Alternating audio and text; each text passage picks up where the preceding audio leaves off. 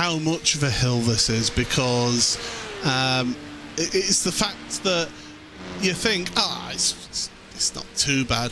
The fact that these rather powerful cars actually struggle to get into top gear up here. Like the TCRs, you're best off being in 5th gear, because if you pull 6th gear, you start losing speed up here. It is absolutely incredible how steep that is. It's it's a fair walk up that hill. Just going to say that. Thankfully, I didn't walk over that side of the circuit because I'm again not that fit, so it wouldn't have gone too well. Did also see a question as to which car Valero was in, which is obviously the Obsidian racing car, which is in the TCR category, and they are running as the race leader, Valero, behind the wheel at the moment of that one. So Obsidian, which is a bit odd to see, not going to lie. Well, I mean, it's certainly working out for them. Valero's been able to pull that gap out in the last stint or so, as your GT4s come onto pit road from the leaders of that, so Pete Berryman, Sven Hasse, Vlad Kimachev, and also a couple others as well onto pit road from GT4. But yeah, Gal Valero, he's certainly doing a good job behind the wheel of that Honda, and he is keeping a really, really good pace, I can tell you right now. His average, 5-lap average, is a 901.7, which is just up there with the absolute fastest laps for TCR. It's a bit quicker than at least quicker than what I would do. I'll go with that. During the week in a sprint series, I was doing 9:12, 9:11.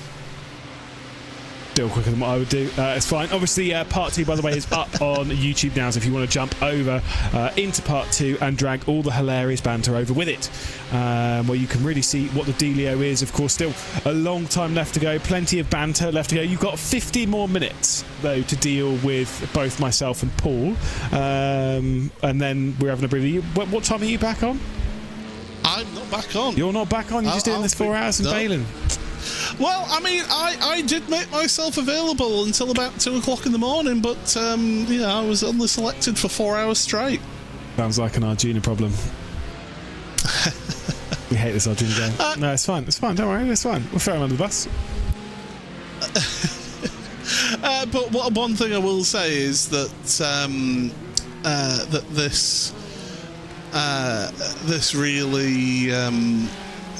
It is a fun race, but it does spread out. Now, we did have a chat earlier on, a message in the chat earlier on saying that, there's too many car categories in this race, and that it's only small classes in the grid. And yeah, I get that. You're talking about between 9 and 12 cars per class in this grid, with 5 different car categories. But I'm sorry, just having 2 car classes in this race in particular would not be fun at all.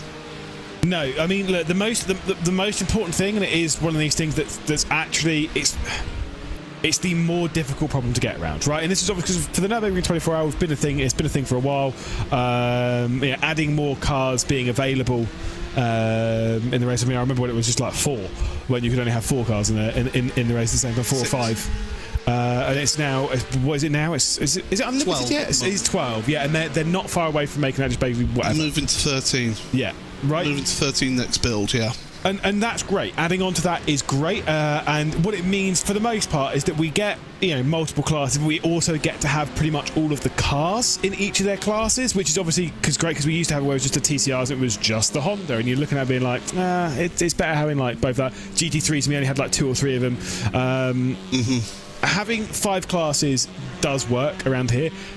The second problem that I'm alluding to, which is the harder one to deal with, is the amount of cars that you can have on circuit, right? That's the big one, is that we are limited in basically how the sim's running and server capacity and people's computers. There's only 53 cars in this race. Now, obviously, in an ideal world, if you want to make this race really interesting, you'd have it close to the real thing. You'd be pushing triple digits. how many computers can really deal with that, and how many servers can really deal with that. That's talking about a big change at the back end. I know for a fact that one other sim that has just recently added the Nürburgring Nordschleife to its title. Everyone can work out what that is if you're a sim racing fan.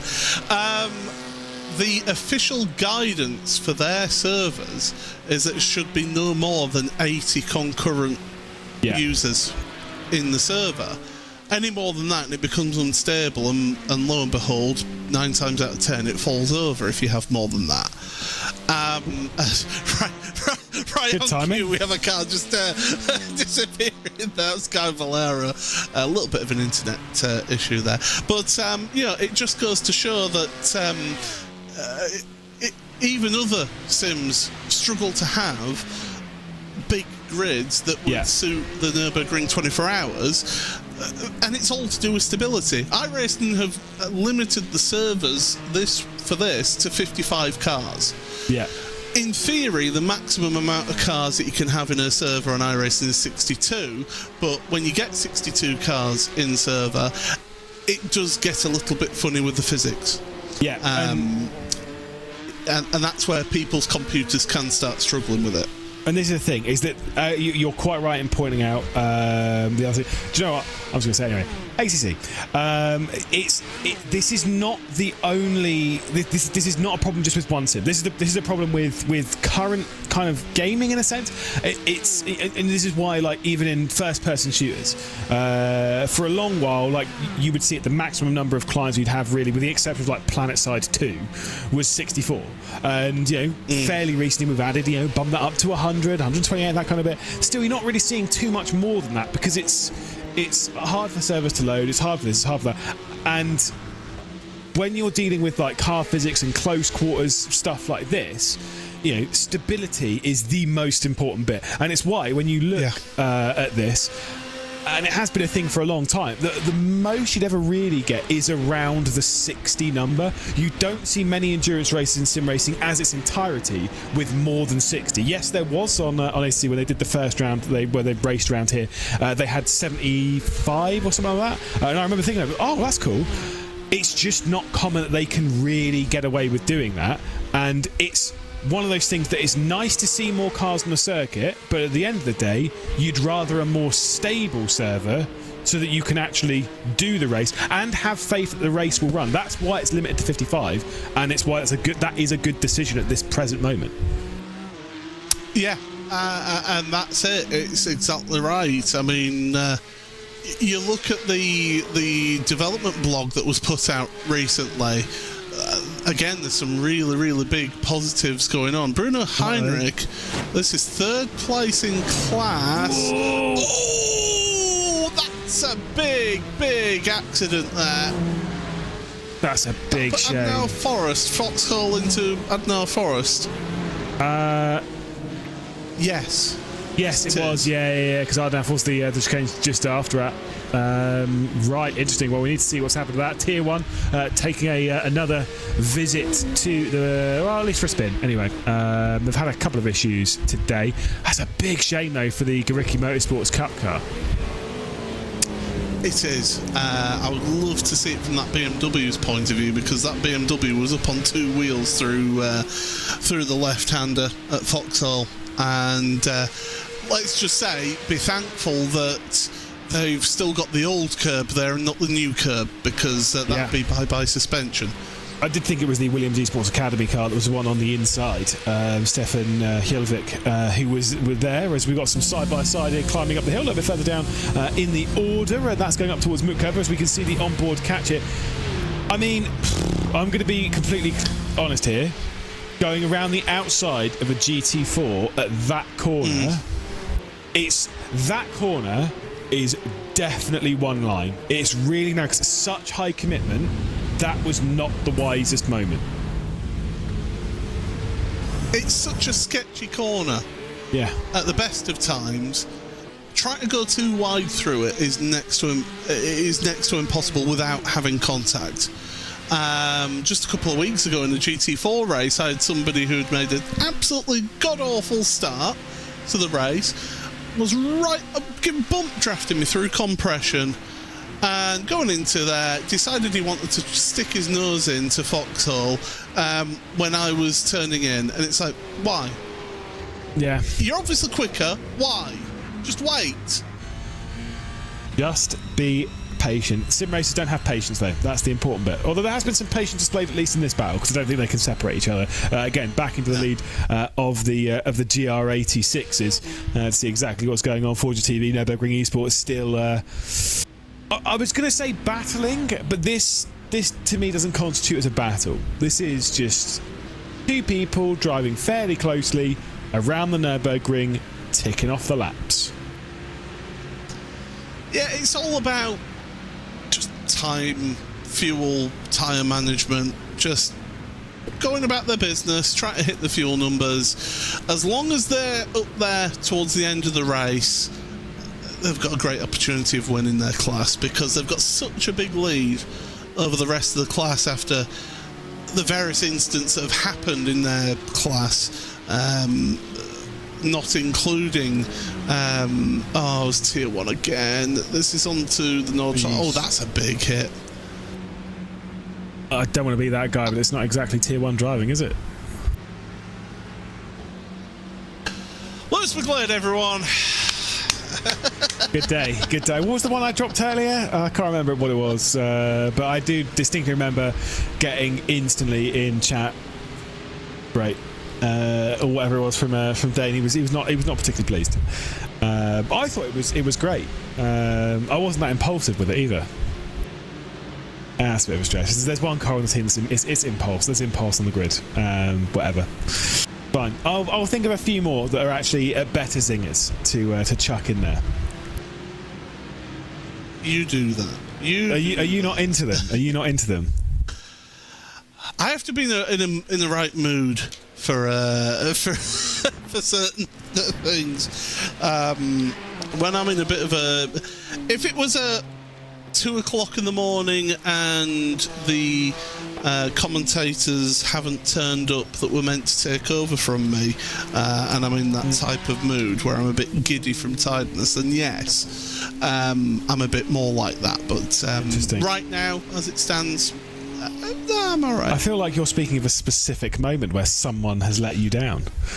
I think it was the very first Nürburgring 24 hours that we broadcasted on RaceSpotTV, and we were meant to have 2 commentators coming. Actually, I'll tell a lie, it wasn't at 2 o'clock. It was meant to be at about 7 o'clock in the morning UK time.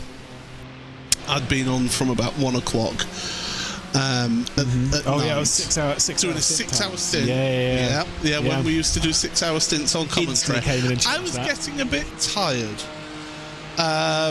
And basically 2 commentators who were down that should have turned up didn't turn up on time.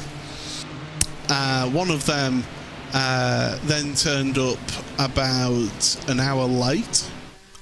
Was profusely apologising. He could not stop apologising. Fair enough. We all miss an alarm clock on a Sunday morning. It's happened. I can deal with that. So to punish them, it was just when all the Finnish drivers were jumping into the car. So I said, oh well, what we've been doing on the hour is going through the entire field, including all the drivers that are in the cars as well. And I forced him to read out the entire field with all the drivers as well as a punishment.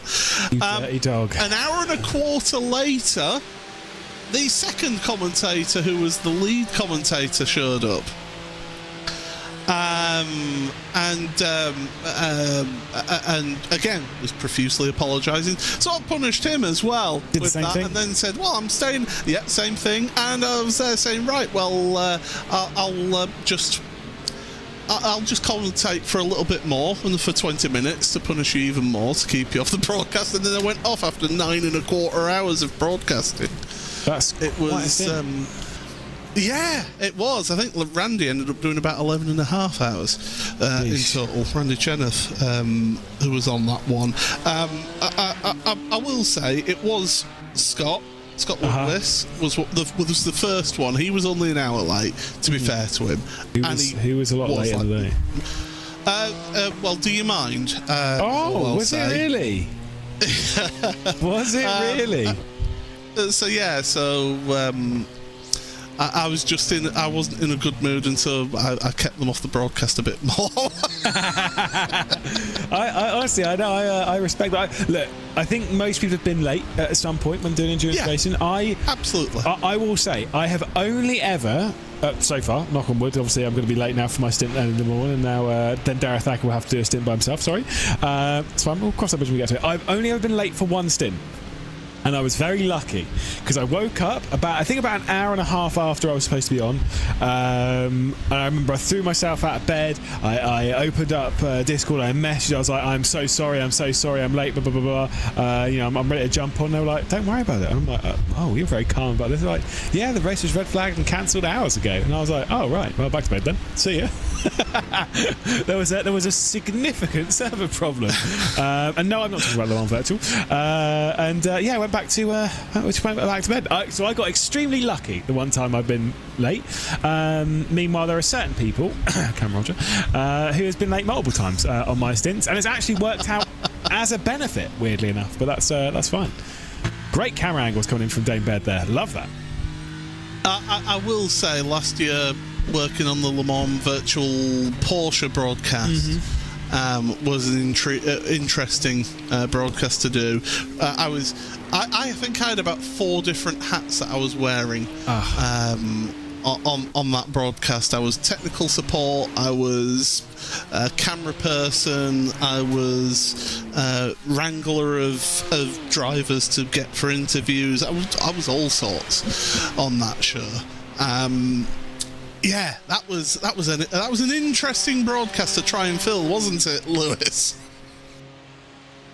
Yeah. I mean, I think when it first died, I was getting ready to go off for my slightly longer break. So I was getting ready for dinner, and I was going to go and have a little nap, and blah blah blah blah blah. And then red flag. I'm like, okay, I got to sit here for a little bit and just chat. That's fine. It happens. It certainly does happen.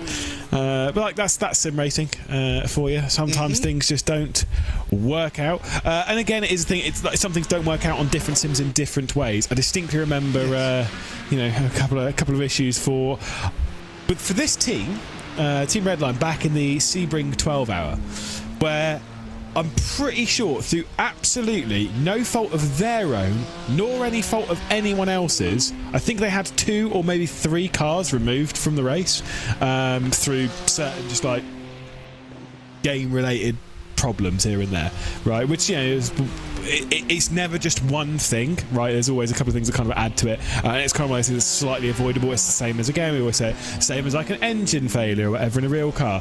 But you're kind of looking at it being like, great, that's a retirement for them for no reason whatsoever. That's awful. So now I've brought that up, get ready for that in this race. That's not true. The commentator's curse doesn't exist. I will say, pointed out to us by Vince, Will Chadwick on the lap before his in-lap was very close to his qualifying time. So he's been on it as they come onto pit road right now, does Will. But he's not got that much of a lead, though, if I'm honest, over the LTC Sports team. So it's all about consistency of pace around here, is what you need. So yeah, getting one quick lap, great. String them together, which, to be fair, looking at his average lap times, he's been about consistently 0.2 of a second quicker than LTC Sports.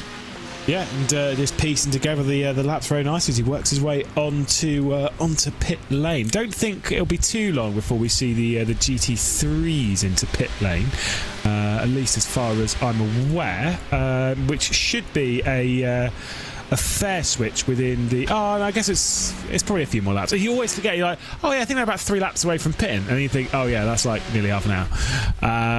But I am wisely informed that Max Verstappen has joined the session and is probably likely to take over this car at the end of the stint. Yeah, you're looking at a few more laps. Yeah, you're looking at another 3 and a bit laps for the GT3s. So you're talking a good half an hour. Well, just short of half an hour yet. It's crazy when you think about it. Oh yeah, 3 laps. Yeah, that's half an hour, mate. Yeah, it's nuts. Is this place? So it's why I love it. Yeah, well, I mean, let's be real. It's 24 and a half minutes if you're quick. So you know, that's not quite hard. But I'm sat there thinking, I'm like, that's an episode of American TV once you remove the adverts. So you know, that's okay. Yeah, fair enough. It is a long time. It is a fair long time. You can watch an episode of Brooklyn Nine-Nine whilst we wait for the laps to be finished here, and then we'll potentially see Max jump in. Are you going to say you're not a fan of Brooklyn Nine-Nine now? Oh no, I love Brooklyn Nine. Okay, good. Just making sure. I'm going to actually disagree with Vince Cusi in the chat because Florian is only on lap 5 of his stint. So they're 8 lap stints. So Florian's still got another 3 laps. So they're not pitting this lap. Unless he's short fueled. Unless he's short fueled, yeah. Yeah, so there could be... 40 seconds, which has been what they've been pitting every time, they haven't short fueled. Yeah, I'm going to say I'll take it as like we're still probably about 20 to 30 minutes away from the pit stop. 7 lap stints actually, apparently. Well, I mean, hold the phone. Let's have a gander and see what the deal is. Oh yeah, 7 lap stints. Yeah. Yeah. So. Okay, 20 minutes then. I was going to say, I've just looked back. Diego Pinto did 14 laps. Lallam did 14 laps. Florian Labiga probably, based on that, is going to do 14 laps, of which he's still got a few more. Wow, we're getting corrected by the Lord of Wet Toast. Goodness me. Which we have already said is a fraud because he's never actually had wet toast. So how can he possibly comment about it being better? That is true. Just saying. You reckon he's had pineapple on pizza though? Oh, absolutely. Yeah. Do you? Which side are you? I mean, this is a good time to just bring this up very quickly. We've got half an hour left to go of both yourself and me. Pineapple pizza, yay or nay? It's not my preference, right? But my opinion is you can have whatever you want on. If you want pineapple pizza, fine. Okay. Yeah, it's up to you. That's fair. It's not what I would choose, but that's just me. I'm going to say I don't actually mind the Hawaiian. Right? There's a bit of the you obviously got the sweetness from the pineapple, you got the saltiness from the ham. It kind of it works. Like, don't get me wrong. Again, it is not my preference. It is absolutely not my preference, and I would genuinely just take a pepperoni pizza over one. But if someone puts it in front of me, I'll eat it. And I have this opinion, and I said this to Arjuna, and Arjuna's like, "No, I have had it," and I don't believe you. Most people that say I don't like pineapple on pizza have never had pineapple on pizza. Yep. They're just saying they don't like pineapple on pizza because that's what all the cool kids say. Yeah, get out. Don't be a sheep. Anyway, I'm not angry. You're angry. Back to this battle between Drago and Simufy. Listen, I am only a sheep for one thing, and that is the WWE wrestler Bayley. That's the only person that I'm a sheep for. Anyway, iRacing champion. Yep. Get a zoomed-in shot of the iRacing logo on the track. I don't know if that was intentional from Dave. That would have been very impressive. At least it's better than the official Porsche photo that was taken a few years ago on this track. Is that the one where there was a significant bit of graffiti? Yes. Yes. Yeah, no, I am aware as to which photograph you're talking about. There's a certain bit of graffiti, very specific and unmistakable, and big. Anyway, how they didn't spot that, I don't know. I honestly no idea. In the era of Photoshop, that is kind of unacceptable to just leave that in. Anyway, we'll refocus on Simufy Drago Racing. This is the battle for 5th in class in the GT4 category. Of course, it's the 2nd highest Porsche and the 4th highest BMW, because BMWs seem to be pretty strong round here at the moment. Yeah, they were actually the preferred car of this stint here. Let me just bring it up again. I did actually put down a breakdown at the start of all the different cars. It was 9 BMWs and 3 Porsches.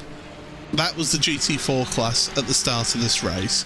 It was 2 Audis, 8 BMWs and 1 Porsche in GT3, and 4 Hondas and 5 Hyundais in the TCR class. Which TCR would you take?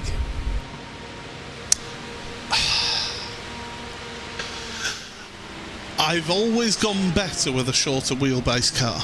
Right, fair enough. I would pick the Honda myself. That's fair enough. I prefer a TCR car that's a bit more lively at the rear. Yeah, I mean, that is fair. I mean, I prefer the Elantra in both looks, sounds, and the way it drives. Which, even then, to be fair, I'd say I'm always better in a slightly shorter wheelbase. But then I actually went really well in the Super Tourers.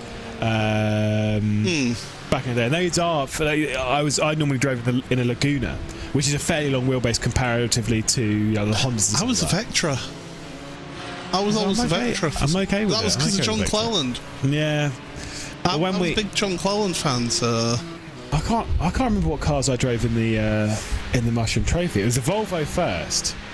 I think I was Volvo both seasons I did in the Mushroom Trophy, which is it was a Super Touring series with like Broadbent and that lot, where I did mediocrely. I think I finished 5th in both championships, but I'm pretty sure I was a Volvo. I was a big fridge boy. And no, I prefer a slightly longer wheelbase. I distinctly remember with the Elantra, the reason why I generally picked the Elantra is because after driving the Audi for ages, it went to Road Atlanta, and I was always like, well, these TCRs are fairly equal. When I drove the Audi for a few races, and I kept finishing in like 8th or 9th out of like 25, and thinking, well, maybe I'm just a little bit slow, blah, blah, blah, blah, blah. And then I bought the Elantra and gave that a go, and went, understandable, have a nice day. And then my average result was like 3rd. I was like, cool. It almost felt like a completely different class. Animal. Yeah. While like you're taking a completely different gear into various corners. But I don't know, I do quite like the RS3 though. Miss it. I will. It's just. I will say my favourite moment of being in the Elantra was when Knock Hill was released on iRacing. And I was in a Discord chat with 2 of the iRacing broadcast crew, so Cisco Scaramuza and Drew Hanson, and they were like, they'd never seen Knock Hill. They'd only ever seen like they'd only seen the renders that were in the game from like external shots, and I was like, oh, let me take you on a lap, and straight away I knew exactly where to brake, I knew exactly what lines to take in that car. That's how good that Knock Hill is. I think it's one of the best renditions of a track on iRacing. And as soon as they saw the line that I was taking through the chicane, their minds were blown. It's like, I'm sorry, you're doing what? Like, oh yeah, this is the line. Have you never seen this before? Have you ever seen touring cars around here? That chicane is... it's a chicane. If you don't know Knock Hill, it's a chicane going uphill over the crest of a hill. There's tyre barriers either side. There's a gravel trap on the runoff. And it is full commitment. It is insane. I remember when we did it in British Formula 4 Esports, seeing the likes of Luke McHugh and Gordy Much, of course, taking it down. Pete Berryman really struggled that round because of the weirdness of how you take that curb. And they were told that basically Gordy was telling me in an interview, seen quite a bit of bump drafting here in the 992s. Gordy Much was telling me, he was like, basically what I'm doing is I'm going up the hill and I'm balancing on the brake, not to slow the car down, but to make sure the weight is in the right place when you absolutely ram it over the curbs. I'm like, that's so cool. That is just so cool. Great track. Yeah, it is a fantastic track, and one that I absolutely love doing laps around, and yeah, it's one of my favourite tracks on the service. I will still forever be an Alton Park boy, but that's partly because that's the track that I've been to the most in real life, and it is just spectacular to go and watch motorsport at, is Alton Park. Not the greatest for actual racing, no. Especially if you're in GT cars or now the British Touring Car Championship as well. The cars have outgrown the track a bit, but get it in lower formula cars, things like that, it can actually be quite fun. That said, I commentate on GB3 round there, which is what can only be described as quite a lot too quick for that circuit. And that said, this year we had an unbelievable move. A guy called John Bennett did a move around the outside of Louis Sharp going into Island Bend. Very fast left-hander in the pouring rain, like inches between the pair of them. Excellent move, like one of the best moves that I've ever commentated on in motorsport. Absolutely incredible scenes. Great move from John Bennett in a car with a McDonald's logo on it. 10 out of 10. Honestly, best moment of my time. I saw that. It's not quite that, but loved it. Loved it. Yeah. Do you know what? I've just had a look at my track map that I've got on my timing, and everybody seems to be either on the Dottinger Höhe or on the Grand Prix loop going on to the Nordschleife. There's very little traffic elsewhere on the track. It's amazing how everybody is congregated to one section of the track. Yeah. I mean, that happens in endurance racing. We've said this, if you've done ever any racing at like Le Mans, right? Even though that's obviously less than half the length of this, there are times even in that with a still a 60-car field or whatever, you have you head out onto the Mulsanne and be like, there's no one around. What's happened? Team RSO have just lost a place, by the way. They were stood still for a moment going on to the Nordschleife. Well, here we go. Let's find out what happened to RSO. I think they're assisted round by the Visceral car. Certainly well. That was a little tap. That was a little tap. It was a little tap, but it was still enough to send the car around. Yeah, exactly. I will say the RSO car was slightly wide at that point. Not saying that's obviously a good excuse for the contact, but was slightly wide. Please tell me there's more to it. That's Valkyrie making their way through, and that's where they lost the position. Please rejoin better. Yeah, that's. I can sense Connery Maddox somewhere suddenly just ears pricking up, going, "What was that?"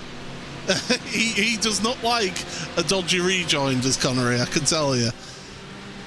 So, yeah, I will say on the dodgy, I don't like a dodgy rejoin, but I had this brought up with you and O'Leary in a Friday night prime time at Interlagos in the Formula 4 car. I think it was still called the IRO4 at this point.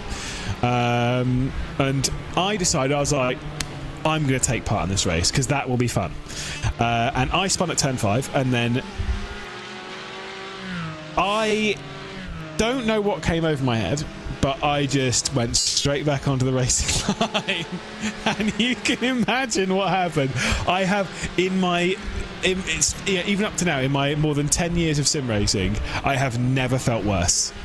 Never felt worse than in that. Well, actually, no. To be fair, when I ran out of fuel at Sebring in a Sebring tour, we're not talking about that. It's the second worst that I've ever felt in sim racing. I've just bombed it straight back onto the racing line, knowing that this will have been watched on a RaceSpot broadcast and commentated on, and rightfully so. They tore me a new one because it was unacceptable. In 2015, it would have been. In a BSRTC race, I was hit off the track at Copse Corner, and I did a team Brit and rejoined basically at 90 degrees as somebody was coming around, and I felt so bad. I was like, oh, this is the worst thing I have ever done in my life. It was just awful. And I could not stop apologising to the person that I'd wiped out with that one. And I said to the organisers, I said, if you want to ban me for a race, go ahead, I deserve it. Yeah, right. If it was a league race where I'd done that move, I'd be like, I deserve the biggest penalty in the book for that, because that's poor. But like, yeah, again, it's hands on weather. And also to allude to the team Brit that you're talking about, it's of course the Silverstone race last year where there was a bit of an incident in British GT. A bit? It was a bit of an incident, and I believe after that they were politely asked to it's not only not do that again, but take your car elsewhere. Obviously, it was. I really like what Team Brit are doing. Obviously, it's a big focus for disabilities in motorsport and stuff like that. But there is also a line that has to be drawn that it has to still be a safe racetrack, and that was not safe. Very big crash going into one of the fastest corners in the world. obviously down at Magus Beckers and Chapel. Part of Beckett's, yeah. It was indeed, yeah, indeed. It was rejoining at the. If you imagine Magus Beckers and Chapel was the whole sequence, it was the second left-hander, just coming after the right-hander, and then going into the second left-hander. I remember I was there, obviously, thinking, what have I just seen? Why? Good memories. Ugh. You gotta love it. Yeah, indeed. The weather there was actually the weather there was actually all right on that Sunday, if I remember correctly. It was terrible on the Saturday. We had a race rained off, courtesy of just British weather and Silverstone's absolutely god awful drainage, which is thankfully I think we have to do some racing. You say that, but can I just say that a couple of weeks ago the GT3s were racing at Bathurst, and it was raining for that, and iRacing had claimed that, oh, don't worry, the intensity of rain and the amount of water that will be on track will never get to the point where the race would be red flagged. It'll never get like that in official races. Oh, I'm assuming it did. I was racing in this, and quite frankly, it was all about who could actually keep the car on the track, because even going into turn 2, so the right-hander after Mountain Straight, just touching the brakes, and I mean literally a quarter brakes, suddenly your car's firing off into the barrier. It was undrivable.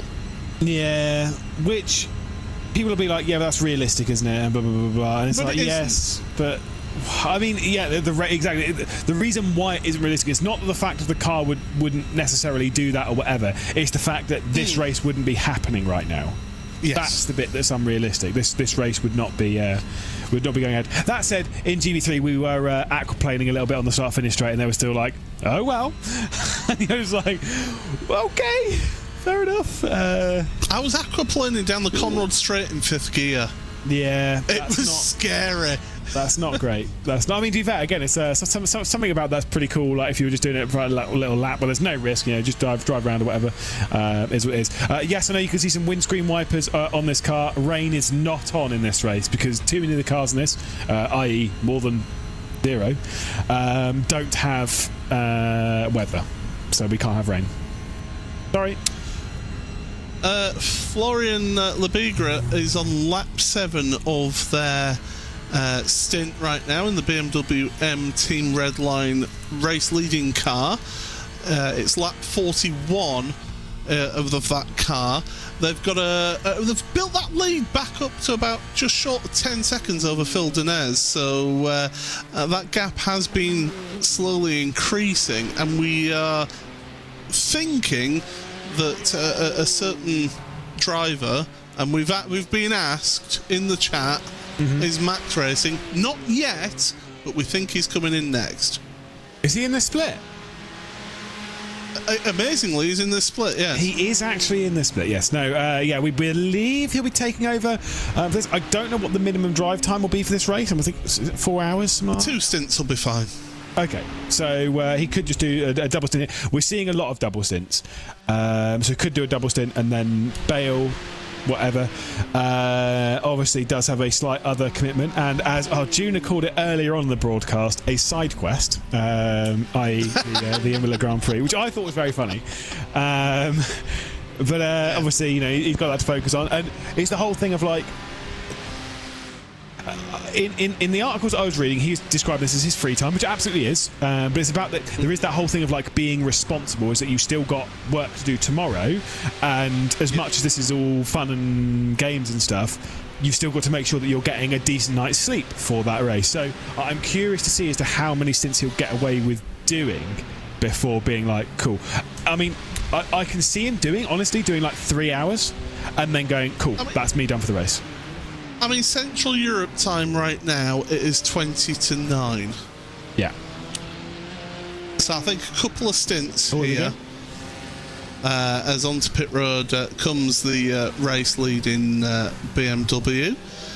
Exactly the same amount of stints between the drivers, as that was lap 42 in the books. So will we see a certain Formula 1 world champion jumping into the car? I'm saying the answer is yes, because Florian's done his 2 stints right now. And the other main reason as to why I think he will be is because when it comes to the amount of time that Max can actually do in this race, there's not a big window for Max. There he is. He's jumping in the car. There we go. So Max Verstappen is behind the wheel of that car, as expected. I don't think that picture's accurate, though. I don't think. Nope, still not. Still not. Max Verstappen has changed his look for this race. Still not. Dane Bear desperately trying. No, Max Verstappen. He's changed a lot about himself. That's fine. That's fine. It's all right. But no, obviously we'll do it live. It's fine. There's not too much he can, like, too many stints that he can really do in this race. So it makes sense that he would do this one out of the pit lane. Let's try the graphic. He's not. He's scared of it now. He's terrified. Our producer is like, no. Oh, that'll do. Do we not have a licensed photo of him? Somebody get a photo of him, quick. So true, so true. So he's going to be opening up Photoshop and getting the cutout going. So obviously we'll see the first laps then of Max Verstappen jumping straight out right into the GR86 lead battle as well. So that's a little bit of fun as he'll navigate his way around. How long will we see him behind the wheel? Not sure. Obviously not really too long, but it would be pretty funny if he picks up 2 wins tomorrow, basically at the same time as well. Yeah, absolutely. Pretty much at the same time, yeah. So to answer everybody's question, yes, Max Verstappen is in the split. He's behind the wheel right now. So there we go. So, yeah, this is going to be intriguing now to see what pace he can do, because I wouldn't imagine he's been able to do too much practice. Although, to be fair, when he was racing in the digital Nürburgring Langstrecke series, get the words right. DNLS. Easier. DNLS, yep. They were all amazed at his pace around here, and it's like, well, yeah, he's quick in the sim. Well, I mean, Luke. I've had this conversation with Luke Crane a few times, and this was obviously before he was even doing the community streams and stuff with Redline, so it was like working directly with them. I went having a conversation with Luke Crane. I actually stand by this as well. Is that he said if Max Verstappen was a full-time sim racer, he would be the fastest person in sim racing. And I know that doesn't, like, obviously, right? But it's just like it is what it is. So he's just that quick. And I absolutely agree. I think if he was a full-time sim racer, he'd be by far the fastest person in sim racing. I'm not saying he's going to go, a second quicker than Sebastian Job or whatever. He'd have this pace. He'd have the same pace that he's got now, and he'd have the same consistency he's got now. It's just he'd do more sim racing. So read into that what you will. Again, navigating some more of these pesky GR86s and heading back up towards Flugplatz. I mean, let's be honest. Redline right now, disgustingly strong in sim racing, aren't they? Oh, they're the best team in sim racing at the moment. By far. Yeah. It's just the level. It's not just the level that they're at, it's the strength in depth that they have as well. And I think that's what is scary about Redline compared to some of the other teams. It's just the level of talent that they have in that team is just scary. And it's been sort of well put together by them, and they deserve everything that comes to them. Yep. I said this on ESLR1 last night when I was obviously Luke Bennett ended up taking victory for Redline, being a 1-2 for the squad as well. Obviously a very impressive drive, very impressive race, very exciting, yada yada yada. But I said in that, when Redline picked up Red Bull Racing Esports, obviously Sebastian Job and the likes with that one, and also they took on quite a few drivers from the now defunct Urano team, right? When they think of Urano, I said, thankfully never publicly, so now I'm pulling the band-aid off on this one. I said I didn't think it would work. I thought they had too many drivers with too much of an ego, that it would cause massive fractures within the team. Maybe there are fractures behind the scenes, I don't know, but looking from the outside, from where we are, we don't get that inside look from the team. Looking at them in every championship they do, yeah, sure, they're at the front. They're where we would expect them to be. But the most important bit that you hear in basically every interview and watching them drive, there is a big team vibe, right? That they all seem to get along really well, and they all seem to be playing the team game. And honestly, I didn't think it was going to work. I thought it was going to be too many egos, and I thought it was going to crumble. pretty wrong on that. It's done very much the opposite thing. It's got them close together again. Like, it's ridiculous. It's crazy. It's very difficult to get a team together of highly competitive people who are used to being the best at what they do, and to get them all together in one team. I mean, look at over the history of motorsport. Look at how many team partnerships have been absolute disasters. When you think that, oh my God, this is a super team. Think of Vettel and Webber, how they never got on because of Multi-21 Seb, and also of Turkey and other incidents that happened. Yeah, you got a list, Andy? Hamilton and Alonso, 2007. Paul Smith. That was just. No, I was going to say Lewis McGlade, Arjuna Kankapati, but that's true. But also you've got in the past Nigel Mansell, Nelson Piquet. Nelson Piquet was hiring people to try and get dirt on Nigel Mansell and putting things out in the papers. Senna and Prost. There's so many teams over the years who have had people who are super competitive that are used to being demanding that they are the sole centre of attention, and yet Redline just, like we said, from the outside looking in, it appears to be that they've just got a cohesive unit right now, and it is paying dividends to them. Yeah, it's honestly, it's crazy. Like Redline's strength in sim racing, it is one of those ones where I'm just sort of like, I'm looking at it being like, it's a bit boring, isn't it? Because they're just a bit too good. And again, I think it is the strongest team we've ever seen in sim racing when it comes to the entirety. And I've always said, like, you can't say that the current crop of sim racers, like the fastest driver in sim racing, whoever you may think it is, you can't say that they are the fastest driver in sim racing that's ever been in sim racing, because you can't compare them to 3 years ago, right? Because of how quickly it all adapts and changes and stuff like that. So you can't really compare it to that. Mm-hmm. But when you compare just the amount of drivers in this team that can all... If we did a championship, right, with everyone, from Redline in this race, blah, blah, blah. I mean, you're talking of like hundreds and hundreds of drivers in this grid, so fair enough, like, this is never going to happen. But all of them are capable of winning races, basically. Pretty much all of them are capable of winning races at the highest level. And that's not to say that, like, Apex don't have that, because, of course, they've got a whole host of drivers that are capable of doing it. Oh, yeah. Williams also do. It's just the fact that Redline just have more drivers that can do it. Yeah, it is, like I was saying, that strength and depth that they have right now is scary for the rest of sim racing. But that's for then the other teams, your Coanders, your Apexes, your Altus, all these other teams. It's for them then to step up and go, oh, you're saying all this about Redline? Oh, we'll show you what you know, commentators. Which, quite frankly, I've been told many a times I don't know what I'm talking about. So, you don't know what you're talking about. Why not change the habit of a lifetime? Well, I mean, we've already seen it in the special events so far this year, where Redline have been bested. Obviously, Sebring and of course, for the first one of the year, we did Daytona, got bested there. Williams, very, very strong in that one.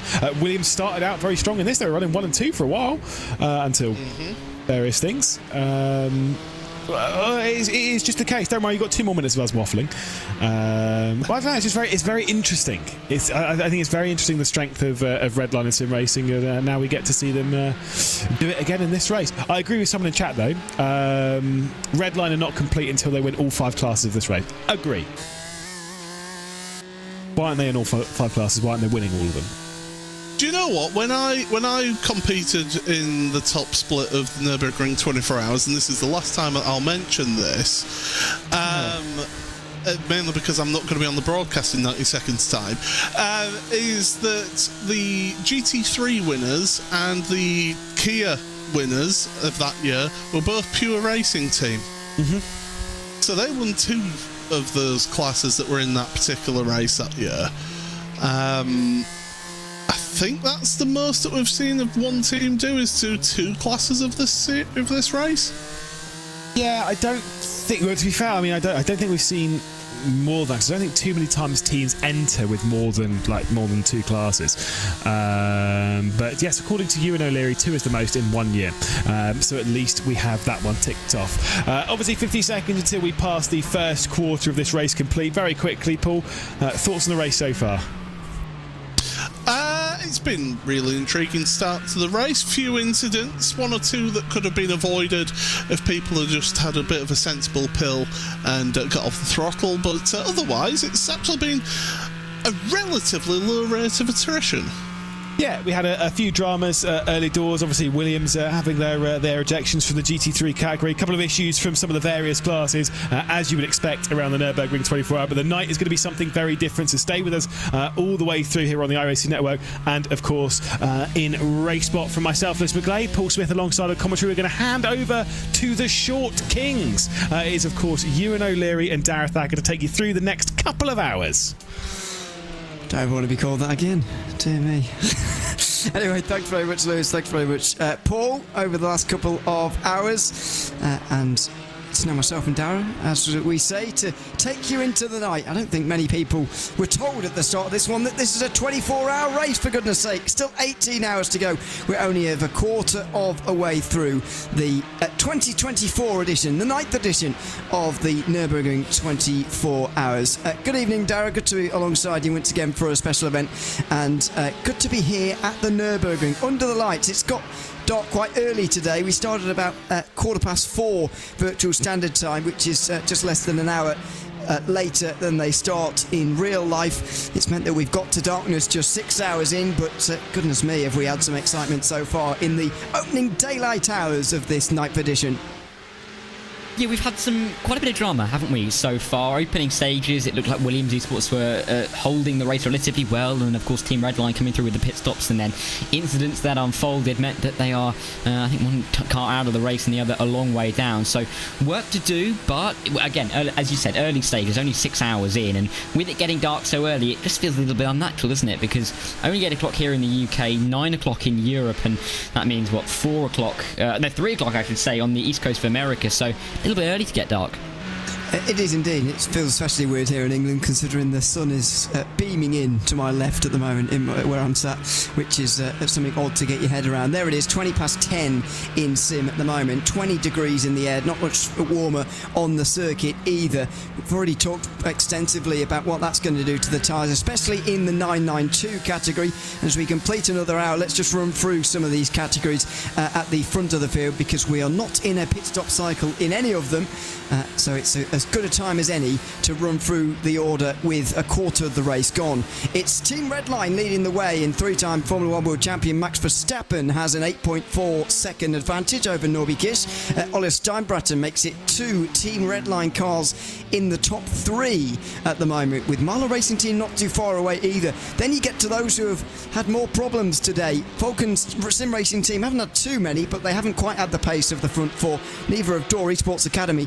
Then you get in the overall standings to the Porsches, because only Williams and Coanda are still left of the remaining GT3s. We've got Williams, Apex and Grid & Go all out the race. We'll cover what happened to those guys in a few moments time as well. Share Esport are leading in the 992 Cup category. It's been a really engaging battle so far between them and Altus Esports Nürburgring 24. Now Ganoso Tastelen, who is at the wheel of that one. Ollie Peacock is a further 80 seconds behind for Visceral Esports, who have recovered to 3rd. Valkyrie Competition and Garaika Motorsport Cup, despite hitting the wall backwards at Adenauer Forest about an hour ago, are still 5th, excuse me. So doing well considering the trials and tribulations of their day. Apex Racing Team are, though, winning in GT4 despite their problems and their DNF in GT3. Peter Berryman has done a significant portion of the driving in the first 6 hours for them, and he still is right now. Sven Harster is trying to chase him down for Grid & Go. Drago Racing are on the podium right now with Team 75, Bernard by SimRC, trying to hold off Drago Racing and Simify Esports, as we've been talking about for quite some time in the last hour or so. In TCR, Obsidian Racing are still leading and have been for quite some time now, with the race favourites, Team Huizenveld, down in third. Impulse have slipped in between in second place with their other car also inside the top 5. They're fourth. Then you get to those who have had problems today. Whiskins Racing are fifth. SimCity Racing are sixth. That's the last car on the lead lap. In fact, they're not even on the lead lap anymore, are they? They're one lap down, in sixth position. And then in Toyota GR86 land, it is Nürburgring Esports leading Forgia TV. A still close battle despite the field being decimated about an hour and a half into the race. Roland Alonfredson, which is actually Roland Alfredson, but he's just named himself quite cleverly, he's in third at the moment, and as the name may suggest, he's doing this race on his own. Team RSO have been so successful in this type of category in the past that we're going to lump together as the production car category, I think, as far as the record books go anyway. They've won this class 3 times. They're fourth, looking to make that a record-breaking 4. Going to be quite a job from that distance with Ava Veratic, the team that stopped them in their tracks from making it 4 in a row a good 5 years ago, in that 5th position. So that's your current running order here, Darragh. Paul was saying just over the other side of the hour there that the attrition has been relatively impressive so far, in that there's been a lack of it compared to what you might expect. What have you viewed from this opening 6 hours, attrition-wise? Well, it was quite. There was quite a lot of attrition in the early stages. When I'm thinking of there were a lot of incidents between the GR86s and the GT3s, weren't there? That led to a couple of the 86s having to DNF from this race. But generally, it's been all right. There's been a couple of times during the race where I've looked across back to the stream and I've seen a car going end on end. I think that was in the first few hours. But yeah, just in general, it's nice to see that we've still got so many cars left in the race. Normally, the attrition comes at the start, but still having at least 46 cars currently on the track from a 53 starting, it's a good start really. 6 hours into the night, it may change a little bit, but hopefully not too much. Absolutely. I mean, it was a whole first hour before we got any retirements and before we got any major repairs that had to be done. Then, unfortunately, a lot of them came very quickly. Got 6 confirmed retirements as far as I'm concerned. 3 of them are GT3s. The Williams Esports Chill Blast car that was being driven by Daniel Lafuente is definitely out. So is the Apex Racing team. They came together, of course, about 3 hours ago. It was the GridandGo.com Esports car that fell first, though, in GT3 after having internet problems and then decimated some of the GR86 field, which we're currently viewing right now. This is the leading battle. I mean, how impressive is it for these GR86s to still be running 1 and 2 right now, absolutely lockstep, nose to tail? I personally think this is so impressive, considering the way that the field has been decimated. I think only these two haven't had problems today. Maybe Roland has been able to get away without any problems. He's just driving on his own, so obviously can't quite keep up with these guys who are sharing their cars around. But so impressive to see, in my mind, that they first of all survived for this long, which is no mean feat in these cars, but also that they're still running so close together. We've still got a battle for the lead 6 hours in, as we did at the very start of this race. Yeah, it's so far been 6 hours really of tight margins, hasn't it? I mean, pole position to start in the GT3s there was only 5 thousandths in it over an 8-minute lap. In GR86s we saw, I think, an hour or so in, an hour and a half in, we had the top 7 split by less than 3 seconds. So it's a shame that it's broken up in general, but we said it all the way through as well. The GR86 is great format, great type of car for racing, really, because they work really well side by side, going through this green hell, and hopefully we'll start to see these guys stay relatively close together over the coming hours. But it will become ever so slightly more difficult, of course, with a bit of lack of vision with the night falling. Absolutely. Speaking of GR86, by the way, we're going to have a chat with one of their drivers here in a few moments' time. Don't forget, if you are a driver and you'd like to have a bit of a chat with us here in the stream, you're more than welcome. We're on the RaceSpotTV TeamSpeak. Some of you mentioning how old TeamSpeak is. TeamSpeak is still the premium audio application, in my mind. Anyway, that's neither here nor there at this stage. But just join us. We've got a waiting for interview room. Pop yourself in there. I'm sure you're familiar with how to do that. And we can bring you in for a bit of a chat. We'd love to hear from you, especially over the course of the night. We'll be chatting to a lot of you, and it would be great to hear what's going down on the ground. One driver who has done that, though, is Wang Xilin, who can now join us. Welcome in. Good to have you with us, and good to speak to a driver, as I say. I mean, let's start with the good stuff that came at the start of the race for the team. It was extremely exciting from a spectator's point of view to witness the opening GR86 battles, I've got to say. Thoroughly enjoyable in that sense. And going well for your team as a whole as well. Just tell us about your opening stint in the car and what that was like to be involved in such a wonderful and huge battle at the front.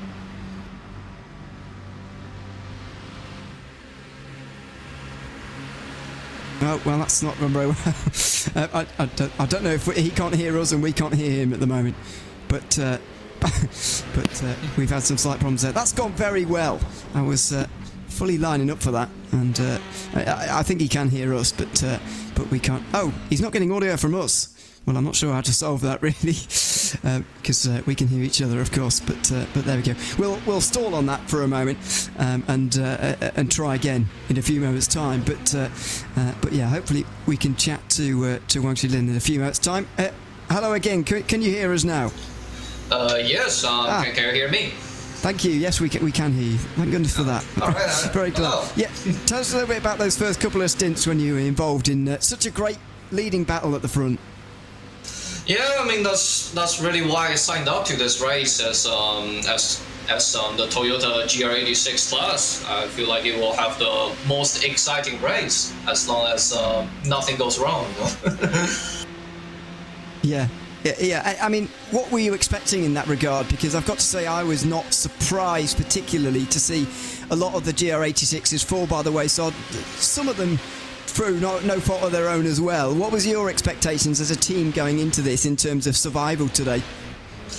I don't know. I mean, honestly, it was a big thing that Toyotas do fuel save because the fuel tank is just a little bit short to make 9 laps. You have to save about 0.2 of a liter per lap, and also it's like it's so hard to outrun another Toyota.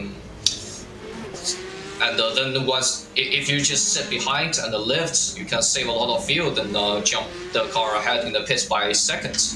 I think that was what a lot of people were doing the first stint. But I want some TV time, so I just went for the lead really early on. And my pit stop didn't go well, and my race also ended pretty early. Yeah, I mean, tell us about that. You're obviously not in the lead anymore and quite a few laps down. Just what happened to put you in that position? I think we just got really unlucky, you know. What is it? I believe from what the information I've seen by far, the Grid and Go GT3 car, they had a local internet disconnection. Like all other cars are not showing on their screen, but he is showing and colliding into our cars on like everyone else's screen. So I was really unlucky. I was the last car he hit before the game disconnected him. Like he kind of drove through the second place car, but apparently the game thinks that he's already disconnected. So that didn't give him much damage. They got really lucky. Yeah, really unfortunate. I didn't realise you guys were actually caught up in that one as well, but it was it decimated a lot of the GR86 field, unfortunately. I mean, what are your hopes for the rest of the race now? What I've got to commend, first of all, is the fact that you are still in the race, because a lot of teams that would have those kind of problems and fall so many laps down would just quit the race, to be honest. And we do see that fairly often, although a little bit less in this race, to be fair. We've got plenty of people continuing. But so first of all, hats off for that. But what are your hopes for the rest of the race now, with still 17 3/4 hours remaining? Regarding to that topic, after the crash, we had 33 minutes of required repairs and another 7 minutes of optional repairs. So we sat down to talk about it, and we decided to continue because we didn't finish the race last year. We only survived 9 hours, and I think out of that incident, we were the car that got the biggest damage out of all. So we are like, I believe we are 40 minutes behind the race leader. I think at this point we're just driving around the circuit and enjoy the race. nothing much we can do, and the whole others make a mistake, I guess. But I think that at this level of competition, even in the Toyota class, people don't make many mistakes. Well, we'll wait and find out. Props to you, as I say, for staying in, and I hope for your guys' sake that you can get to the end of the race this year and experience the feeling of finishing the Nürburgring 24 hours. Thanks very much for coming to have a chat with us. It's been great to hear from you guys once again, and good luck for the remainder of the race. Yeah, thank you, and thank you for having me in the broadcast booth. Absolute pleasure. Wang Qilin joining us there for a bit of a chat here this afternoon in the Nürburgring 24 hours here on iRacing. It is 17 3/4 hours remaining. As I say, that was Wang Qilin of the Moya Regards team, currently 8th, 5 laps down on the GR86 leader. Well, that's been going on. The GT4s have made their pit stops, or some of them have. Well, I'll say some of them, nearly all of them, apart from Door Esports, and Tim Yarshall is now leading the race. Salva Talons is first out of those who has pitted, then Steam Ledger out of the pit lane, having made a driver change, and now all of the others are trickling their way out of pit lane as well. It's still somewhat remarkable to me, given some of the chaos that we've seen so far here today, Dara, that these GT4s are able to pit all at the same time. Suggests a clean race for them, suggests they're all pretty well aligned on strategy, which is really not always the case after 6 hours. No, and it really kind of means that we're keeping this relatively tight in terms of the difference between the drivers. They kind of know exactly where they sit. There's no real factor of these guys got an extra pit stop. We're going to have to try and push to make sure that this team, who are maybe doing one less pit stop, aren't going to be able to jump us over the course of the race. Really, it's just generally just a race to the end, because everyone's pitting around the same time. No one's really going to gain too much of an advantage through those pit stop phases, but it's nice to see, and it's good to see that we're having somewhat of a regular pit sequence from a lot of these cars, because it helped us a little bit in the booth, doesn't it? Yeah, it does. Thankfully, actually, this race is one of those that's actually pretty good for that, in terms of keeping everybody together, because it's very difficult to get off strategy in terms of saving a lap. You're just not going to do it around this circuit. I mean, I know that we were just talking there about GR86s getting to a 10th lap. Well, yes, but almost everybody gets there. Goodness me, I shouldn't have said anything about GT4, because we've had a big crash, I'm afraid. I think that's the Drago Racing BMW, isn't it? With the Simify Porsche piling in to the side of it. Now, that was up over the curbs and the chicane. Where was that? Was just after Callenhard, was it? Just before Miss Hit Miss, I think. That's not the real name, but it is a name. We'll call it that. This is the onboard. Ricardo Rico, it is. He just bobbled over these curbs. I was talking with Arjuna earlier about which ones you can hit and which ones you can't. There's a lesson in why you need to get that dilemma absolutely right. And there's really not any really worse feeling in sim racing than spinning around and then seeing headlights coming the other way, knowing that there's a car that might make the damage even worse, and you might even damage the race of the car coming through as well. So scary moments. Lucky to really kind of get away with that with the other cars coming through behind, but really not what you want as we get in towards that. I mean, with it starting to be like, we're looking at being June, so we're looking at 6 or 7 hours really of darkness, not too much more than that. So I can definitely see this getting back to first light in the morning around 2 a.m. UK, 3 a.m. European time, in terms of when the light will actually start to rise, if not slightly earlier than that. So it's not ideal to have these mistakes so early on in the darkness, but you're just going to have to make sure you're going to keep yourself on the straight and narrow, because it is quite narrow around here, isn't it? The figure I got earlier on sunrise was 5:50 in sim. I can't remember how many hours sim is ahead of us at the moment, to be honest it's with you. about 3.5. Yeah, I thought it was 2 and a bit. We're going to have to go back and check, huh? Very good at this. I think you're not too far away with 2 a.m. UK, maybe 3 I'll go for. But the thing I always find difficult with finding the sunset time and basing it off that, or sunrise time indeed, is that long before the actual sunrise time, especially with sunrise, the long time before you get to proper sunrise time, you can actually see a lot of where you're going, because sunrise suggests that the sun is visible, but of course light does not only come from the sun when you can see it, it always of course comes from the sun. So it's not quite an exact science, of course, in which case makes our lives even more difficult. But I think, yeah, it's going to be early is the point. And the point I was making earlier on, actually, about this and the lack of darkness, which you just referenced there. Normally, in my mind, in an endurance race, you see the sunrise, you think, right, I've got about 6 to 8 hours to go. This is the final push now. This is the home stretch almost. Now, I know 6 hours is not an insignificant amount of time, and plenty of endurance races are shorter than that, but it does very much feel, in the context of a 24-hour race, that is a home stretch for just 6 hours at the end. At this race, we're going to have about 11 hours left. That's no home stretch at all. You're going to be seeing the sunrise and thinking, goodness me, we've still got a very long way to go here today. Yeah, and of course, if anybody watching along has got any physics exams coming up, Ewan O'Leary is free for tutoring with some Have you got some? with some great insight about how the sun works. But yeah, and I mean, with it being summer, of course, you're going to have extended periods of twilight, so there is going to be more light around, so it won't take too... there'll be a long period where it's getting light, and then we can properly see the cars in full daylight, so hopefully not too long in the dark, because it makes it a little bit easier for us up here to see who's who, especially when you're the third car on the train. You can see the headlights there, nothing else. Of course, we know who it is from the timing screens, but it's not the most helpful of situations for us to be in up here, but...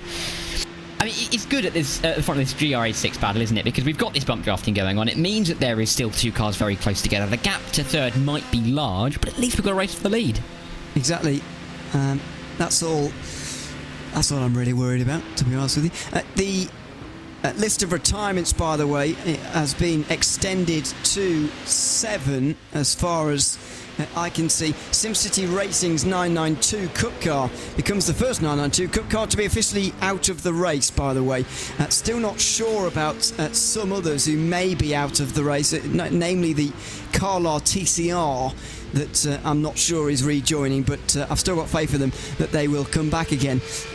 The others, though, unfortunately, will not be. The bottom 7 there in the standings, all with DNFs next to their name. I think 992 has been a really interesting class so far, though. That's another one very much like GR86, where we've got 2 leaders and a big gap back to the rest. We've got Share Esport at the moment leading somehow, even despite William Chadwick, who is in the car at the moment, and Ultra Sports, who are currently chasing them down nearly 8 seconds back. Oh dear, as we see more GR86 pain, I'm afraid, for Andreas Bertoni, who is teammate to Wang Shi Lin, who we were talking to not a few moments ago. Don't be discouraged, drivers, by the way. That's not what happens when you come and get interviewed by RaceSpotTV. That's just a coincidence. Thank you very much. But yes, 992's been very interesting so far in my mind, but it is becoming a 2-horse race between, you could argue, the 2 big favourites. Certainly the big favourite in my mind was Share Esport coming into today. Yeah, I mean, as we've just seen this moment again, I think it's another moment for Bertoni, who's really not having a good lap, but yeah, I mean, it's difficult, isn't it? For these cars, particularly these GR86s who've been in the wars quite a lot so far, just to keep it going, really, especially if that confidence may be ebbing a little bit lower than you'd hope for it to be doing. But, I mean, you ought to give credit to Roland Alfredson, who's still up in P3 in his class, and I saw in the YouTube chat about 20 minutes ago that he might come in for an interview at some point, which would be lovely. And we'll see how he can, how he's getting on and how he's getting his food to him. Maybe just down that back straight. Maybe is where he's getting most of his nutrition. Yeah, maybe a pit stop. They're not insignificant in terms of length, actually, in GR86 lands. Just under a minute, I would say. So that's a fair amount of time, which is probably the amount of time they spend on that straight, isn't it, really? Nearly a minute, I would say. I think it'd be fine. The problem, I would imagine, for him is going to the toilet. That would be the problem that I would have, because I always get that problem when maybe if it's 24 hours it'd be a bit easier, but goodness me, I always got, you know, that feeling of you don't really need to go, but you just feel like you do, you know, one of those. It's terrible, but anyway, maybe that's too much information for this broadcast. But there you go. I've said it now, so it's out there. It's only 8 o'clock, you in here. It's a bit early in the evening for you. Yeah, to be, maybe it is actually. Yeah, things like that. Probably be a bit more serious at 8:15 in the evening, 9:15 over in Europe. So this is 1:15 a.m. kind of chat, isn't it, really? But there you go. We'll save that stuff for later. Save that stuff for the morning, of course, when we'll be back. I know you're up very bright and early, actually, for another stint in the booth. About 8 hours to go or so. So look forward to that, but there's a long time until we get there. I think exchange of positions there for 7th place as Sontec Racing get ahead of Williams Esports Academy and Stefan Hjelvik, who is at the wheel of that one now. Lasse Urainen now driving for Sontec there. And over the line for them. Surprised a little bit that Sontec find themselves so far down the field in 7th, especially the gap to Apex, although it is Apex, I suppose, leading the race. The fact they are a minute off the lead, though, is a bit of a surprise for the new team, who have really taken on sim racing very well indeed in their relatively young life so far. And fortunately, 7th is maybe a little bit below where you'd expect to see them, but you can't take anything away from the class of GT4 this year. A very, very strong class indeed. No, and like you said, they're only just over a minute off the lead, so they're not a million miles away in the grand scheme of things, and kind of in there as well. A couple of instants further up could put them right back into it. Quick mention of all of those leading gaps. I was just noting down that 3 of the 5 classes have 10 seconds or less as a gap between first and second, so we're still seeing some close battles all the way through. I think the closest bit, of course, being the JR86s, but then Verstappen to Kish, that is starting to grow, actually. I noted down when you were interviewing our wonderful GR86 driver just about 20 minutes ago that Nürburgring Kish had gained 8 tenths on 1 lap, and then by the end of the interview Verstappen had crossed the line again and gained 1.2 seconds. So maybe took a little bit of time to get himself out of Imola mode and back into Nürburgring mode, but he is going along at quite a nifty pace and increasing that gap back to the BS competition car. I mean, in the grand scheme of things, we've made a lot about this balance that he's striking between getting in that the F1 car, which he will do tomorrow afternoon, and of course he was in there this morning and this afternoon as well to put it on pole for are they calling it the Imola Grand Prix? Is it the Emilia-Romagna Grand Prix this year?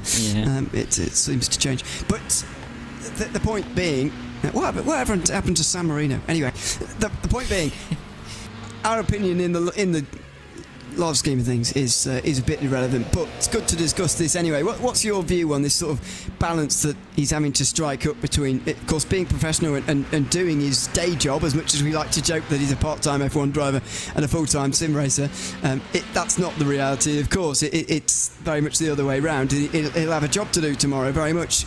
But what's your opinion in terms of him striking that balance and trying to juggle both of these things in the same weekend? We know he's done a lot of driving away from race weekends, but this is the most notable race in my mind that I can remember anyway that he's participated in during a Formula 1 race weekend.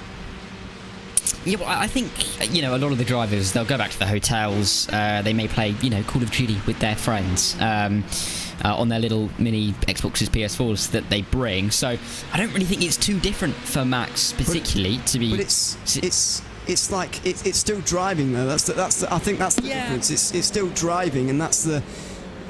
I don't know if can you say fatigue would come into it after that. I mean, I don't know, but it just feels different, doesn't it, in some way? I guess it does. I mean, he had help from Nico Hulkenberg today, didn't he? They've both said to help him on his way to pole. Maybe he's just been recruiting in some people just to give him a little bit of respite to make his life a little bit easier for tomorrow.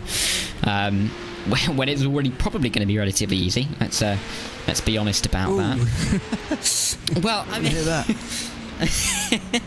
Well, when the fellow front row sitter gets demoted to P5, it's a little bit easier. But we've seen many drivers do other activities. Yes, I think this is a little bit arduous because he is having to focus, but at the same time, Max Verstappen, we know how nonchalant he can be about some of these things. I don't think this is going to faze him too much, or he's going to see this as being any different to driving an F1 car. And really, once he's in the zone, he doesn't really snap out of it until he gets out of the car, and he'll go to bed, wake up in the morning again, and be ready for the race.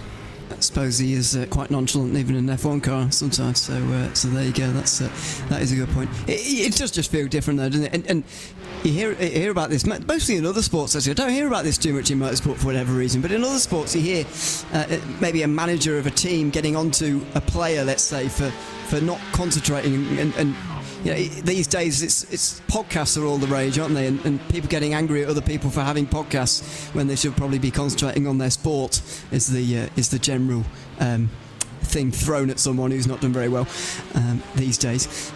But this is sort of almost a step up from that, isn't it? I don't know. It just made me wonder earlier on. I wonder what people at Red Bull are thinking about this at the moment. I wonder what people within the sport are thinking at this moment. But who are we to have any complaints? We're not complaining, by the way. Well, I'm not. We're very glad to have him back again and have him racing at the front of the Nürburgring 24 hours. And a race he's won before, of course. Something to add to his list of iRacing 24-hour races that he has won in his career so far. Now then, we've had a lot go on so far here in the Nürburgring 24 hours here at iRacing. 6.5 hours have passed, and so let's have a look at some of the highlights that have gone on so far, stretching right the way back to the daytime and the start of this event. It was Elvis Rankin who was tipped into the first spin of the day by Alejandro Sanchez. His rear wing came off as he backed into one of the red line BMWs that fortunately got away with it. He would run most of that stint about 20 seconds off the back of the rest of the pack, but he wouldn't need to pit immediately. A little bit of a brush on the wall here at the very front of the field as Williams were trying to push each other away from the rest and did pretty well in the first stint. In fact, this was the onboard shot, and what a save this was from Velicilis Pelliciotis. Up not quite on the curve here through the McCurver, but so much opposite lock. Such a lucky boy, and he got away with it in the end. A bit of a fake into the pit lane here as the GR86s provided the entertainment through the first hour. Unfortunately, though, this was the kind of entertainment we didn't want to see. Johnny Vecchio trying to chase down the leaders, hits the Carlar TCR. This was, in fact, the first big incident we saw of the day, the first big crash. 1 hour 25 in. A few crashes later, the biggest of the race so far happened. This is the Apex Racing team on the outside of the only remaining Williams car at the time, smashing both of them into the wall just through that long flat-out section through Kesselsen. I mean, pick the bones out of that one. Who do you put at fault? There'll be much discussion about that one, and there already has been, indeed, for those two. Into the darkness and into the barrier, I'm afraid, for Ricardo Rico. This was a few moments ago in the Drago Racing GT4 car, and that was around quarter of an hour ago, indeed, just before Miss Hit Miss. And that brings us up to the present day and where we are right now. The big talking point and the big thing that stands out for me there, Dara, is the crash between Apex Racing Team and Williams Esports. We already saw one of the Williams cars out of the contention anyway at that point because of a crash for Alessandro Bico as he was trying to lap a GR86. We've already seen that incident at length. That left just one of them at the front. They were battling with the Apex Racing Team, and then that happened. I mean, I really don't know which way to call that one in terms of where you place the blame. It's one of those incidents that is just going to be remembered for years to come, discussed throughout the entirety of this race, I would have thought. Yeah, it looked really, didn't it, initially like it was a misjudgment from the Apex Racing team to put the car around the outside because they were never going to make the move around the outside there. So I think it was maybe just a slight misjudgment, maybe just the angle at which the contact occurred created the kind of spin, but yeah, not the easiest one to call there, is it? And I think you're right. In lieu of too much action over the next 17.5 hours, that might be something that we delve into quite a bit. But I don't think either camp are going to be too pleased with the other regardless. And even though we are 7 months away, Christmas cards may be being unsent. But yeah, I mean, you always get these kind of incidents, don't you, in a 24-hour race, especially at the Nürburgring, where, you know, we always said how tight it is, how difficult it is to overtake, and a little misjudgment like that can lead to an incident, and a big incident like that. So are you definitively placing any blame either side there? I wouldn't say definitively, but I feel like the Williams Esports car was driving its own race. Apex made the miscalculation, but at the same time I don't really think the blame can be totally placed there, because I don't think the miscalculation was right to say that then they'd spin. It's a difficult one to call because there's different what's the word I'm looking for, different conditions of the move and of the contact, but yeah. Have you made a definitive point? No. No. Try and chuck you in there at the end. Yeah. Well, I chucked you straight under the bus, so you're welcome to return the favour. It reminded me, actually, I was discussing this off air, of an incident. I don't know if you remember it. I don't even know if you watched V8 Supercars or did watch at the time. It was about 10 years ago. There was an incident on the Gold Coast where it was a very big crash at almost terminal velocity right over the start-finish line, if you're familiar with the Surfers Paradise circuit over there in Australia. Two drivers came together. I can't remember who it was, to be honest with you. So that's good information. I'll find the clip later. But it was a very dramatic moment at the time. It was one of those moments where you you would always remember it. One of those really iconic moments, and one of those moments that gets more iconic almost the further it goes away, which is of course a decade now, which is a bit scary. Oh dear, as GR86 wants to get a taste of Max Verstappen a little bit too eagerly maybe, and fires over at Adnan Fast.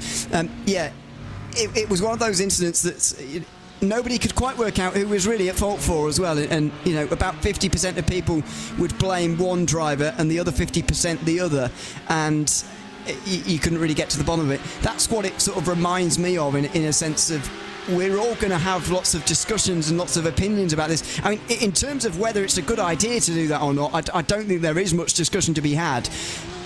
I really don't. But I think in terms of who's at fault, we could discuss this for another 17 hours and 25 minutes and not really get much further than we're at the moment. Well, I mean, there is one driver in this race at the moment that I can think of, which may have a couple of these incidents that people may contest.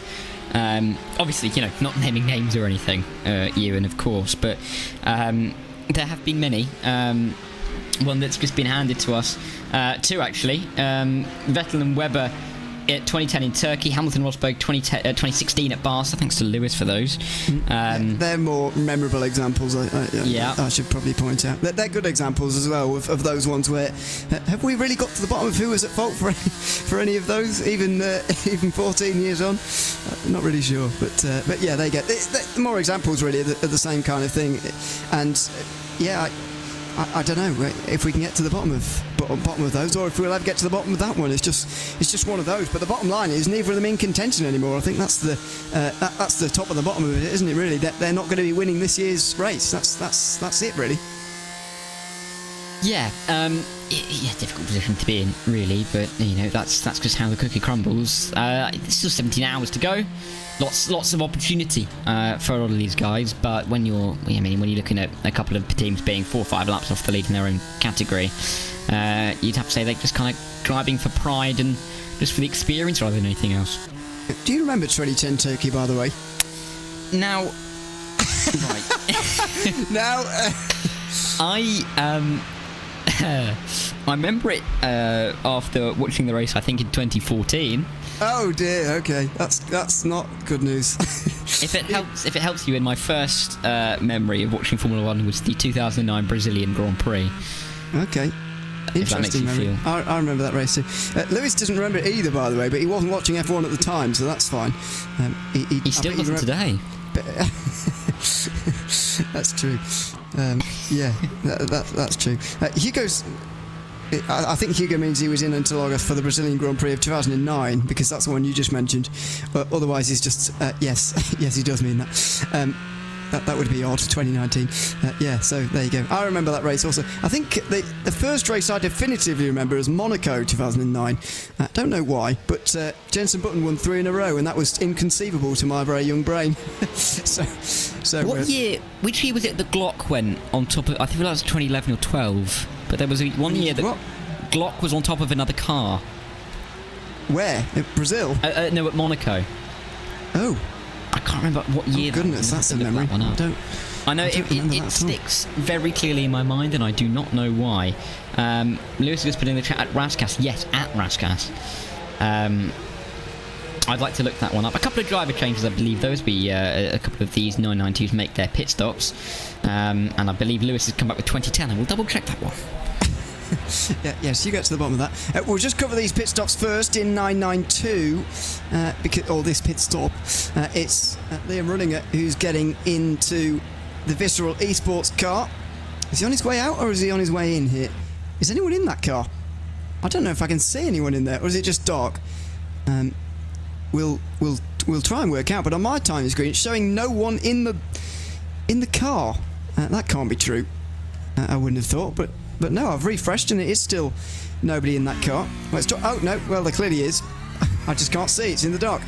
So Liam Runiger makes his way back out again. Apologies for that. He's making his way back out. So Share Esports still lead, although they've just pitted along with Otis, so they're now 8 seconds apart. Dino Lombardi has gotten into the Otis car. Luca Alper has gotten into the Share Esports car, and because they've made a driver change down there at Share Esport, it means it frees up our favourite Share Esport driver, not picking favourites, but we are, William Chadwick, to come and join us. We're welcoming. Good to have you with us again. And great to speak to you, and great to see you out on the circuit again, I should say. How are you feeling now that you've completed your first in the car? It was a strange moment to see you qualify and then not start the race, but you've got the first stint out of the way now. How are you feeling? I feel good. I think I'm really happy with how my stint went, to be completely honest. But the reason I didn't start the race, but I qualified, was just because of I think it better splits the roles up. So when one person focuses all morning on quali, and then the other focuses on the strategy of the race, which is quite extreme in Pico, I think it splits it up a little bit better. So I was pretty happy with how that stint went. I achieved everything I wanted to achieve and got a decent gap to Altus. I just want to present a counter argument to you for that. I'm not questioning your strategy because you're winning, but I will just say, some people might think, well, doesn't that leave the starting driver a little bit cold? Whereas you're sort of, I know you're in qualifying mode very much, but you are warmed up to the car. Was that ever a worry? I'm presuming not. No. I mean, throughout practice, we were all very close in terms of times, and Luca's amazing on the tyres. And the first stint demands incredibly heavy tyre saving because of the way that the track is at that time. There's no rubber down, the tyre wears a lot higher, and I knew that if he focused on that and I focused on the qualifying, it's a very different style of driving. The difference between driving in the race and driving in qualifying is completely different, so I was never in doubt of Luca's ability to put an amazing first stint down, which is what he did. How much of this is, in my mind, and the mind of a lot of people, I think, the most tyre... don't say tyre heavy category, that's not quite the right phrase, but where tyre strategy is most important, you could say, since they change tyres and fuel at different times in this class. Just how much work pre-race goes into sort of working out what's going on in that respect, and how much does the previous bank of knowledge come into this? How much did you learn in terms of this race since... I mean, Share Esport won the DNLS, that not exactly new to the Nürburgring. How much of it is newfound knowledge? How much of it is sort of in the bank from before? I think the way that you set the car up is very key to achieving a good car balance across the stint. And all of our prep was down into stint driving. It was never a case of, we need to go as fast as possible every lap. That's just not how this track works in this car. But of course we did focus on speed as well. But I think the guys' knowledge was really high before I came here. It was just a case of me teaching them what I know about the car. But also them teaching me about what they know about the tyre strategy and how they achieve the optimal strategy for this car, like they did, that helped them win last year's race and the DNLS championship. Does that make you feel a bit more nervous than you otherwise would if you're stepping into a new environment in that respect, or an environment where obviously you weren't with them for the DNLS, etc. Does that make you a bit more nervous than normal? No, I think something I've worked on a lot over the last year is understanding how to perform under pressure and really feeling up to the task. And I've never come into a race feeling more confident and more of my ability to do well. I felt like I was going to be on pole. I managed to pull the lap together, and I felt like I was going to have a good stint, and I had a good stint. And I think that is a massive difference from where I was 2 years ago, is the confidence step up, and just achieving a high confidence and working on the mental side of things has really helped me to produce some better performances as of late. What about the rest of the race for you now? I'm sure you'll be getting back into the car. Is your plan a lot of night driving? Are you going to sleep soon? What's the plan? I guess my plan is to drive as fast as possible while maintaining the strategy. I'll be getting in probably in, I think, 2 or 3, 4-ish hours. We're splitting it up into just two. and yeah, I'm just focused on doing as good job as I can do, and flashing Max Verstappen when he comes around and overtakes us. It's not very often in the 992 since it's so quick these days, but there you go. That's another issue. Just to clarify as well, you are a 3-driver team again this year, aren't you? Yeah, we are 3 drivers. Yeah, okay, thought so. Too. In keep with last year. All right, thanks very much, Will, for coming to chat to us again. Great stint, as always, on circuit. I know we slightly take the mic, but we don't really mean it. Thanks very much for coming to chat to us, Will, and hopefully we'll speak to you again later. Thanks, Ewan. Enjoy the rest of your stint. Thanks very much. Will Chadwick there chatting to us from Share Esport, joining them, as he says, for the 3-driver lineup that they have this Nürburgring 24 hours. They're doing really well so far, Darragh. I don't think we can say anything other than that. They won last year, as he referenced there, with an all-German 3-driver lineup. That's not going to be the case this year, whatever happens, because Will Chadwick's not German, but it is a 3-driver lineup, and at the moment they are... I think controlling the race might be going a bit too far, but they are in the lead. 6.8 seconds. It's going to be a fight for sure, but they've started off well. Yeah, they have, haven't they? I mean, it looks relatively comfortable at the moment, but you can be comfortable going around lap after lap, forgetting that P3 is only 10 seconds behind you. So there is that sense of maybe a bit of a false sense of security, but they've been so consistent, haven't they? Last year and so far in the opening 6.5 hours this year, and Nicolas Alper just continuing that good work for the 116, and we'll see how far they can go. But you were right about them not being lapped too often, the 992, because I believe they are still on the lead lap. Yeah, they are. 6 minutes 12 off of Max Verstappen at the moment is the Porsche Cup car. By my maths, that makes them, 2 laps down at the end of the race, maybe 3. But I wouldn't have thought 4. So, really remarkable. I think the thing that isn't helping that is the lack of GT3s. I mean, we're already down to half of the GT3s on the lead lap compared to what we started with 11. We're already down to 6. That can't be helping the pace at the front of the race, but also the Porsches are just very quick these days. Their best lap, an 8 minute 11.2, is only 2 tenths slower than Dory Sports Academy's fastest lap in GT3, so that says a lot about what you need to know in the Porsche 992 Cup class as we join this battle for 6th place. In the meantime, they won't be seeing Max Verstappen very often in that case, but it does change the dynamic of traffic a little bit when we do get to it. It makes them a good deal more difficult to pass, and it makes the closing speed from these cars to the others a good deal larger than it used to be as well when we had the previous generation of Porsche Cup car, when this class was introduced right from its we had a proper Porsche, shall we say, all those years ago. It just makes things a good deal different to what we previously had.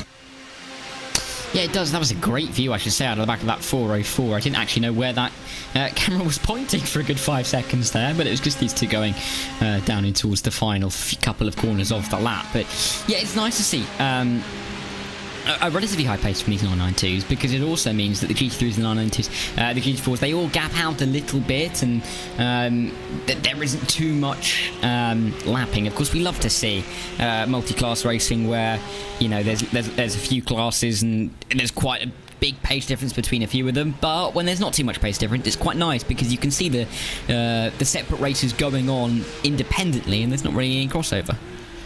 Max Verstappen is into the pit lane now, by the way. That's the big BMW you may or may not be able to see because it's very dark, as I demonstrated earlier on by not being able to see a driver that was full sat right in full view a few moments ago. In he pulls, and the front 4 will do as well. A bit of a fact that I'm going to recycle, by the way, about Kai Kashubi, who also pulls in for the Marla Racing team. He is going for a record here today, along with a couple of others who aren't actually in this race to my knowledge. He is a 3-time winner of this race, Kai Kashubi, 2 in the last 2 years with 2 different teams, by the way, and he is going for 4, which is the most that any individual driver has been able to win. It's not quite the most that any team has won, but it is the most for a driver, or would be the most for a driver. He currently shares the record with 3 others, who, as I say, are not in the race today, but he could possess that record on his own if the Marla Racing team could get to the front. and possibly win this race. It's got to be a bit of a motivator for him, maybe, over the course of the day. It could be a record holder. That record, by the way, starting right the way back in 2016 when he won the inaugural edition of the Nürburgring 24 Hours on iRacing. Yes, and keeping up a good record, hopefully he can get his fourth. I'm sorry, I was just looking at the pit stop times quickly, because the Team Redline 21 car of Steinbraten has been gaining on Norby Kish, and he is only now 3 seconds behind. The gap when they came into the pit lane was about 4.5, but about 6/10 gained on in the pit lane for the 21 car means that they're closer. So, sorry, I was listening to you, but I also was keeping an eye on the time ticking up for that pit stop. But in the end, not too much change there. It's all right. I was just waffling about statistics, as I quite often do. I love a good statistic, but I realise I do waffle on about them for a little bit too long sometimes. So do I. I've got some more, by the way. Don't think they're going unused over the next hour and 10. Or maybe in the morning, when there's a little bit less to talk about. But I find it interesting, so everyone else is going to be subjected to them, and that's fine. As you say, out of the pit lane for the GT3s, the top four are really the ones in contention. Ola Steinbraten is a bit closer to Norby Kish. 3 seconds is the gap. Can we really call this a 4-horse race already? I mean, the thing that is pushing me towards that is the fact that Falcon Sim Racing Team and Tory Sports Academy, who are 5th and 6th at the moment, haven't had any issues today. They've just not quite been up to speed. And when the 4 at the front are going at such a speed, and the other 5 who are not in that top 6 are so far back, and some of them at the race, I just don't see a way in which they can actually catch those leaders, to be honest with you, unless something monumental happens over the course of the day, which it never really seems to happen for absolutely everybody. So I don't know, it feels like it is down to those 4 at the moment, and I don't see a way back for the others, really. No, I think you're right. I mean, they're going to have to be gaining those guys further back, the likes of Falcon Sim Racing and Dory Sports Academy. They're going to have to be gaining minimum half a second a lap, every single lap to the end of the race to be near the lead. So, and with them still losing time, I don't really see that happening, unfortunately. So I think likely to be 4-horse race. 23.5 seconds between those top 4. That isn't a big gap. That isn't too large, especially if there's a couple of incidents for the number 20 car, the 89, the 21, the 2 red lines, I should say, and the BS competition car, because they may be able to fall back into Marla. Battles may start to form, but I don't think it's really going to be enough for the rest to gain back. But we have seen some attrition in these GT3s with only, 6 running at the front of the field. Yeah, and this is the last of them. The Dory Sports Academy car, 2 minutes and a half off of race leader Max Verstappen for the moment, and a minute off of the top 5. I can't believe all these top 6 would get to the end on the lead lap, though, to be honest with you. Arjuna posed me some questions just before I left for my first stint after a couple of hours this afternoon. He said, how many cars do you think will be on the lead lap in GT3? I think I said about 10. By the time I get back, I meant, it is what he asked me. And I said 10, I think, or about 8. Anyway, I got it wrong, that's for sure. I said 2 in GR86 and didn't even get that right. Meanwhile, Valkyrie competition are being overtaken right now by Leon Runninger, who is indeed in that car, as contrary to my beliefs earlier on. Fisher Elite Sports do indeed move forward, though you can see the bit of damage to their car from when they went backwards straight into the Armco barriers early on, by the way, but it's clearly not holding them back too much because they're back on the podium. Yeah, and a nice little move there for Runninger, not really giving too much concern. Sorry, could you say Jonathan Poulet chickened out?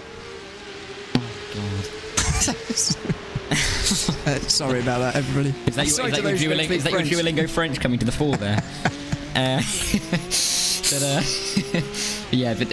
It's probably smart not to really fight that one too hard on the 977, because especially as you could see that it was the Visual Resource car pretty keen to get through and had a little bit extra pace backing that as well, so probably smart for the 977 just to sit in behind and carry on. But we'll have to see if this gap grows or whether they stay relatively close together, but I do see Visual Sports gaining away a little bit in P3.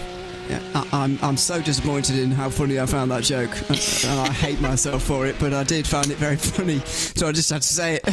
So there you go. If that's the level, then I've got some in my back pocket to use. Okay.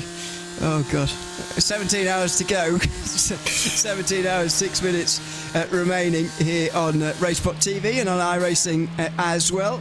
Pleasure to be along with you here tonight, taking you into the night here at the Nürburgring 24 hours. Lots of traffic here, but bit of congestion, if you like, for Jesse Telkala, or at least you can see a lot of it in the Frozen Speed by Crit and Go BMW. One of the many BMWs you got in the field today. It's been the popular car of choice in both GT3 and GT4, and at the moment he's on the back of the What's Cooking Racing Adventures car. They are the number one. Jack Sedgwick, not sure whether that was intentional or not, but they are the reigning class winners in the Nürburgring 24 hour, the GT4 class winners. Bit of a surprise to me in that case, and Jack Sedgwick, by the way, was a part of that 4-driver team. Bit of a surprise to see them down in 8th place now as a result. Yeah, I mean, a little bit further down than maybe we were expecting, and you know, with Telkala right on the back, it might get a little bit worse, but they look to be relatively evenly paced at this stage, but that can all change in a heartbeat, especially there's a couple of wide moments, a bit of confidence lost, maybe dipping a wheel into the grass, momentum is gone, and then through comes the number 2 car for Frozen Speed by GNG, but I mean, it's nice to see that we are, 7 hours in now to this race, and we are still seeing quite a few close battles on the track. I mean, still that GR86 battle, less than a second at the front. We've got the GT3s, the top 4 still quite tight.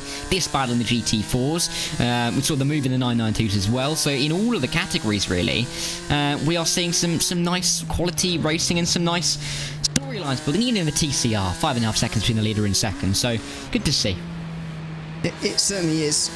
It's always the fear, isn't it, in the middle of the race when you signed up for commentary stints, that you're going to have no gaps below 10 seconds in the field. That's certainly not the case this year. We've got plenty of those and plenty of fights. Fight for 3rd place going on that we were just watching in the Porsche Cup category. This one as well that we're currently on board with.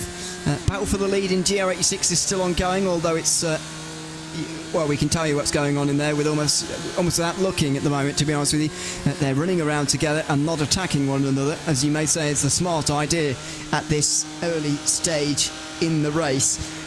Do always find GT4 a very interesting category in terms of the Nürburgring style of racing when there's 5 classes like this, because they are bang in the middle of a very, very busy traffic interaction, if you like, and they are one of the most healthy classes in terms of numbers, especially at this stage in the race. They've actually got away without too much attrition so far today. It's about passing the GR86s, who you are closing on quite quickly, passing the TCRs, who are a little bit more of a task, and then watching out when the GT3s and 992s come by at quite a speed, because they're quite a lot faster than you as well. It's a real head-on-a-swivel car that you've got to take care of, and you've got to get to the end of here in GT4, and we've seen, unfortunately, already quite a lot of incidents for GT4s as a result of just the sheer challenge that they have to go through for 24 hours in this class.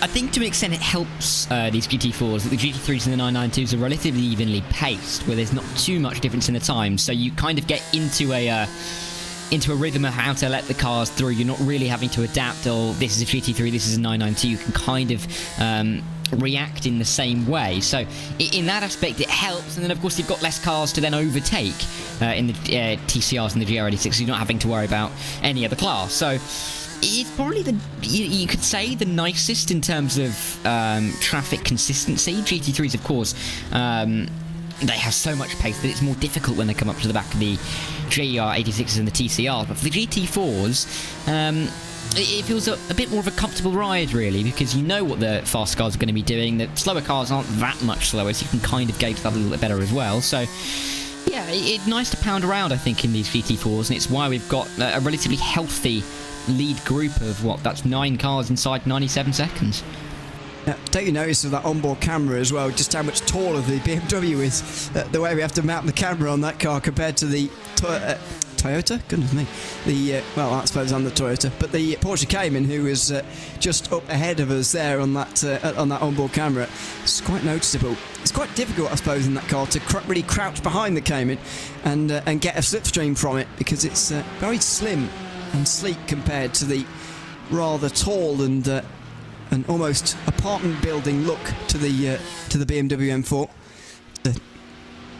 Not a good looking car, is it? But, Well, I certainly don't look like a tall, sleek apartment building, so therefore I don't look like a BMW M4. So I'll agree with you there that they look awful.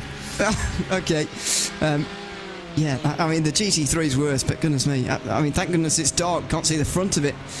Anyway. I don't think BMW will be giving me any money anytime soon for anything, as it turns out. Well, they had the email written. They had the email written. They had all the money to send to you, and now they're just deleting it. It's gone out of the draft. Can't put money over your what you believe in. Anyway, now 17 hours and a minute remaining, about to get to the end of the 7th hour of the iRacing Nürburgring 24 hours in 2024. Yes, Itelka still trying to crouch behind the winners 1 year ago in the GT4 class. There was cooking racing adventures. It was Jack Sedgwick, part of the team, with Josh Thompson, Sindre Setsas and Wiltshire Goethe actually at the wheel of the... And do you want another stat, by the way? It's just reminded me. Wiltshire Goethe was... I believe, anyway, you might have to correct me if I'm wrong, either you, Darryl, or somebody else at home. Wiltshire Goethe was the only winner of the drivers in winning cars last year to be a real-world driver also, or have done some competitive real-world driving at a certain level, and that kept a record ongoing right the way back to 2020. That was the 4th year in a row at that time that at least one real-world driver at some level had been also a winner in the Nürburgring 24 hour every year since 2020 up until last year. I wonder if we can keep that going again. I'm not going to list them all, by the way, because there's actually a very extensive list of real-world drivers that have won this race, but that run started with Philip Eng of BS Competition all the way back in 2020. Wiltshire Goethe was able to keep it going for What's Cooking Racing Adventures last year, so I wonder if we can keep that going this time round. I'm trying to look up and down the order really for real-world drivers who can keep it going, and I'm struggling past Max Verstappen, to be honest. Yeah, I've got to agree with you there. It doesn't look like at the moment on track that there's really anybody else. But even earlier, I'm struggling. Yeah. Well, we've still got some drivers maybe not having any stints just yet. But we'll wait and see. But I think you're right in that.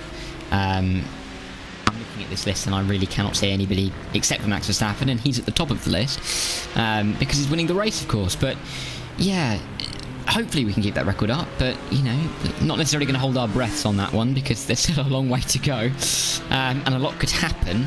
But I'm sure if that is still on the cards, Ewan, as you are. You know what, you've got a stint on commentary, I think we're only with like 3 or 4 hours to go, so I'm sure you will delight us with that stat once again. I'm not sure delight's the right word, but I might use it at some point, yes. It's been one driver a year, by the way, for the last 4 years, hasn't it? Well, I suppose Lauren Heinrich also does driving, doesn't he? In the real world these days, we'll count him. I don't know if he was at the time, but I'm counting it anyway. So there you go. The two of them were sharing car along with Alexander Voss that year. The BS Competition, one of the more successful teams, by the way, in this race, certainly over the last few years, since we moved away from... This race sort of comes in eras as far as I'm concerned, in terms of the MX-5 era and then the GT4 era, if you want to put it like that, but that's not really what the eras are defined by, I suppose. We've had GT3 the whole way through, and we've had some form of the Porsche Cup class all the way through as well, but all the other classes have been fairly fluid and interchangeable. But I do like having some of the other classes in there for sure, and I'll explain why in a few moments' time, because I've got another stat for you, but that can wait. We're 7 hours into the race, and so let's have a little run through as to where we are and the movers and shakers from the 24 hours of the Nürburgring so far. Max Verstappen is leading the way. The Team Redline BMW qualified on the front row, and now they are ahead of the field and ahead of the BS Competition car that didn't really qualify well at all, and neither did the Marler Racing Team car, to be honest. They've both been moving forward to fourth and second. So it is Redline, BS Competition, Redline Marler inside the top 4, and then Falcon Sim Racing Team inside the top 5, then Door Esports Racing Academy Door Esports Academy, to give them their proper name, in 6th position. I can inform you that Williams and Coanda are still going. Williams are 13th overall and 7th in class. Coanda are 17th overall and 8th in class. we were talking earlier about how much the 992s are getting lapped. Well, that it makes it even more difficult, Dara, for the GT3s to work themselves back through the overall order again, rather embarrassingly. Yeah, it does. I mean, I'm looking at the time page now, and the number 2 car, the Williams Esports, at the moment is only about 37 seconds off the back of Visceral Esports in P3 in that second class, of course. So they've not got too much more work to do in the grand scheme of things. They are gaining a consistent chunk every single lap. I think it's fair to say 5-6 seconds is the time page. Looks like the times have gone slightly awry, unless Max Verstappen's last lap was a 9 minute 8.5, but I feel like that isn't correct. But regardless, they have got the work to do, but they're still on the lead lap just, so chances. Another real-life driver has been staring us straight in the face, by the way. Norby Kish is in second. Of course. So that's rather embarrassing. You kind of look down the order, you see Max Verstappen and think, yeah, and then you just keep looking down. Yeah, and exactly. That's exactly what I did. That's exactly what I did. And I missed Norby Kish. Sorry about that. He is, of course, a real-world driver. And Vince Kusley reminding us that Arjan Guven is driving for Coanda today, but he says they're definitely not going to win. I'd laugh if they do now. Kind of want them to, just for that sake. But there you go. They're currently running down in 8th place to try and keep that run going. Let's go to 992, where we've got now a 3.6 second gap at the front of the field. Now, Hugo Louise drove against Norby Kish about 15 years ago, he says. That's quite a good stat. There you go. Luca Upper is leading in at 992. I say 3.5 seconds. He's getting serious in the second fastest of our 5 categories this evening. Dino Lombardi, the chaser right now. Leo Runninger is in 3rd, just ahead of Jonathan Poulet, who's driving for Valkyrie Competition.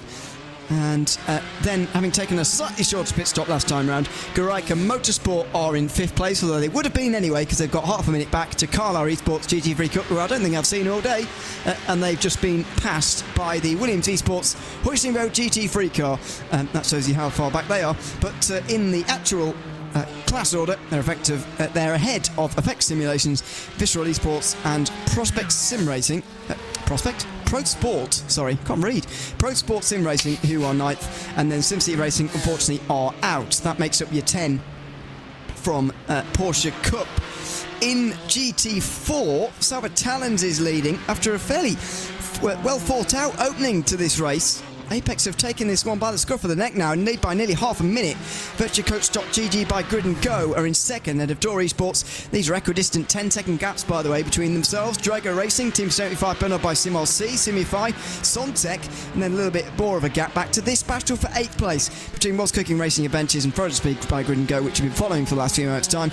Drago Racing's only car in contention is 10th, and I'm unsure as to whether the Ricardo Rico driven GT4 will actually return again. Currently not a confirmed retirement, but they may be in the not too distant future. In TCR, we've got Obsidian Racing leading the way. Patrick Hingston, an increasingly strong lineup for them. They've already had Michael Polosek and Gaio Valero, two TCR stalwarts driving their car. Impulse Racing are chasing them down and have brought that gap back to the smallest it's been since the first hour, I would say, outside of pit stops. Jan Boll at the wheel of that one. Fabian Siegman 50 seconds away. This is a surprise for me as Team Hoisingveld go for a record-breaking 4th in a row, something that's never been done before. 3 in a row has been done 3 times, including once by them, and they've got the chance to make it 4 here in TCR. At the moment, they're nearly a minute away from doing so. Impulse Racing are 4th and are in the pit lane for a concerningly long time. I don't know what's happened to Miguel Freitas, but they are not visible and they are tumbling. Oh, well, there they are. My eyes again. Where are... Ah, there's damage there. Even I can see that. That seemed to be damage on the front left. I don't know what's happened to Impulse Racing, but the 222 car seemingly might be out of contention now. He might be down to 3 in TCR. Yeah. It doesn't look ideal in this. I mean, you can see the gaps already. I mean, 48 seconds back to Heisinckveld in P3, and then it's just 4.5 minutes and increasing back to Impulse. So if they stay in here for any much longer, then it's going to be nearly 5.5 minutes between P3 and P4 in this class. So quite a big gap. As this will be why, oh my word, that looks like some kind of technology issue. Good grief. That's an odd place to go off as well. Yeah, that car, it looked like the car just turned left. Just left hand down. I guess your assumption is the correct one in that case, yeah. Because it is an odd place to go off. Let's go to GR86 before we continue. Forgia TV racing team are ahead of Nürburgring Esports, who were competing in fact, the only team in today's race who competed in the Digital Nürburgring Langstrecken Series. Didn't win that championship, but they will have gained the experience of being among a lot of these teams who are in this race too by competing in the 5 rounds of that championship. They're currently in second. Roland Alonfredson is actually Roland Alfredson, but he's cleverly named himself. He's doing this race alone, as the name suggests, and he's on the podium at the moment. Team RSO are going for a record-breaking 4th team victory in the same class. Wouldn't be a record overall, but it would be a record among one class. And at the moment, they're going to have to do it from minutes and minutes and minutes back in 4th position with Eva Veratic Tuotini, who broke their 4 in a row back in 2019 in that 5th position just behind them. So that is your run through with 7 hours gone. There is the battle in GR86. I really hope, Dara, by the time we're off in 50 minutes time, that this battle is still close and it's still just as exciting as it is right now, as the two of them continue to not really battle. I think that's a stretch, but run closely and challenge one another for the win in this race. Yeah, hopefully these guys will stay relatively tight together. There were a couple of mistakes that we saw from the Forgia TV Racing team car. Just a couple of wide moments, nothing too major, but clearly being kept on their toes by the 487. So in 50 minutes time, I really hope that you're going to ring up a local Specsavers to make sure you book an eye test. Thanks. Because great. it seems overdue, that's all I'll say. Overdue, but that's good. I'll be honest, I can't remember the last time I've been, so you might be right. There we go. You might have to do one. I can you might not need an eye patch, though. That might be a good thing. I needed one of them when I was 3. Did you? I did. Yeah, I had all those big... yeah, I had all those big... almost like posters on the wall where every day you put your old eye patch on and you made a little art piece. Anyway, yeah, I remember that very nicely. I've never seen that happen in real life. Have you not? No. I have. Well, I barely did, though, because I couldn't see without my glasses on, and that's why I need the eye patch. Well, that is... please let me know if I'm the only one who doesn't know what on earth is going on. Because that's bizarre. I have to look this up now. Yeah. Lewis doesn't know either. I need... I need some verification that Darren's not the only one who knows this. what's going on here? I need to find someone else who understands what's happening here. But yeah, maybe. I mean, the problem is that they only show you letters, and I can read. That's not a problem. But apparently seeing drivers... It's just general seeing, just not reading. The reading's fine. just generally looking around. Seeing drivers in the dark, I'm hopeless. I haven't got a chance. Or cars in the dark, or anything in the dark. I haven't got a chance. So there you go. I think more carrots. Yeah. Lewis said it's not my eyes, it's my brain. That's well, aren't your eyes controlled by your brain? Oh, maybe. I don't know. Science? Biology with you. You need to just do chemistry, and you got the full set now. So you can do a full science GCSE there, combined or triple. I did triple actually, by the way. Would you believe it? I can't believe that actually. True. Thanks for that. Anyway, we're going quite off topic here, but that's what 24-hour races are for. As we continue to watch this battle for 8th place. Yeah, ever since I stopped learning about them, it's completely exited my mind very quickly indeed. Which I guess what school's for, really, isn't it? Just forgetting entirely about the 18 years that you spend there. So that's good. But anyway, moving on. I noticed at the time of the rundown that the gap was coming down in TCR. Well, not only has it come down, it's come crashing down, and it's come with a change of lead too. Jan Bol is now at the front of the field ahead of Patrick Hingston of the Obsidian car. I would imagine that would have been at the Tiergarten or into turn one maybe, because that happened a few moments ago, but that gap has come down very quickly indeed. I mean, look at the last lap times. 9:02.9 for Jan Bol, 9:06.5 for Patrick Hingston. I'm not sure at what point this becomes a concern. Mistake, damage maybe on that Obsidian car, the 111. I'm not unsure on that one, but either way, the 122 very pleased to be up into the lead now, I'm sure, and hoping to build on that advantage, hoping for a similar lap time from the Obsidian car this time around, but yeah, not looking too promising at this stage if you are sitting in P2, but for Impulse Racing, this is a fantastic little opportunity to try and pull away into this kind of 1/3 of the way through the race stage. Yeah. I can't help but feel it's a little bit of a concern. I mean, I talked about this earlier on. How Obsidian going to sustain this, because Michael Parsek started that car, drove really well for the first few hours, as he normally does, and always does, in fact. And he always does a lot of driving too, but there is a point at which you have to fair share. And so what happens then? That was the question at the time, and unfortunately, I think we've got the answer in some way. 1 second the gap as Jan Bol pulls away. He's now flashing the lights, is Patrick Hingston.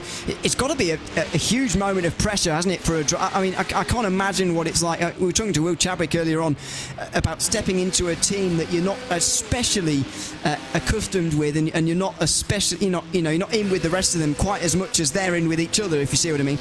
And you're joining them not for the first time, but you're not a regular either. I can't imagine the pressure on Patrick Hingston here, being handed the car in the lead by two of the greats of TCR driving in Garvalero and in Michael Polasek as well, who started that car. And all of a sudden, you're sent out there to try and protect a lead. I can't imagine the pressure he's under, indeed, to do that. And it might well be getting to him at the moment.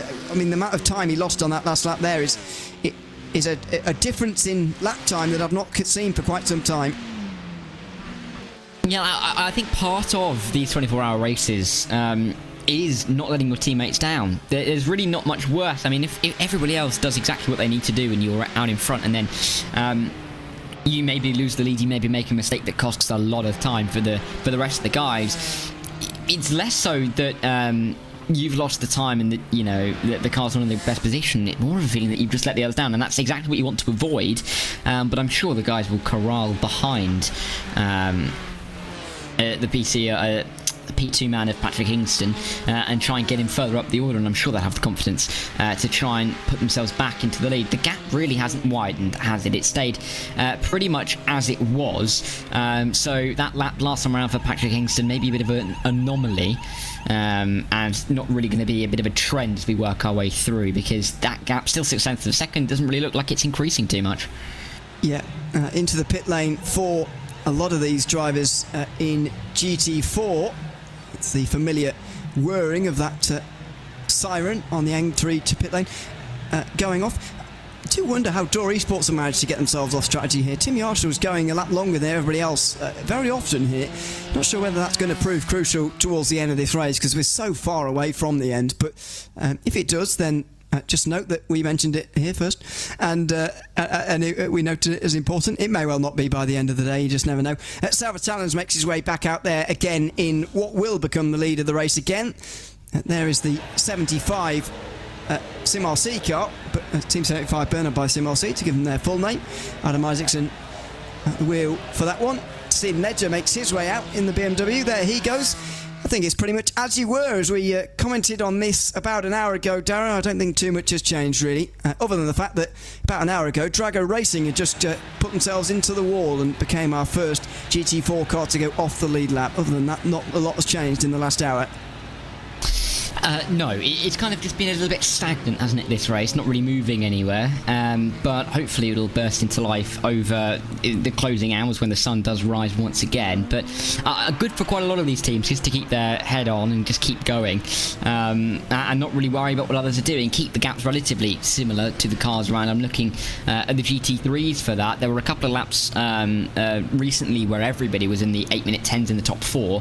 Max Verstappen just setting the bar a little bit lower, an 8-minute 9.9, quicker than a 10.3 for Norby Kish in P2 and 11.2 for Steinbart in P3. But it has allowed the Marla Racing team with a 10.2 to try and close that gap up to second and third as well. So it's just been realistically an hour where the drivers have been quietly going about their business, just getting laps in, trying not to have any kind of collision in this night phase. Yep, and the small gaps changing, I think are still notable, but it's very minor at the front of the field. Norby Kiss has lost a bit of time to Max Verstappen, but not too much, and you'd expect that just as easily as that gap can grow again, it can come back. PS Competition are experienced winners in this race, but Team Redline are too, having last won back in 2021. Chris Lullam and Max Verstappen drove together that day too, by the way. They are again here today. Max Penneker no longer with Redline, of course, and so not driving with them today to maybe go alone as well. He's got the chance to become a 4-time winner next time he decides to join us here on iRacing. It'd be nice to see him back again at this event, maybe at some point in the near future.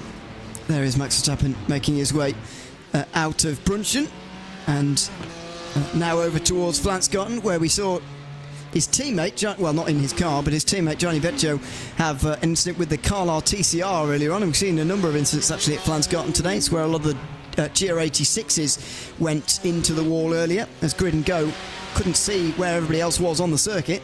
Nobody's fault really, just one of those technical issues, and thankfully none of that happening just for the moment. Here is GR86. Speaking of, this is all that's left, unfortunately. I know we said that before, but it was a real shame. I don't know if you were watching earlier on, Dara, for that 8-car battle in GR86 that was just so enthralling for that first hour. It very much brought our minds back to the Mazda MX-5 days from when we used to have that car in place of this one. It was such an exciting opening lap, especially. 3 wide moments were common, and it was like going back to those days, really, with the GR86s on the opening hour of the race. It was wonderful to watch. Unfortunately, it didn't last nearly as long as we were hoping. Yeah, I mean, it's been it's somewhat disappointing, of course, that they spaced out in a couple of drivers or a couple of teams really not being able to continue this far into the race. But it's still nice to see that despite all of that breaking up of the train, we've still got these two at the front, locked as close together as they can be and have been for quite a while at this point. So it's always nice to have that, little carrot dangling in front of us of an impending battle that we might be seeing with Kleinecht still trying to find his way through on Franco Lugerli, but there's still 16 hours to go. We were talking about the opening couple of laps, because with Coanda going out in the GT3s, maybe there was not necessarily a need to be so aggressive on the opening laps. We're still at this stage of the race, but not even a third of the way through. There's still no need to be aggressive. You can still sit here for a while, maybe try and draw out a mistake, but you don't need to force the issue because you've got ample time to make the move in due course. Yeah, and probably quite a while until they come into the pit lane as well. I think there's another 20 minutes left here. We were talking to Wang Xi Lin earlier that it is a bit of a struggle to get to 10 laps, but if they do, then they've got another couple of laps remaining. If not, they're still probably about 10 minutes away from a pit stop. The lap time for them is a 1:47. They are actually going very quickly at the moment. They are not setting new bests, because I'm going to guess they got an off-track on the previous lap, but had they not managed that, they both would have set fastest laps of the race so far on that previous lap there. I guess that shows the conditions are absolutely ideal at the moment here, Dara. We are in the night time.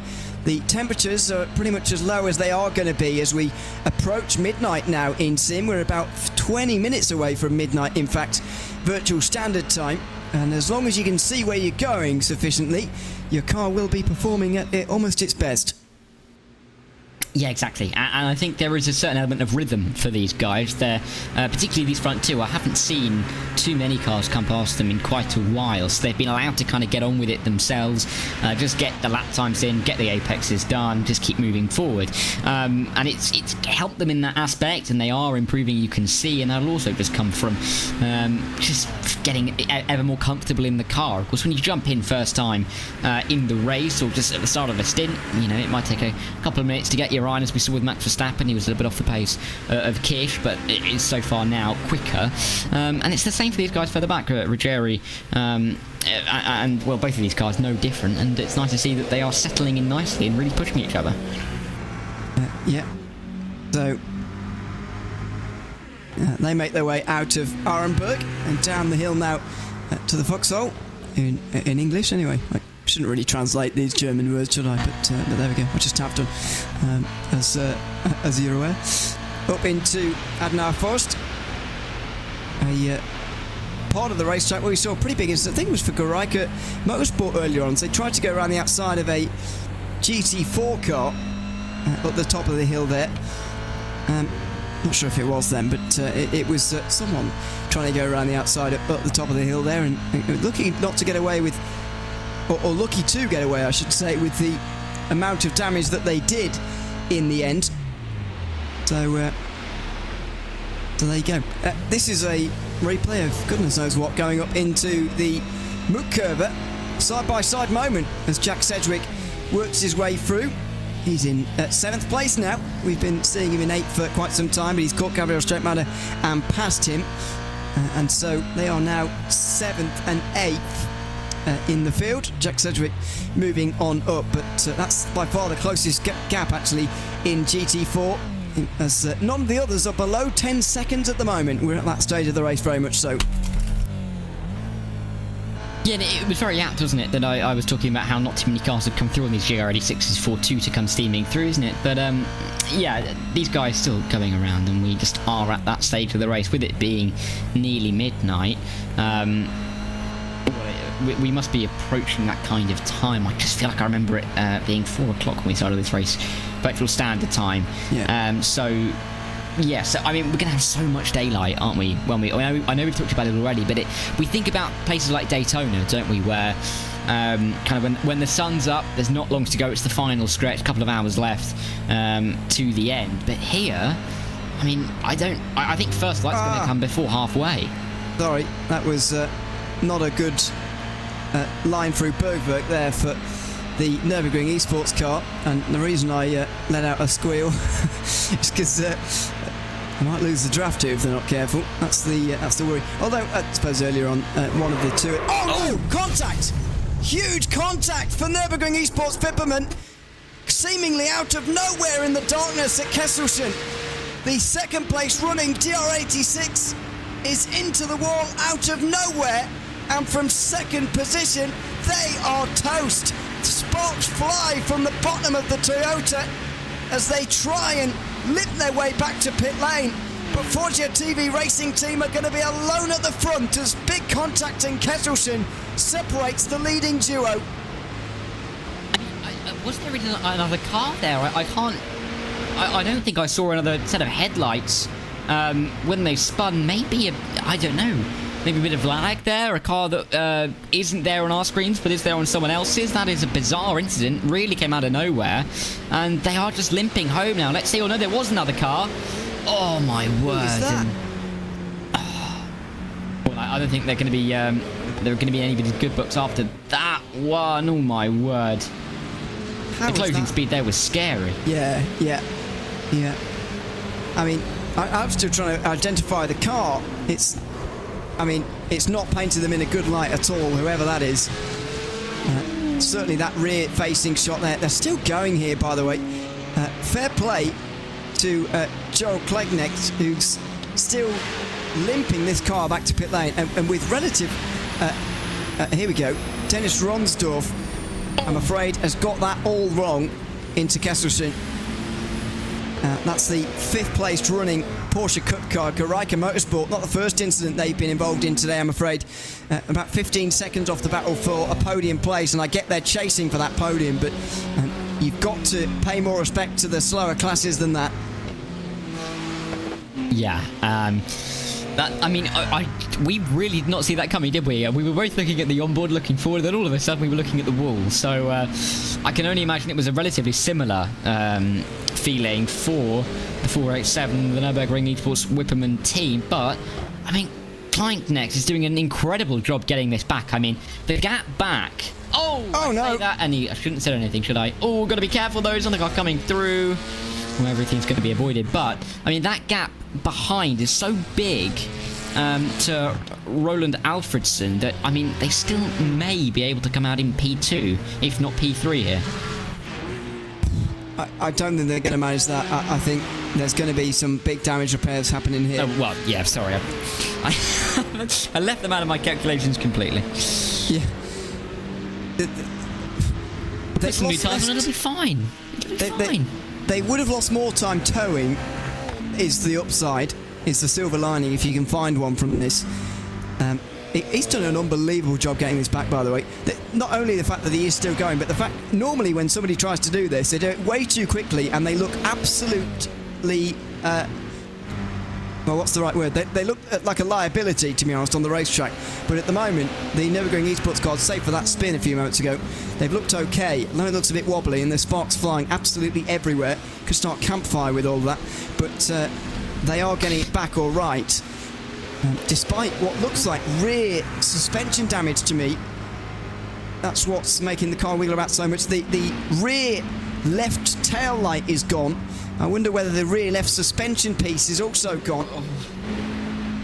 Can't get into the carousel. I suppose you wouldn't be able to. It's not the straightest looking car, is it, realistically? No. I mean, Klein probably shouting referee when that happened. Bring that up, really? Sorry? No, never mind. Yes, I know. It's the difficulty with these ones, though, isn't it? Because what can you do, in a sense?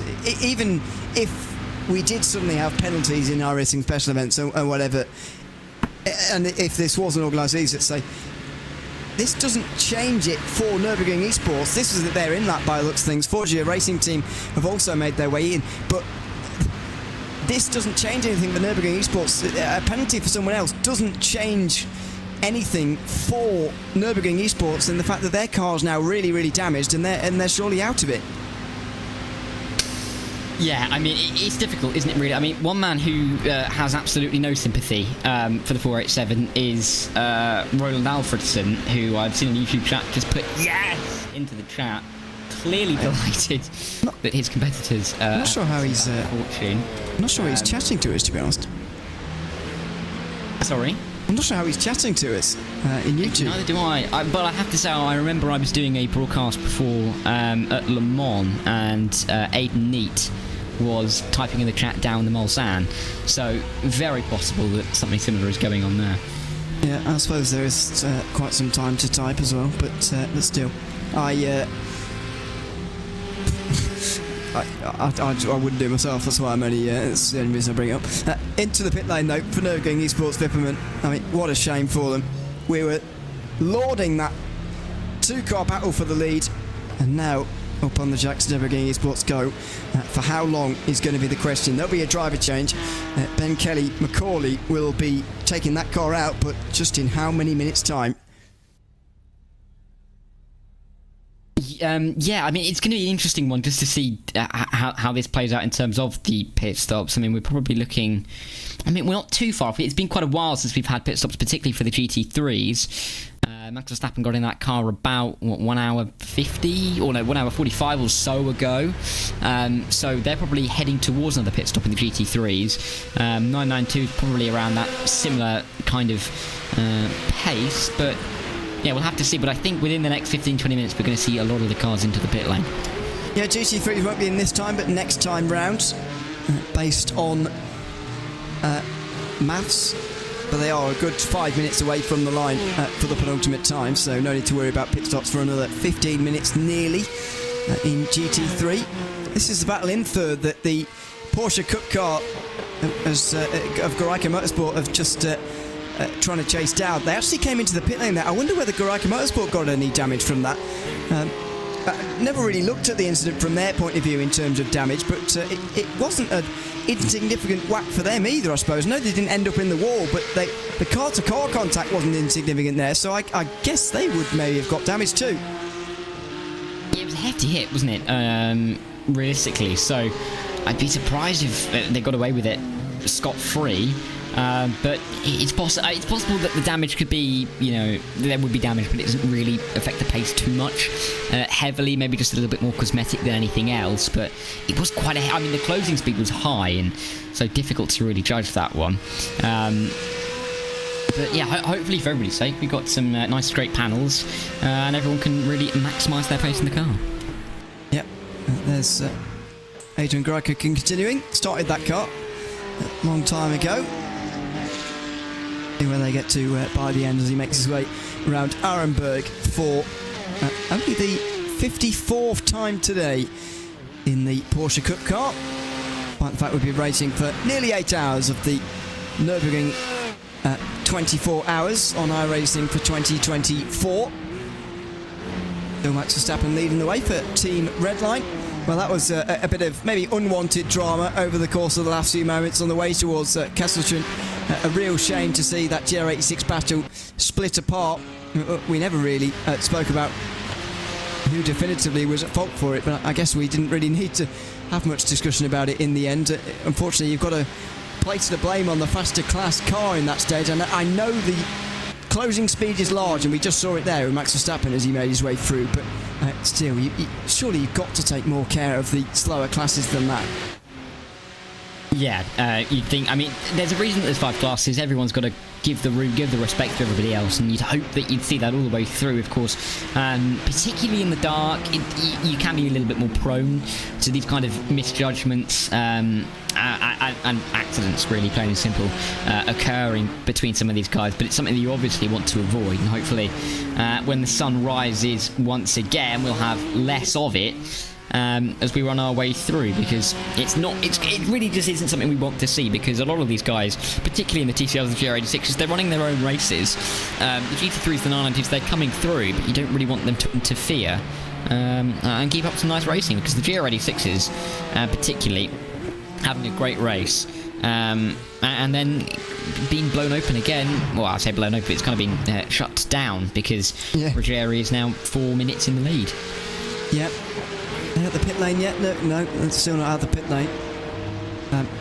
Is Alfredson still not ahead, is he?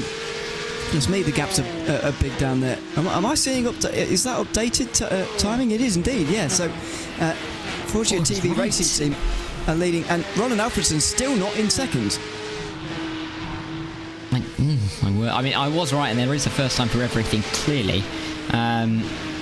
Or is that right? Because I'll have to refresh that. Oh, here we go. Ben Kelly McCauley is out now. Wow, you were right. Second place for Nürburgring Esports. So they do retain second after all of that. I can't believe they've got away with about 3.5 minutes of repairs. That's unbelievable, by the way. But either way, the 992 pit stops are on right now. And all of a sudden, Autos Esports, as of a pit stop or two ago, Autos Esports and Share Esport are now stopping on different laps. Dino Lombardi has been into the pit lane for a no-tyre change that time round. Do Share Esport respond with the same, or do the tyre games begin? Or, well, not begin, continue, I should say. Tyre games are already beginning now. It's a little bit late into the race. But yeah, it's kind of been a running theme, isn't it, all the way through these opening 8 hours, to see where drivers go. Ben Kelly McCauley, fresh eyes, fresh face, fresh rhythm, I think it's fair to say, for this next couple of hours.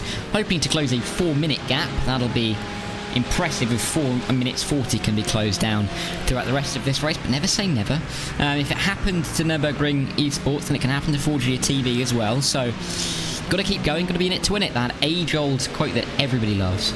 Yeah, Hugo says the car is mangled, but I can't really see that. Surprise, surprise. I can see the rear left tail light missing, but I mean, asked me to pick up. Let's just wait for this car to catch up here and give us a bit of illumination with the headlights here as we try and have a look at the GR86 and just how out of shape it is, it doesn't look terrible actually. Oh, well, on the sides it does actually. I'll take that back.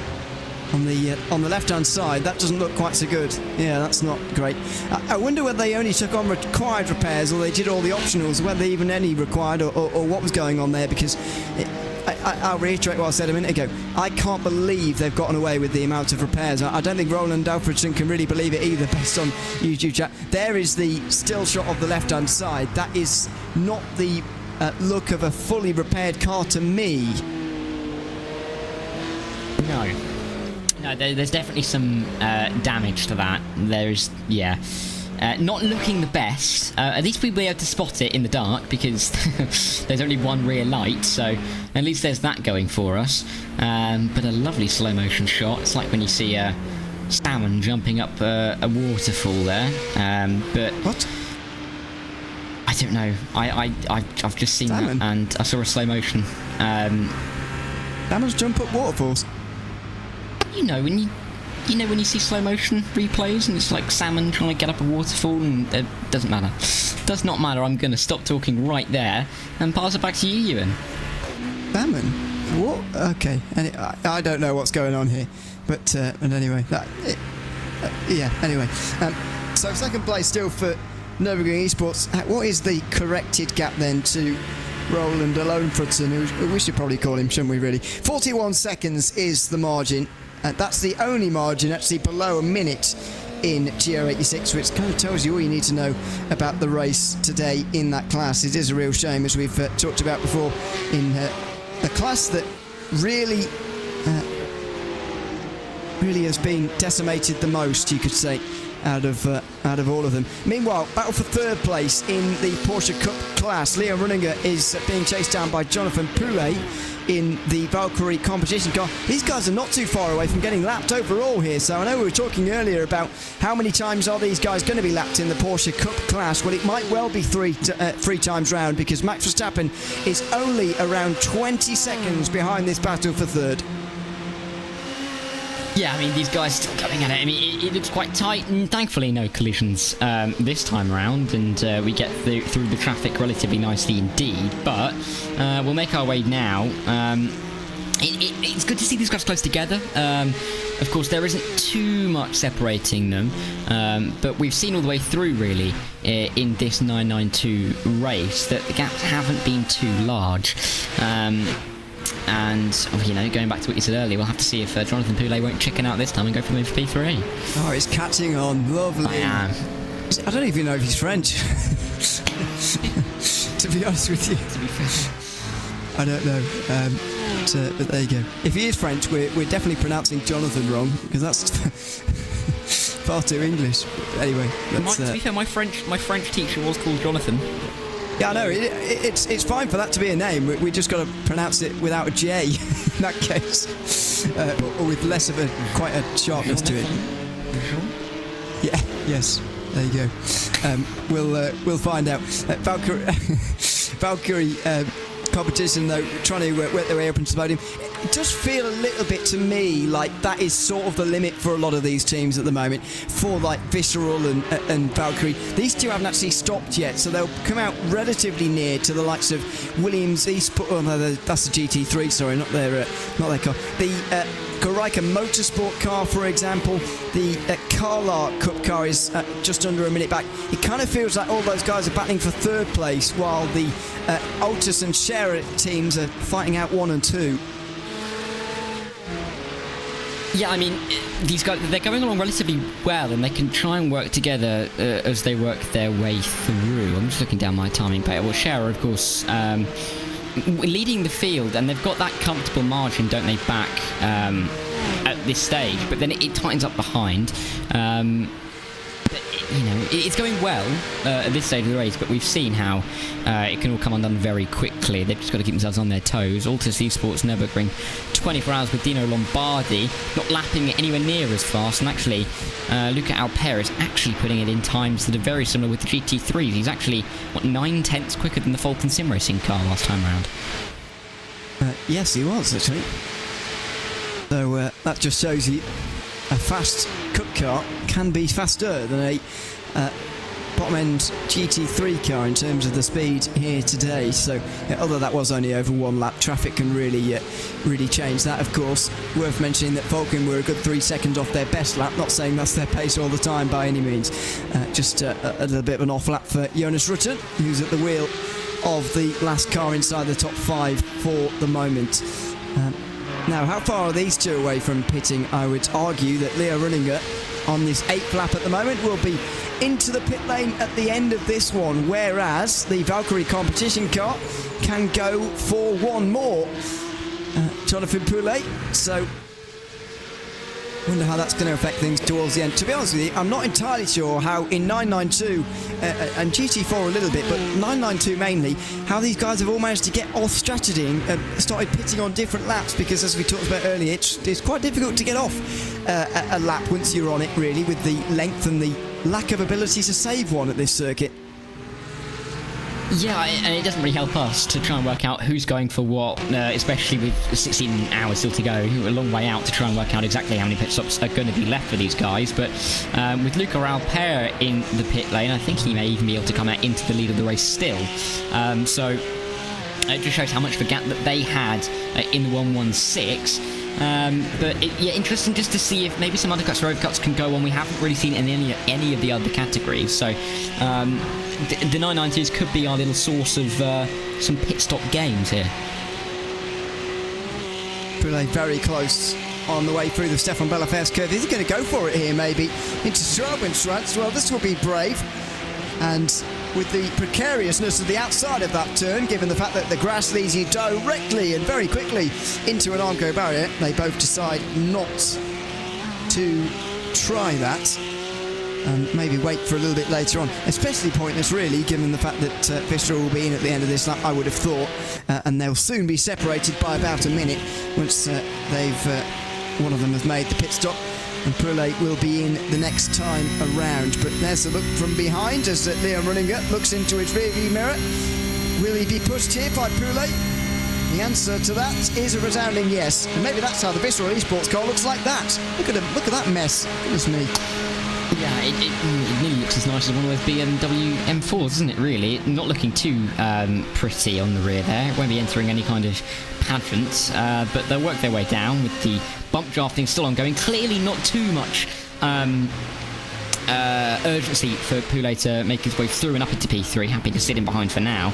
We'll see what happens with the pit stops when they get themselves to the end, or the start of the pit lane, I should say, and one of them come into the pit lane. It does very much look like, yeah, there we go, the P3 car pulling in, and that's going to promote Poulet and Valkyrie competition ahead of Visceral Esports once again. Yep, and this will continue to happen, I would imagine, for quite a few hours of the race, unless one of them makes a mistake, because that's generally how the strategy works in that way. Luca Alpert also pitted that time around. He's already back out again, and ahead of Dino Lombardi as well, as Max Verstappen makes his way down onto pit lane now. So this is at the end of another 7-lap stint, and this is a pretty crucial moment. Have we seen the end of Max Verstappen in the iRacing Nürburgring 24 Hours for 2024, or will he continue on one more? It's 25-11 in Central Europe summertime at the moment. Does he get out of the car to hand over? We do believe he's satisfied the fair share rule, but he may want to carry on for one more, and it looks like he's going to carry on for at least one more. That car's been up on the jacks for sufficient time for him to be pulled out, and he's still there, so we are going to see Max Verstappen for at least one more hour. Pushing towards 11 o'clock in Imola, but it won't really be too much of an issue. He's only got a race at 3 o'clock. He's got ages for a nice bit of kip to get himself back up for the morning. He doesn't really need to be there for the F3 or the F2, does he? Just needs to turn up for his media duties and then get ready for the race. So, going along nicely. There's no reason for him to stop, really, if he's got such strong pace at this stage, and keeping that red line car consistently in the lead and pulling away, really, from the rest, and going very nicely indeed. We'll have to see on this presumably last stint that he will do how far he can continue to pull. He is certainly making a difference right now. René Tauvar is now going to be the chaser. Johnny Vecchio is going to be the third place driver. Felix Kornbach is going to be the fourth place driver. So this is very much off kilter, if you like, for Redline to go for a third stint. But since we believe this is the only driving that Max Verstappen is going to do, I wouldn't have thought he would pick the sim up again in the morning. he's got to sort of do it all now. I guess the next question is, will it be 3 hours or 4? Doesn't need to do any more driving, of course. He has satisfied the fair share rule, and he will be classified with this car. However, how much further driving would they like him to do for the just to make it easy for everyone else? How much further driving is he able to do into the night? Because, as you say, it's 20 to 11 now. It will be half 11 where he is once this is finished, and then that will be it. I do wonder how close attention he's going to pay to this in the morning when he's preparing for the Grand Prix, because, as you say, the start of that race is not too far away timing-wise from the end of this one, which has got to be awkward for finding out whether you've actually won a 24-hour race or not, and also trying to prepare for a Formula 1 race all at the same time. I think there's an hour or so, just about over an hour between the two. No, because I think we started at what, 1:40 UK time, didn't we?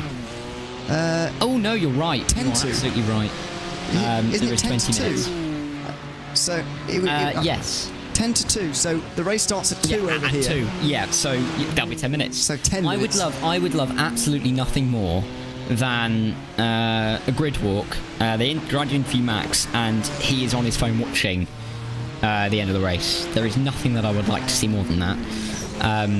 Yeah, but I can guarantee it probably won't happen, but it would be quite amusing. Isn't he normally in the car by 10 to? I mean, and to be fair, yeah. Give it to a quarter past. They'll have. I mean, Red Line might have won it by then. Yeah, true. Considering the fact that the lap is so long here, the race might not be finished until 4 minutes to, or a little bit like even closer to green flag than that. So yeah. He'll get GP to relay the result to him. Maybe. Just keep tabs. I just can't get my head around how distracting that will be for me. Obviously, I'm not Max Verstappen, and that much is immediately apparent. But I mean this in the nicest way possible, Ewan. You've not seen me drive. You can't talk. I haven't. I don't know how. Well, I'd love to be in a car with you. I'd love to see you bomb it down the M1. I meant no, I know. No, I said it earlier in the chat. Actually, I'd love to see you in one of these cars. If nothing else, whoever is up in the commentary booth can just rip one out of you. But apart from that, I think you'd be great. Well, I'm not sure I'd survive. Took me quite a while, actually. Well, I say not that long ago, but I was thinking 2016 was not how long ago it realistically is. When I was trying to learn this circuit, it took me a very long time to even learn when it goes left and when it goes right, if you understand what I mean. And yeah, that in itself took quite a long time. I don't think I'll be surviving very long on this circuit, to be honest. I mean, I survived at Spa without crashing the car, unlike somebody else who we had in that 4-driver lineup about a year ago. I can't think who it might have been. It wasn't me. Definitely wasn't me. No, it wasn't you. It wasn't Zach either, but... And there's one person that I think it could be referring to. Oh dear. It's only the 1000th time we've mentioned it in the past 9 months. And the best thing about it is I only know about it because people have made fun about it and not because I knew about it at the time. And also the best part is he was probably our most consistent driver over the course of the day. And they're very happy about this being referenced. Yeah, I know, yeah. I can see. Oh dear, oh dear. Yeah, you'll be hearing Lewis McGlade in about 9 minutes' time. Yes. When he takes back over.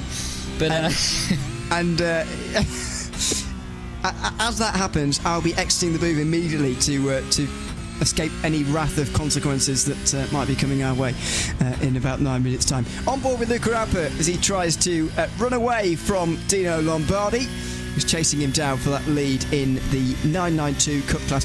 I can't quite work out how this gap is a bit bigger at the moment, Dara, than what it was just before the pit stops. It was coming down to about 3 seconds, and the reason why I'm surprised it's back out at 4.7 now, although that is a smaller gap than what it was immediately on the exit of the pit lane, is because Alpert's pit lane time was 3 seconds longer. So at the moment, for me, the maths is not quite adding up to what it should. And either on the out-lap, in-lap, or somewhere along the line for Dino Lombardi, maybe there's been a problem because he has seen his gap double despite a shorter stop. Yeah, we are coming up to the line there, so we may be able to see lap times once again this time around to see what it's been. You're right, look at Alper. The last lap was the outlap from Dino Lombardi, but this should be a representative time. So when they come across the line, we should see what they're doing. Although you're right, Luca Alper's good done his outlap. Thank you. 9.9. Trying to save you. Sorry, I thought we were talking about Dino Lombardi there. No. Getting very much distracted. But no, yeah, so he's on his outlap, but that gap has opened up. It'll be interesting to see if they can keep that going, or whether it's maybe Lombardi having incidents on his outlap, but an 8 minute 13 is by no means slow, and actually, in fact, is only 2/10 off what the BS competition car in the P2 overall has done. Yeah. Although it does seem that, well, they're on outlaps as well, I think, aren't they? Oh no, that was in laps. Sorry. Yeah. So when they're on an in lap. Oh yeah. Goodness me. Effectively, don't listen to me. You won't have to soon. They don't spend too much time on the pit limiter actually to sort of constitute the end of the lap. So the GT3 in laps actually look quite foolingly. What's the word? Deceptively. That's the word.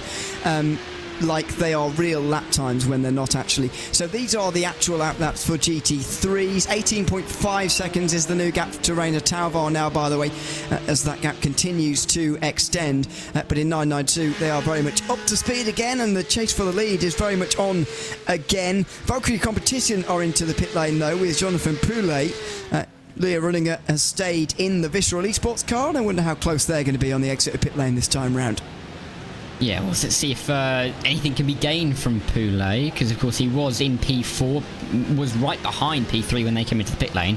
We'll have to see if they can get themselves back up into P3. But in the meantime for that, I was going to mention that Zach Sweeney was taking the mick out of you for using the word deceivingly, and I really wouldn't have that from him if I were you, and considering that he has to look up half of the things I say. So, you know, I wouldn't have that from the newly inked up Zach Sweeney.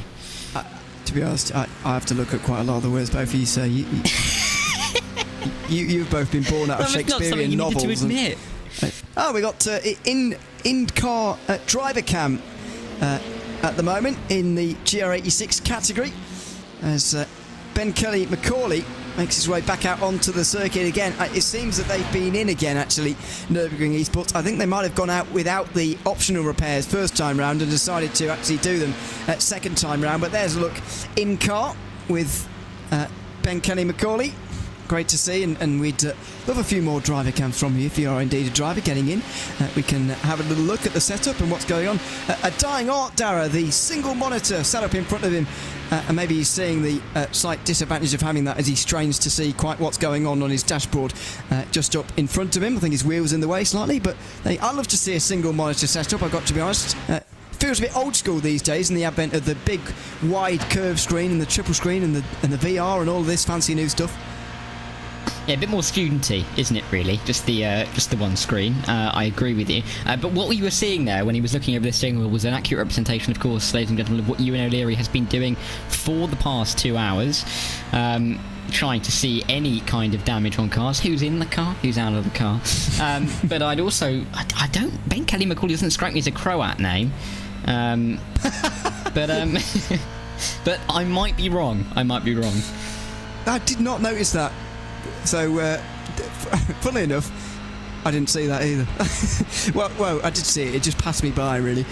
And one thought I did have, maybe a Scotsman enjoying the 2018 World Cup. That is one thing I had thought. Or maybe he just likes the kit. Very good.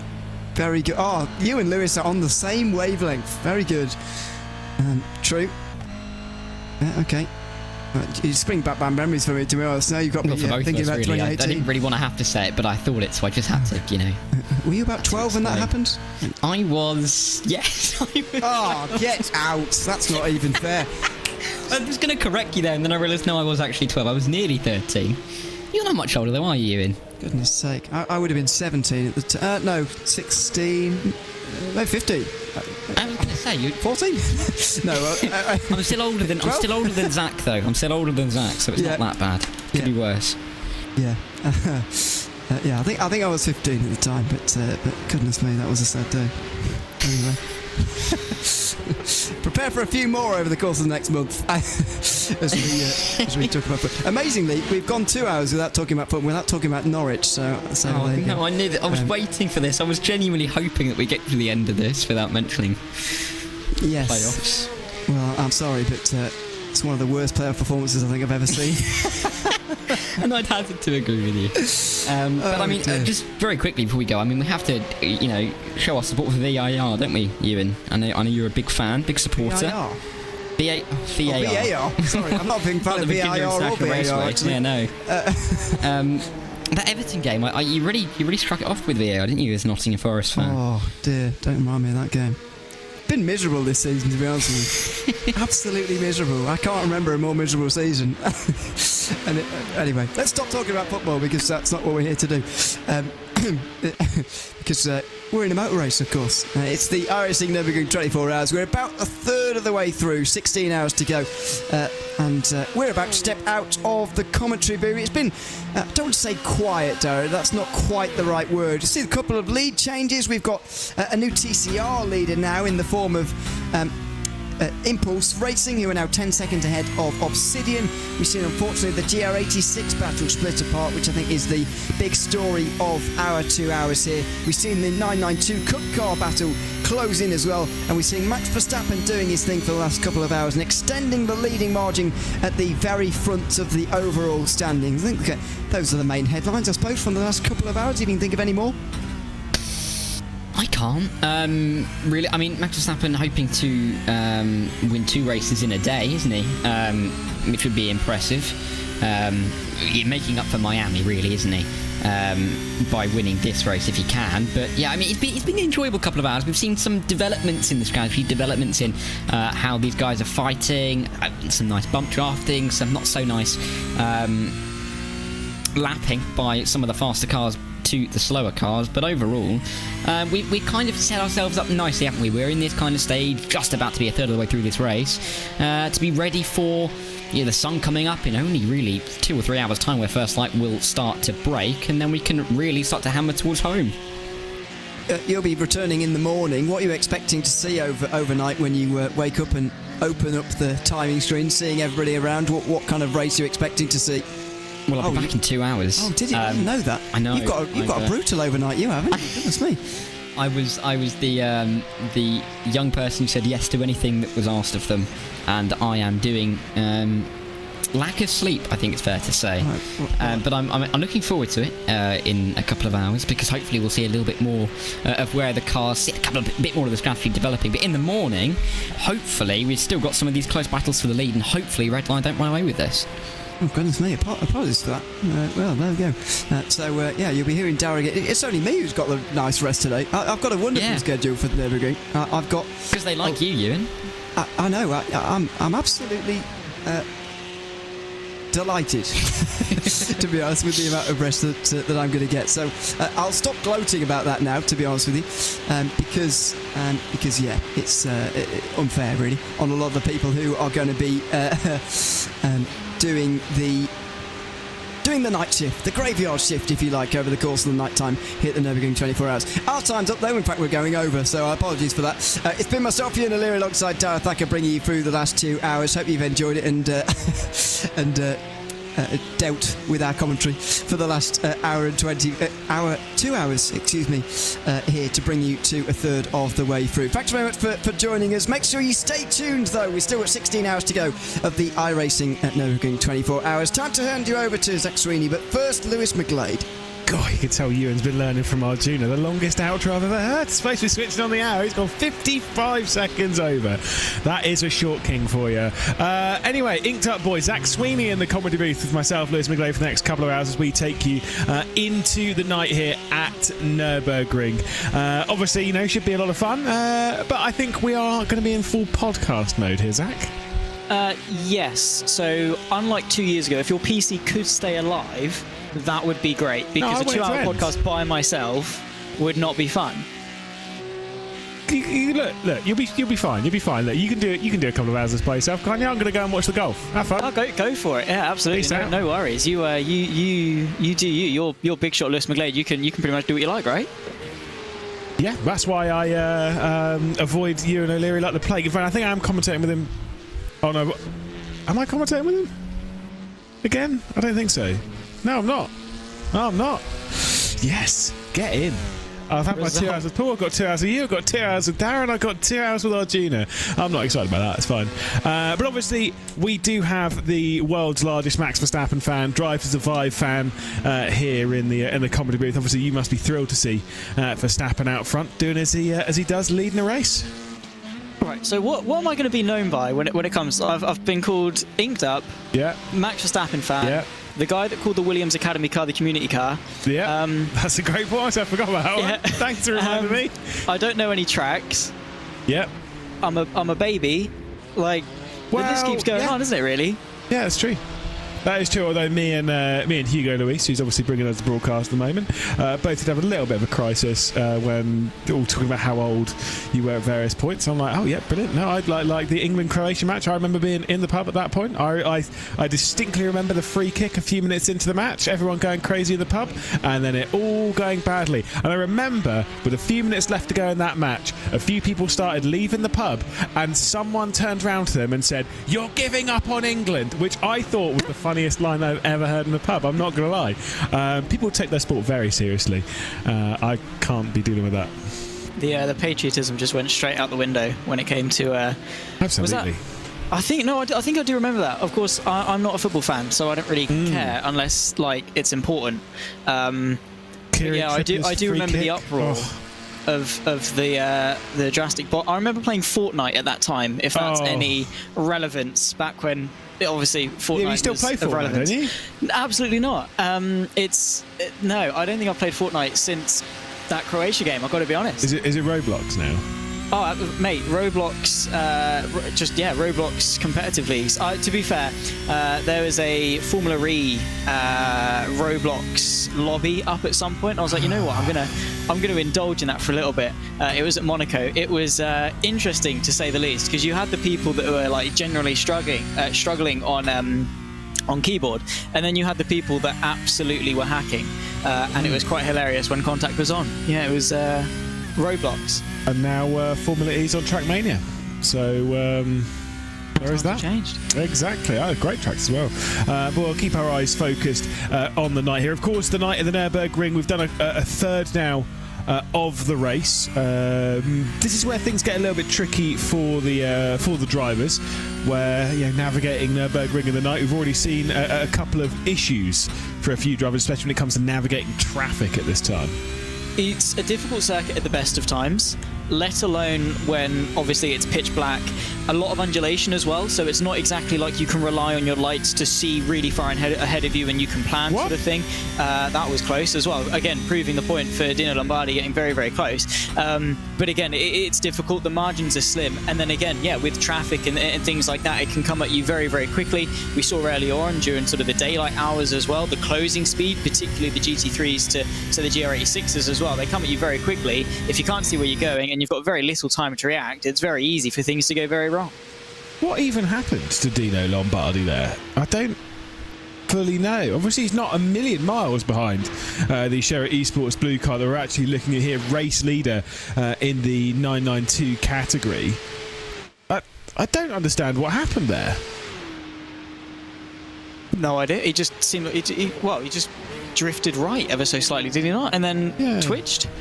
Well, obviously he hit the escape road. I think he drove two wheels onto the grass and hit the escape road. That's what made it jump a little bit. But Dino Lombardi clearly maybe fallen asleep a little bit. I'd be surprised if anyone was struggling with fatigue at this point. We are only 8 hours into a 24-hour race. And also the most important bit is we're not that late in the day. Remember when we did BCO Infinity, obviously not that long ago, earlier on this year. And because that race started so much later than we typically expect a 24-hour race, I like 8 hours into the race, I was expecting a few people to get fairly fatigued because it was already the early hours of the morning. At the moment, it's it's 10 o'clock. I'm sure lots of people are all ready to stay up a little bit late to watch that fight between two slightly scary men. What? Boxing, mate. Who's fighting? Usyk and Fury. Oh, of course. Is that an okay? It's been advertised everywhere. I'm sick of it, and I will watch it. But that's not the point. I'm sick of seeing it. honestly, my boxing feed has just been saturated with the YouTube boxing scene, so I've been sort of desensitized to it all. I mean, I hate boxing generally, but that's just awful. Yeah, it's interesting, but Fury and I've just been seeing Fury's dad kick off more than anything, more than Tyson Fury himself. So that's the fun bit. To be fair, it does make for some great entertainment when you see Fury's dad kick off. Well, there is something like that. I don't know. I think the fight is a couple of hours away. So Darrow won't be able to watch it. I know he's a massive boxing fan. Okay, now I have seen this be a bit of a problem with the 992s. You obviously saw this with the, I think it was the Visceral car earlier on, but I can't remember. Coming up and over the crest, and it lost traction coming over at Flansgarden 2. Does seem to be a bit of a problem in the 992s. Got to be very wary of that. That is something which will become harder to deal with as the race goes on. It's okay when you're at maximum focus, but as the wheels lift off the road by fully committing over the crest and it drops down the hill at Flansgarden 2, that will almost certainly catch out one or two of the 992s that we got in this race. Oh, I think so. I think when it comes, obviously, to the 992 to the GT3, the 992 ever so slightly less downforce. Top speed, I think they're fairly similar, but yeah, obviously, when it comes to any form of a jump or any point where there is going to be a sudden dip in undulation, they are vulnerable to it. So you have got to be focused, because it's not a difficult thing to counter as such. Like you said, if you're focused, a dab on the brake just to put the weight on the front again, just to bring it back in, or just lifting off ever so slightly before you go in. But if you're not focusing, you don't realise it. It's dark. You don't see it coming or what. I'm sure these guys have got the Nordschleife practically memorised. But again, if not, and it slips their mind, again, very easy for it to happen. It can catch you out. It can catch even the best of drivers out. So you have got to be very, very careful. And it's one of those things that it's going to be a very small mistake of not dabbing on the brakes or not taking the right line, maybe landing ever so slightly wrong. But because you're traveling at that speed, and when the car obviously does land, we've seen time and time again when cars do go for a bit of a jump, how easy it is for them to go, especially at those speeds, very hard into the barrier. Well, posting suffering into our YouTube chat, I think we should probably give a bit of a shout out. 8 hours into this race, not to this man, because he's not suffering, because he's just driving around cruising at the front of the field, as you would expect from Max Verstappen and the BMW M Team Redline squad. BS competition about 20 seconds behind at the moment. I think Norby Kish still remains behind the wheel of that car, but Roland Alfredson, who I don't know if he can hear us. Obviously, if you can join, hopefully if you've got TeamSpeak installed. He hasn't. That's already been discussed. Well, there we go then. He can't join. Sozzles. Would definitely love to have heard an interview. If at any point the race goes awry, install TeamSpeak and come and have a chat, because we would love to hear from you. But 8 hours and 10 minutes into the race, still driving around, still obviously completely by himself. Huge respect to that. Still not the longest. He can hear us. How much multitasking can this guy do? Seriously. I don't know. I'm impressed enough that he's trying to attempt the 24 hours of the Nürburgring solo, but I mean, at least it's an easy track. That's what I'm saying. Mate, yeah, it's simple as it gets, really, isn't it? Yeah. So, I mean, to be fair, it must be easy for him, seeing as though he's texting and driving at some points to message us in the YouTube chat. That is the biggest respect of a top split race I think I've ever seen, is the messaging in YouTube chat while on track. Yeah. He's installing TeamSpeak in his next pit stop. I respect that. Nice. Thank you very much for the information, and then we can pass on the information. In fact, actually, we'll find out the information. We'll post it in chat so that he can join immediately when he's installed it, if he can do it. Well, blah blah blah. Whatever. We'll cross that bridge when we get to it. I do remember I had a race in a championship.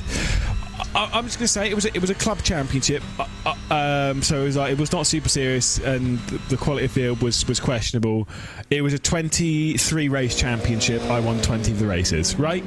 Nice. I'm just that good. It's fine. Whatever. It was in VX Supercars, and we went racing at a circuit which you've never heard of. Which is? It's where VX Supercars are at the moment. Barbagallo.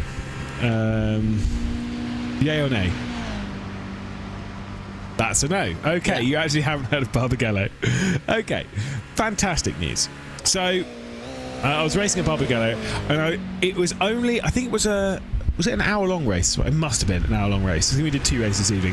Either way, the second race is an hour-long, whatever, and I was driving around. I was so bored. So I drove around with my keyboard on my lap, and was typing messages to my teammate. because I was devastatedly bored. I don't think I've told you, I'm just really good at driving. He is. I mean, what was that Bathurst race you done? That was all right, I think. Well, I'm on the same list as this man here. There's a certain list for greatest drivers of all time.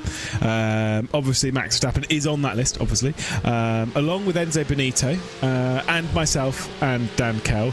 That is for getting through the entirety of the Bathurst 12 Hour in 2021 with no incidents. And you were in decent. It was split 6, weren't it, or something like that? Was it not? It was a split 6, split 7. I want to say. I think it was 6, and we finished 9th. I think Malone. I can't remember. I think we ended up finishing 7th because I think I definitely know that Malone was ahead of us, who did the entire race by himself but got disqualified, obviously. But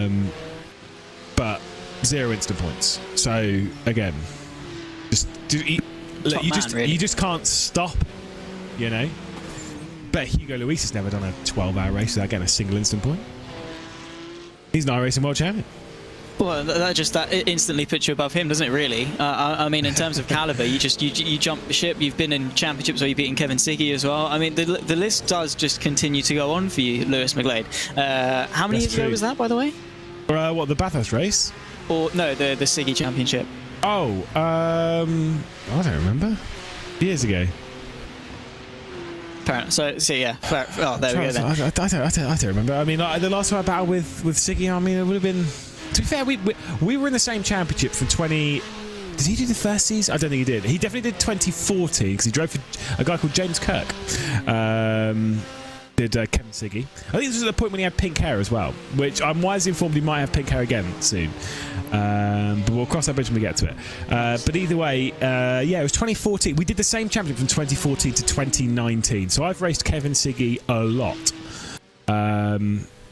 I've beaten him a few times. He's beaten me a few times. We've both enjoyed our run in that championship, and unfortunately it came to a close in 2019, but we both had a great time. He's a 2-time champion. I'm not going to talk about it. It's fine. No, we'll cherry pick the facts that support you being the greatest driver in sim racing ever. Full stop. No doubt about it. And in that championship, I defended an entire race from Rudy Van Buren. He might have had a car that had like 40 more kilos than me. We're not talking about that. Again, cherry picking the facts. It was at Dubai as well. I hate that track. God, Dubai Autodrome is a terrible circuit. I agree. It's a circuit that I've definitely raced at and definitely 100% familiar with. But anyway, it's I'm living up to my name really here, aren't I? Anyway, it's fine. Big Ink, No Tracks, Sweeney. Did you put in the DTS Max Verstappen fan in there as well? No, actually, no. That's fair. I'll make sure to add that one to the old list. Yeah, that's nice. Look, it's fine. Look, everyone gets into Formula One in some way. If you've got in through Drive to Survive, that's absolutely fine. Well, that's because I was born and then it came out. Like that's just true. Can I just say, I absolutely cannot stand Drive to Survive. Just to make it clear to everyone watching. I've got it's nothing to do with the drivers, it's nothing to do with this, nothing to do with that. It is mostly with the pacing of the show and how it tells the story. I do think Drive to Survive has been very important for Formula 1, 100%. but I absolutely cannot stand it. It's been great, and obviously visibility and things and exposure and getting people into the sport and whatever. But my biggest issue with it is the chronology, is the narrative of how it is just. You start the first episode in Bahrain, boom, and then in the same episode you go to the middle point of the season, and then in the next episode you're in round 3, and then you're also at Abu Dhabi at the same point. Yeah, it's all over the place, and it's very over theatricalised. That's a word. Yes, now. perfect. Nice. Over theatricalised. I think that is definitely the word. Definitely the word. But you know what I mean, right? You know what I mean. It's fine. That's okay. Theatricalised. The pronunciation will change every time you say it, and that's the way it's meant to be. But I suppose that's for people that know the sport. When you're first getting into it, it's just about the wow factor of, oh my god, these guys drive really fast cars at really cool circuits, and it's really dramatic, and oh my god, these team radios are all over the place from different points in the season, but we don't care because we're new fans and we love it. hate it. The thing is, like, I agree. The thing is, I understand, right? Because I know a lot of people will jump to the whole thing, and I know because I've had this conversation so many times with people, is that the fact that it's told out of chronological order is because it's focusing more on the specific drivers and the specific teams, and that is correct, it is. But there is a way of telling the story still in a fairly relative chronological order, which I think they did better in the first couple, especially in the first season, because you kind of like, you go forward through a few races, and then you jump back for a couple to continue to tell that story, and then you jump back, and then you go forward, like, but it's like, it's jumping backwards and forwards in like certain segments. You're never jumping forward 5 races and then jumping back. And I remember, obviously, the season where Hamilton and Verstappen, so 21, were battling for the championship, which is one I didn't watch. We all saw the clip of the really long 10-second stop and go penalty, which was very funny, of course.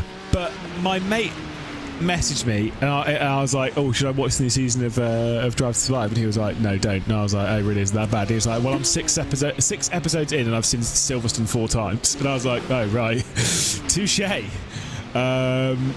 And I get the whole thing of like, yeah, but you're telling it from different angles. You're saying this and you're saying that, and it's like, yeah, but you know you're going to see the same replay 4 times. You know you're going to see the same thing 4 times. You know you're going to hear that V10 engine thinking, oh my god, F1 used to sound a lot better 4 times, because they put in really weird bits of audio at random points, and then they move radio. It's fine, whatever. It's for the drama. It's not for me.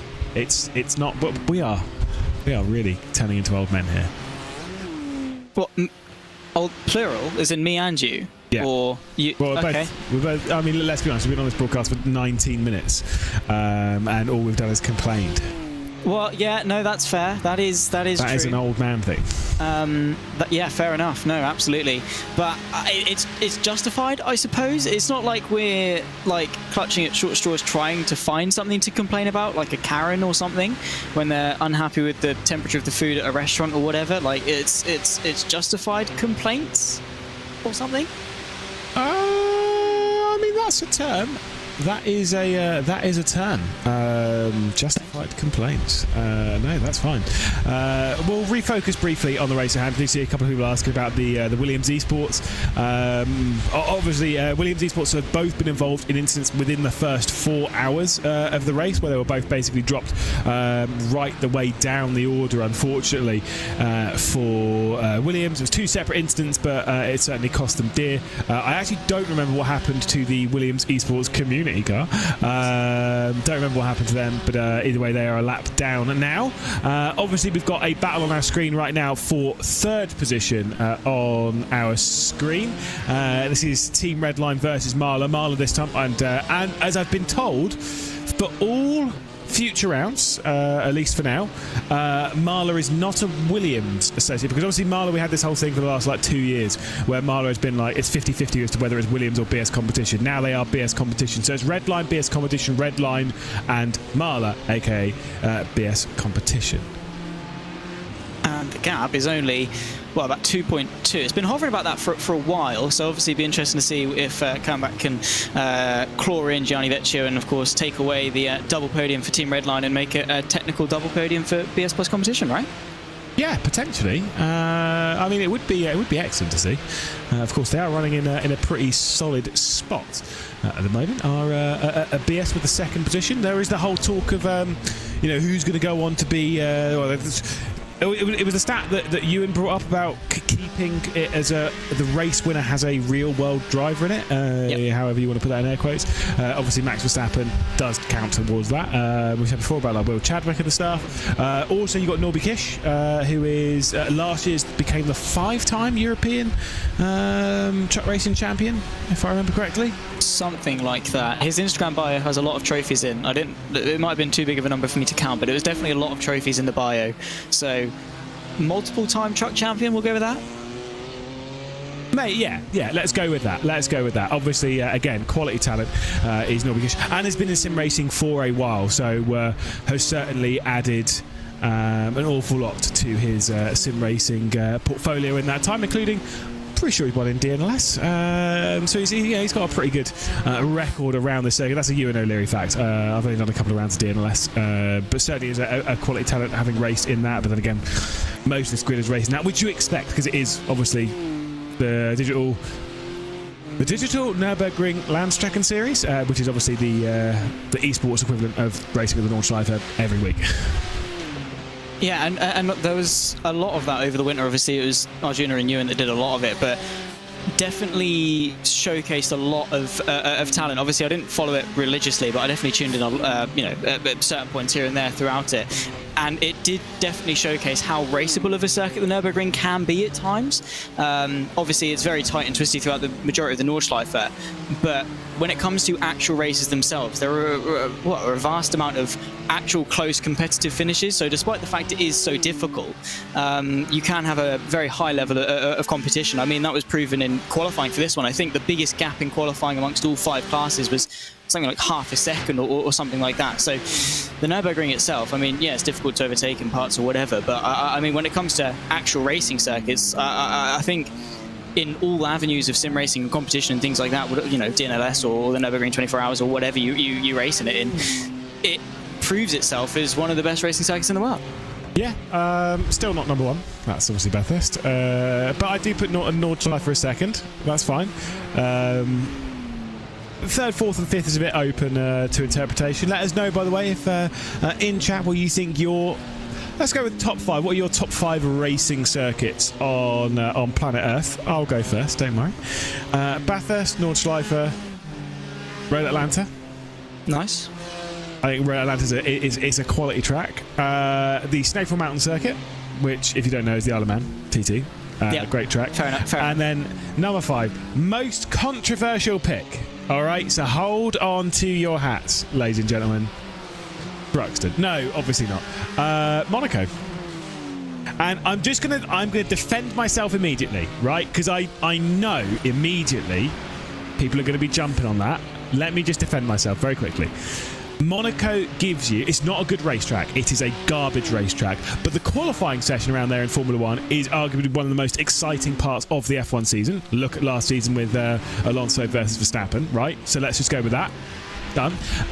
But actually, it is the only time that you actually see an F1 car on actual roads, and so the general public, obviously I know people go, oh, Singapore, whatever. It's not the same. That's just not the same.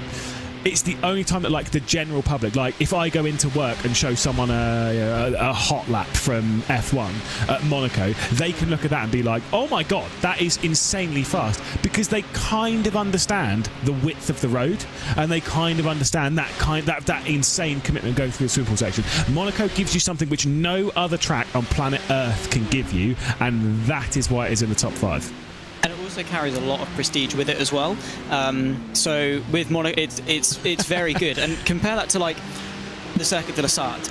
I heavily dislike that circuit to drive. Oh, it's awful. It is a horrible track to drive, but it carries prestige, which sort of bumps up the list a little bit.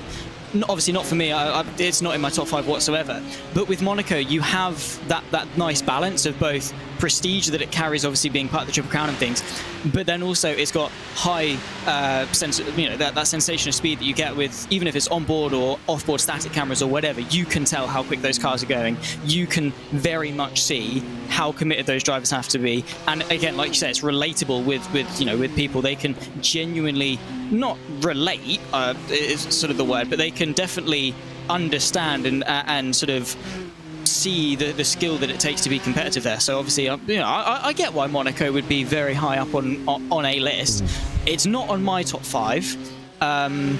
I wouldn't say, but purely because the racing is terrible. If it was top 5 time trial circuits, Monaco 100% would be on that top 5 list. Yeah. Well, I mean, I'm just talking about best track, right? So if you're talking about best race tracks, yeah, exactly. If you're talking about like best tracks for racing, then also you have to talk about disciplines of racing, because certain tracks race better than others. Yep. Then you chuck in something like Spielberg because of how good it races in MotoGP, and like Assen because again how good it races in MotoGP. You chuck in something like Monza because how good it is in junior Formula and how like adaptable it is, circuit to circuit or track to track. You would chuck in something like Thruxton because it is wide open and big for racing, but are they great tracks to drive? No, not really. Ditzy Vince Cussy says Le Mans slander will not be appreciated. All I hear is skill issues. Okay, just to clarify, with Le Mans, Circuit de la Sarthe, it has, I'm going to say 40 seconds, maybe 45 seconds of some of the best racetrack in the world.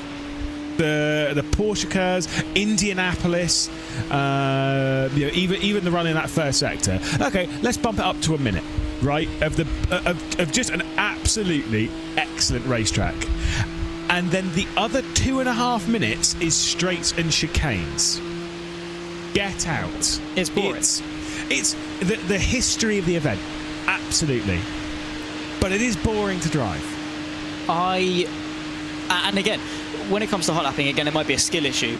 But for me, as Lucas Müller for RaceSpotTV comes into the pit lane for GT4, he's done a fantastic job. What a lovely guy Lucas Müller is. I cannot speak more highly. Are you saying because he said something nice about you? Oh, mate, he's a legend. I love. He is great. He's off the jacks and he'll be continuing for another stint, I'm sure, as they're very competitive in the GT4. But yeah, basically I am. Yeah, Lucas is. Well, I met him when we went to London for Formula E and stuff, and he was, he's very good, and he's a very talented man as well. He did, I can't remember where he finished actually for Formula E Accelerate. It was top 5, I think, definitely. And he does the managing for RaceSpotTV, and he's very good when it comes to insights for stuff. He's my go-to for if I'm unsure on strategy and things. He's coming out in P2, so that tells you all you need. Okay, that's fine. It's all right. You've picked it. What team is he wearing in that shirt? Ooh. Oh, as he goes out side by side with the virtual coach grid and go-kart. So that's a position switching class. 001 taking over that second position. I'll let you think about what team that is for a second. I already know. You have to figure it out. As we'll see the side by side down the hill. Lucas Müller to the inside to take over the position. It is a battle on circuit for an actual position, and that is second spot going the way of Esports. What team is it? I don't know. I don't want to say a team and embarrass myself. So what team does he think it is? No. See, the colours, I think Drago, but yeah, no, because it's black and pink. Yeah, there's no white and Drago. I would have also accepted a potential hit from Arnage, even though it's definitely not. But it is Koana Gaming. What? Koana. No, sorry. Is that bad? Well, you don't know what Koana Gaming is? No. Well, Danny Juicy will absolutely hate you. That's fine. That's fine. Don't worry about it. No, I'll clear myself up. It's fine. Take any invite that you may potentially have to Sim Expo and throw it straight into the BIN. That's fine. Don't worry about it. Cool. Awesome. We'll move on from that one. Instantly get Zach onto colours. Yeah, right. Fair enough. What colour was the car that he just overtook? What, Sven Haas's one? Yeah. It was... Oh, no, because it's dark as well. That is not... That is absolutely not fair. You cannot do that to me. No, I can though. Yeah, but that's just unfair. Is it blue and yellow? Oh, it's actually pretty good. For someone who can't see green, that's not bad. Is it green? It is. Oh, yeah, no, it's more. It's a or green is it like yellow. That Brawn GP yellow. Yeah, green? It's in that kind of vein. There's a lot of it. I think it's a bit more. I don't know. It's a yellowy green. Valentino Rossi yellow, maybe, in that kind of vein, as we'll see Simify getting to the inside of Drago Racing on the race down into the first corner, as they'll move their way past and inside the top 10 of the GT4 class. That one, I'm sure you can tell. The colour was? Hang on. Red. Yeah, nice. Wow. Okay.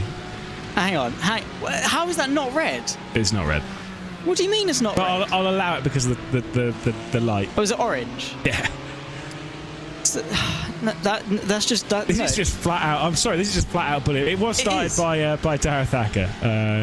It's fine. Short King decided to start me on that one, so sorry. It's fine because the entire... yeah, the entire time I've been watching the broadcast, and obviously with Darragh, even when Darragh's not been on the broadcast, even when he's just been in the chat, I have just been throwing short joke slander at him. My personal favourite was when he was sat on the fence about the Williams Apex incident. Yes. And I said he's sat on the fence purely because his legs can't reach the floor and he's scared to get down. Well, so, you know, it ebbs and flows. Well, based on that, then, what was your opinion on it? I can't remember seeing it. Well, we'll have to wait for Hugo to find a replay for it. I'm sure it's on file somewhere, and then we'll see if you're sitting on the fence or not. Well, I'm only 5'7", so it depends how tall the fence is and what's being kept in by said fence. You know, there's so many different variables that go into it, Lewis. Well, as someone who's much taller than that, hugely taller, in fact massive, in fact, at 5'11", nice. I can tell you that I will also sit on the fence on that one, because I honestly wouldn't know. There's been a lot of drama in the opening 8.5 hours of this race, although things have certainly calmed down now. Do have a couple of close battles on circuit, including this one towards the back end of the GT4, obviously Signify versus Drago Racing. At the moment, it is a fair lead at the moment for Max Verstappen in the GT3 class, obviously in his third stint in the BMW Team Redline squad, obviously awaiting his chance to come into pit lane, potentially jump out of the car and go to bed to get ready for, hold on a second, the Formula 1 MSC Cruises Grand Premio del Made in Italy del Emilia Romagna 2024. You mean the Imola GP? No, I mean the Formula 1 MSC. I'm not doing it again. What circuit? Give us the... Can't. Well, actually, I mean, you got to get the real name for the circuit, which is the Autodromo Internazionale Enzo e Dino Ferrari. That was chef's kiss. That was absolutely beautiful. But no, he probably should, seeing as that's, I don't know. To be fair, I don't know. Sometimes I'm getting mixed signals from Verstappen at some points as to where his true priorities do lie. I don't know. It obviously is F1, but I don't know. With when it was at Saudi as well, when he was staying up to, when was it, like 2 a.m. or something, playing with the Team Redline boys. Again, it just seems that if he's got time to do it and he's got sort of the capacity to do it, he might as well have fun with it. But this is his third hour now in the car, or his third stint in the car, and what is it? Probably approaching up to midnight in Italy. So. Yeah. Surely at some point, because it's not just going to be the race he's got to wake up for. It's the getting to the circuit. It's got to be debriefing with the team. It's getting ready, preparing himself, blah blah blah, all this other thing. Early morning, surely. Yeah, I mean, I'm sure his call time, so to speak, for the race circuit probably isn't as early as others. But I mean, when the race, like I say, I think they were saying it starts at 2, maybe 3 o'clock. I can't actually remember. I think it's literally as they point out in the previous interview between the Short Kings, you and Adara, that it is basically as this race ends, that race starts, with that in mind, obviously he's not going to do it at the end of the race. He's probably not going to be doing a morning stint. But with that in mind, probably would need to be in the circuit. I'm going to assume 3 to 4 hours before the race. Probably let's be real, it's probably 3. To make sure that all media duties are all taken care of, maybe even again to deal with the debrief and stuff like that. The most important bit then is actually getting into the circuit, which is, as much as it's easier for an F1 driver, it's not exactly going to sit in traffic in the same way. It's a bit more of an arduous affair than just like, oh, let me just appear at the circuit, bosh. So we'll have to wait and see on that one. But at the moment, like I say, in a very solid position, at least in this race. I'm trying to think of endurance. This is probably a bit before your time, but I distinctly remember an endurance race that did then lead into an F1 race in 2016, the Baku Grand Prix, the very first Baku Grand Prix, where there was a 24-hour Le Mans that ended literally just before the race started. And I remember the end of that race because I remember how deflated I was going into the Baku Grand Prix. If anyone remembers, type in chat what you felt about that one. I'm not going to spoil it. It was 8 years ago. It wasn't the Baku Grand Prix, it was the European Grand Prix, was it not? It was 2016 the Grand Prix back then, but it's still at Baku. Well, yeah, that's fair enough. So it's okay when you call them the wrong GP names? Well, yeah, but let's be honest, everyone was joking about it being called the European Grand Prix. Back for third position, let's change the topic, shall we? Yeah, with Kronbach for Marley, of course, this is that battle for the podium that we were seeing literally this time on the last lap. Gianni Vecchio then, of course, is going to be under a ton of pressure, and of course Marley wanting to get themselves onto the podium. They've been very close for quite some time. Of course, there's very limited overtaking opportunities on the entirety of the Nordschleife. If you can't get it done into Tiergarten, and your next best bet surely is the GP loop. Yeah, I mean, but then there's the whole thing of, do you really want to actually overtake, right? This is the whole thing, right? For Felix Quernbach, for the Marla Racing team, at the moment, what is the advantage at present of being ahead of Team Redline? What like seriously, what is it? Yeah, sure, you would say potentially, like, you know, you get to pick and choose how you're coming through traffic rather than kind of it just being dumped on your plate. But fuel mileage, worse. The fact that they're going to be right behind you, arguably worse, because just the way it's all lit up and stuff is nah. I would rather sit in fourth position for now and just tick off the laps fuel-wise. Is that really Max Verstappen? I sure do hope so. It is definitely the real Max Verstappen. Don't worry. I think is he on webcam on the Team Redline stream? Hold on. We're gonna check. Yeah, well, I mean, you would probably know. He's on webcam on stream over at Team Redline, so it's fine. There's no conspiracy going on for Team Redline. Spicy GT4 battle here, by the way. Three-way fight between Sven Haas, Lucas Müller and Aaron Vasquez as well. These guys are all very close. That's the fight for second, which is vastly the closest gap on the GT4 field, purely because Apex Racing Team are running away by 35 seconds. So be interested to see how long these guys are able to stay close, because we've seen plenty of trains throughout the duration of this race, like in GR86 very early on with the 8-car train. Of course, it's difficult to stay close. However, I think we might be able to have a move as Vasquez for Jaguar Racing moves themselves ahead. Indeed. It's a pretty solid battle in all of this. Like, nice and tight, nice and close. As to how it's going to unfold, don't know. But what I will say is Aaron Vasquez has made his way past Lucas Müller, obviously down at T1 on this lap. Good to see Drago Racing going particularly strong. I can't tell, do they have pink wheels on that? Oh, yeah, they do. Okay, just wanted to make sure. You're asking the wrong person, Lewis. I've got to be honest. Yeah, but you can tell if that's pink or not, can't you? Look at them. See, again, it's I the thought same you could with red see and orange. green. No, I don't know. It's just shades generally. It's the same with red. It's the same discrepancy, like from red to orange and from red to pink. I saw a pair of shoes earlier that someone said were pink, but they weren't pink. They were beige, but they were adamant it was pink. And I was like, that is absolutely beige. Is this the whole, like, blue and black or white and gold dress thing? But it's a white and gold dress. I actually can't remember. I'd need to see the photographs. No, it's blue and black, isn't it? Oh no! I can't remember what the I can't remember what the actual colours. I'm pretty sure I saw it as blue and black. I actually watched a video on that as to why you see it in certain colours. It's very interesting, and it's more about how your eye perceives the background rather than the actual dress itself. Very interesting. Very, very interesting. Pretty sure it's blue and black though. See, I've always remembered it as white and gold. I physically cannot force myself to see it in any other different way. Obviously slightly different, but not really also at the same time. The Yanni Laurel thing that was going on for quite a while. I can force myself to hear both, but I can't force myself to see both colours. Yeah, same. But I think it's different. It's whatever. Do you know what? Let's just remove ourselves from this and enjoy the race at hand, because otherwise we're all going to get very confused. There's a race. I'm wisely informed by Max Verstappen's second biggest fan, obviously just behind you, actually hidden by you, obviously because he's small. Dareth Thacker says this should well be Max Verstappen's last race, so he has heard, which probably would have said on the Redline stream, but we could well be seeing Verstappen depart the race with fairly immediate effect. He's running up towards Curva now. Yeah, so he's approaching, of course, he's done 6 laps. He'll obviously do his 7th, and then that's pretty much bang on stint time. It depends. I don't know what Darren means by last lap. I'm assuming last lap of this stint and his stint today.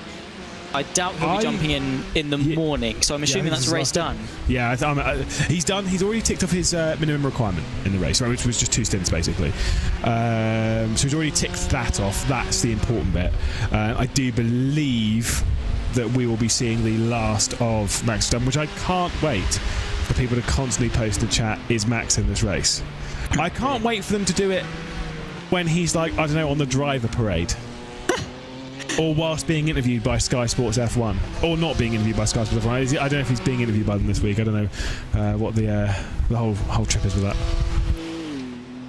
To be fair, probably wouldn't. But the thing is it satire? Is it ironic, or is it genuinely serious? Because there's been the meme with Vince and other people obviously doing it a lot just for the fun of it. But I think there have been a couple of people with the genuine "is Max in this?" Did that start with Jimmy Broadbent, didn't it? With the Le Mans race once, was it not? I think maybe. I mean, it definitely sounds like a thing that Jimmy would do. I actually don't know how he's getting on in this race. I think he's a few splits down. Obviously driving for DHR, Doug Henson Racing. I know someone who's a Doug Henson Racing driver. Do you? Yeah. Is it Jimmy Broadbent? No, oh, is it you? Yeah, I used to drive Doug Henson Racing, and also Lars Brugman, who's also in this race somewhere in the 24 hours of the Nürburgring. Stephen Bailey's in it, so in a sense that DHR team that ran out of fuel at Sebring, not me, that contended with Nikodem Wisniewski and Kuba Brzezinski for the championship in the Virtual Endurance Season 8. We were all a part of this race to some degree. Two of them as drivers, one of them as retired from driving because he can't be bothered. Wow, that's full circle. Is it can't be bothered, or is it skill issue, or is it you can't be bothered to keep up with being skillful? Is what's the? To be fair, it probably is the last bit. Like it's hard work doing laps and stuff. When I did the race around here in 2018, with the land event that I was talking about on Race Room, when I did that in 2018, I did a whopping 4 laps of practice for it, which was really funny because I was the driver who cost our team the race lead. But we're not going to talk about that. No, we won't. For obvious reasons, purely because we like cherry picking information that supports the fact you are the best driver in sim racing. So it's fine. We'll gloss over that. But it's right. I mean, there's a lot of preparation that goes into being successful. I think that definitely goes without saying. I think it was Ewan that was talking about it earlier as well. In some capacity, it can become a full-time job. Like to be successful, to do the practice, to run in. As there we go, Max Verstappen does come into the pit lane, so be interesting to see who he hands the car off to. And I don't think we'll be seeing him once again in this race. So cue the comments of is Max in this race once again. He was, and now he no longer will be as soon as he pulls into that pit box, gets out of his car, and lets his teammate go on for another bit. I know Vince will instantly jump on that. That's fine. Dara asked me in our little commentary chat, did I crash there too? About the Sebring thing. I didn't crash at Sebring. I ran out of fuel at Sebring. Now the difference was that was on R Factor 2, where as Max Verstappen does indeed jump out of the car, Chris Lullum jumps back in. Silly Lully behind the wheel. On RF2, if you run out of fuel, you don't get a tow. You're just out of the race. We may or may not have had a 2-lap lead at that point. Bozzles. And also, can I just say, I was driving really well. I would say that in that entire season, that is the best that I'd ever driven. The way I was cutting through traffic, I was in the rhythm, blah, blah, blah, blah, blah.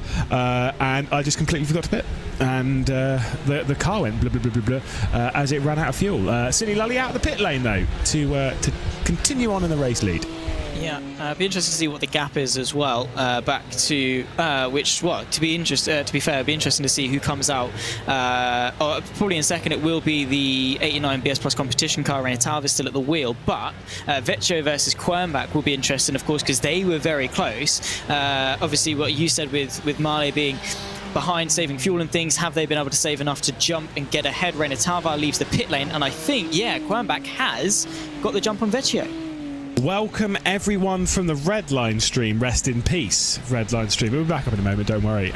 But we will do our best to just follow the races as normal. But hello, welcome along. Obviously, Redline continuing to lead the way in the GT3 category. Here is a Redline car, which is the other one, as we take a look at what else is going on in the categories. Obviously down in GT4, Sven Haase, 3rd position at the moment, trying to fend his way past for 2nd position in the GT4s. Yeah, this has been a battle that's been going on for, quite some time, actually. It was a 3-way fight between these two, Dragger Racing, Virtual Coach by .gg, and then, of course, it was Lucas Miller in the Door Esports car. He's dropped back about 1.5 seconds, so it has sort of turned itself into a 2-horse race here for P2. Again, still, it's Apex Racing Team out in front for the GT4s by, 33 seconds, so not going to be under too much contention for quite some time, I wouldn't imagine. But Aaron Vasquez has definitely had had a very strong wind of pace. I mean, what is that, about 20 minutes ago he was P3 in this train. He's now been able to get ahead of Sven Haase and lead it. Of course, yeah, they've been doing, this is their third lap of this stint, so not too long ago, well, I say not too long ago, about 25 minutes ago they were into the pit lane, which to be fair works as to when this was a 3-car train and Vasquez was behind Miller, but definitely with some strong pace to get in front of this train. But the good thing for Sven Haase is, I don't know if it's a comfortable follow, but it's a follow nonetheless that, like you said earlier, is going to allow him to save fuel and chill out a little bit behind him in the slipstream and not have to worry about having a car behind him. Indeed. Can I just clarify, to go back to my conversation on best tracks? I know I chucked Road Atlanta into there, but I will just drop in that Will Chadwick rejoined this TeamSpeak just to send me a message that said Road Atlanta is rubbish. Oh, he I know why. Immediately left the TeamSpeak. Is there a story behind this? His obviously when he left Team Fordzilla and he went to Altus Esports, his first race was in, I think it was F4s at Road Atlanta. And he crashed into his teammate to cost them. I think it was either a race win or it was a podium. But nonetheless, on his debut for Altus, he crashed into a teammate. It was at the bottom of the S's, and I've not let him live it down. No, that is pretty funny. That is pretty funny. I will say 10 out of 10 there realistically for old Chadders. He's not behind the wheel at the moment. It is Luca Alpert behind the wheel of that. Whilst we're here, and obviously we are fairly quickly approaching the halfway point of the race, I'll give you a little cheeky rundown in the order, of course, in the GT3 category. I'm pretty sure they've all completed their most recent pit stops. It is going to be Silly Lully leading the way. Obviously, BMW M Team Redline at the moment at top. The two BMW M Team cars, even though they're not teammates, running first and second. M Team Redline obviously up there in first position. BMW M Team BS Competition running in second. Rainer Talvar behind the wheel, being caught just a touch. Marla Racing really closing in at the moment. Felix Quernbach, and I will say not too far behind is Gianni Vecchio as well. So we're going to have a three-way tussle here for second position, rather, second, third and fourth. Obviously you've got the Falcon Sim Racing team, the Audi R8 in fifth position, Dur Esports in sixth, with Williams Esports still continuing on the lead lap at the moment, running in seventh position. VRS Commander still one lap down after their earlier issues with Williams Esports Chill Blast. Are they still in the race? Surely not. I think they might well have... oh no, they're still going around. Vasilios Belesiotis driving behind the wheel, and of course retirement from the Apex Racing team and Grid and Go Esports. I'll be pretty quick with the other categories because we want to keep up with this fight. In the 992s, it is Sherritt Esports Blue running at the moment in the race lead, nearly 2 minutes clear of Altus Esports at the moment in second position. Valkyrie, Visceral and Carlar round out the top five with Effect Simulations, and then Garicki Motorsports, who had a couple of issues with some of the GR86 a little bit earlier on. Pro Sport Sim Racing and Visceral, your runners in the 992 category. SimCity Racing out of the race, unfortunately. Obviously now focusing on the GT4 category, where it's the Apex Racing team leading by 30 seconds. The battle for second place, seeing Drago Racing, Virtual Coach, Grid and Go and Dur Esports all battling over that second position, but slight separations within that grouping at the moment. Team 75, Bernard by SimRC, the highest placed. Porsche at the moment running in fifth. Suntech Racing, there was Cooking Racing Adventures, then we've got Frozen Speed by Grid and Go. Simi 5 dropping down the order in that battle with Drago Racing at the moment, and Williams Esports. Community obviously running in 11th is Academy. Drago Racing unfortunately out of the race with their second car. On to TCRs and Impulse leading by 30 seconds. Team Huysingfeld, best delivery on the grid by the way, running in second spot. Third place at the moment for the Obsidian team, who have been up there towards the front, especially in the hands of Gar Valero a little bit earlier on. If you can squint enough, you can see Widskins Racing intoxicated by iTelemetry. Breaking our overlay, fantastic news. SimCity Racing a lap down, then the Sim Racing Grid Phoenix car, Carlar, Impulse and the Orc Racing cars out of the race, representing the 78 in the worst possible way possible.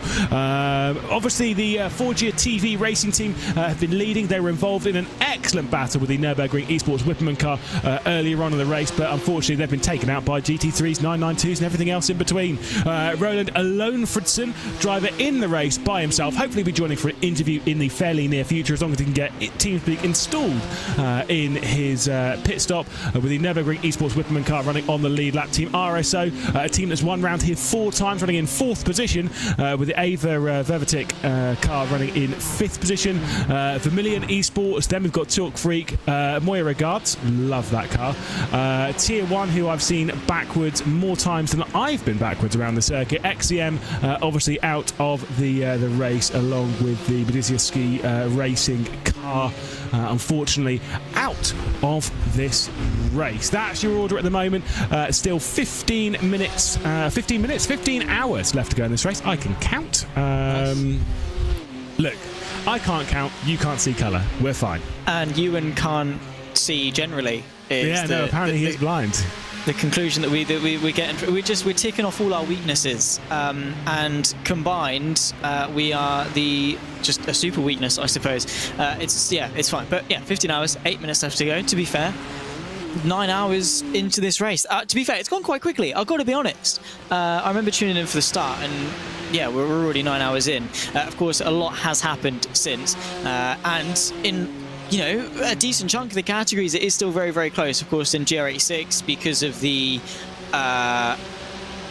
thing that happened very early on, it's now very much a one-horse race. But hopefully we can talk to Roland Alfredson a little bit, soon actually, because apparently he's going to be coming into the pit lane soon, we've been told by the YouTube chat, so that would be great. And of course in GT3 we've got a 3-way fight for second, so well, I mean, considering it's 11:15 in the UK and we're 9 hours into a 24-hour race, the action's actually pretty decent. Yeah, it's not bad. Like you say, this little 3-way fight that we've got towards the top end of the GT3 category, just about 20-odd seconds behind Chris Lulham at the moment, who leads the field. Obviously, BMW and Team BS Competition, Marla Racing and Team Redline running 2nd, 3rd and 4th at present in this race. Rainer Talbar behind the wheel of the BS Competition car, Felix Quernbach behind the wheel of Marla Racing, and Gianni Vecchio behind the wheel of Team Redline's 21 car. Of course, that car running in 2nd and 3rd. They are teammates, and so we'll probably work together for the Zebras. I hate saying zebra. It's zebra. I'm sorry, but it doesn't sound as good. It doesn't flow as well, no. For the dramatic emphasis, it definitely does pay to say zebras, I guess. I don't know. But yeah, the herd is, well, it's not really a herd, it's a duo, a couple of zebras running very nicely in 2 and 3. So how many is a herd? More than 3 or 4, surely. Well, we need. I want people's guesses in chat. How many zebras does it take for it to be a herd? We are dealing with the important topics here, and as we head into the late night, give us Roland Alfredson, Cam. Whilst there's a 3-way fight going on for second, I think there might need to be some picture-in-picture applied for that one. Can't take our eyes off this. You never know what's going to happen. They might navigate traffic poorly, and then big drama. It would be the first time we've seen this evening where we've seen drama bestow upon the GT3 category. There you go. He's all alone. If you're unaware, if you've been joining us from the Redline stream, which I know is back up, before you jump over there, very quickly, this driver is doing the race by himself. All 24 hours, just the one dude. Now you can go. Good day, sir. Have fun.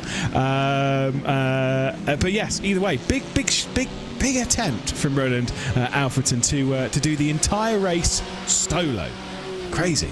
I heavily respect that. It's very. Who was it that did it recently? Was it Luke Whitehead that did it recently? A 24-hour Nürburgring race. It was the very first Nürburgring race, Nürburgring 24-hour race on Assetto Corsa Competizione, and he did the entire race by himself. He finished in 3rd in class. I think so. Yeah, it was something like that, which is remarkable. And well, Roland Alfredson is on course to do P2 if he's able to keep up this pace. Of course, the attrition eventually. I mean, he's already come in and said that he's struggling, which is understandable. I can barely hack 2.5 hours in a car, let alone 9. Yeah, I mean, look, for me, I've always said behind the wheel, 2 hours is kind of like the cut-off for solid driving. there are drivers these days that will get up to 4 of like, and by solid driving I mean on the limit driving. Once you start passing 2, that's where it's like, yeesh. Some drivers can get up to 4. It's why I still maintain the most impressive stint that I've seen in an iRacing special event, right, is it was Go Van. Was it Go Vankini? Yeah, it would have been, wouldn't it? Yeah, Go Vankini back in because it was that impressive I completely forgot. It was Go Vankini back in the 2022 Daytona 24-hour iRacing, as he did the opening 10 hours and 15 minutes and was involved in the lead battle in doing so. Very, very impressive. I mean, the focus and the concentration it takes to compete at a front level for that long is remarkable. And typically we see driver changes 2-3 hours max. I mean, we typically see drivers do a double stint and then swap. So for 10 hours, that is. And at Daytona as well, obviously when in the lead fight with slipstream and things, everything being quite close, obviously 24-hour race, multi-class, a shorter circuit than the Nürburgring, so the traffic going to be a lot more dense, a lot more to focus on. That I mean, not only the physical side of things with like force feedback and whatever, wearing you down and wrists and forearms and things like that, that's fine. That's a different thing. It's more the mental attrition that will get you. And for 10 hours, just being sat effectively stationary is a lot. Yeah, indeed. I mean, like I say, it's brutal to be able to tick it off at the best times. But like I say, I can't remember. I'm trying to think what my longest stint was behind the wheel. I'm pretty sure it's like 6.5, 7 hours, which was not fun because it was in the 24 hours of Spa, but it was in this Virtual Endurance Championship I said about 24 hours of Spa. We actually had LMP1s in this. It wasn't just GT3 racing. We had LMP1s, LMP2s, and GTEs. And I just distinctly remember it raining constantly, which was just really tricky to deal with when you're absolutely exhausted, dealing with a 6.5 hour stint, waiting for your teammates to wake up. And I just remember going around thinking, wow, I'm not about this. And thus, that is genuinely, that one season is the only season of endurance racing that I've ever done. And I can tell you right now, it is the only series of endurance racing I will ever do. No, I can understand that. I've done one endurance race, and I don't even think you can call it that. Purely because it was a 6 hours at Le Mans. It was me and Tenek Rodrigo, because it was just after we did the Rocket Racing Stars Formula 4 Esports Competition UK. Oh, it's close. It's not. No, accurate, the Rocket Racing. No, hang on. The Rocket Racing Star Formula 4 Esports Competition UK. There we go. That's what I said. Anyway, we'd just come off the back of that, and we were like, we'll keep the band together. Him, Dylan Warren and Nathan Clifford done the Spa 24 as well, a couple months later and stuff. But the one I did was a 6 hour Le Mans with Tenek, and basically we started the car, we didn't have a setup on, we done no practice, we were in the Ferrari, which at the time wasn't the best car in GT3, definitely not compared to, say, the Porsche or the BMW or whatever. And I crashed lap 1 going into the first Mulsanne chicane. I rolled back onto the track and I took out half of the GT3 field with me.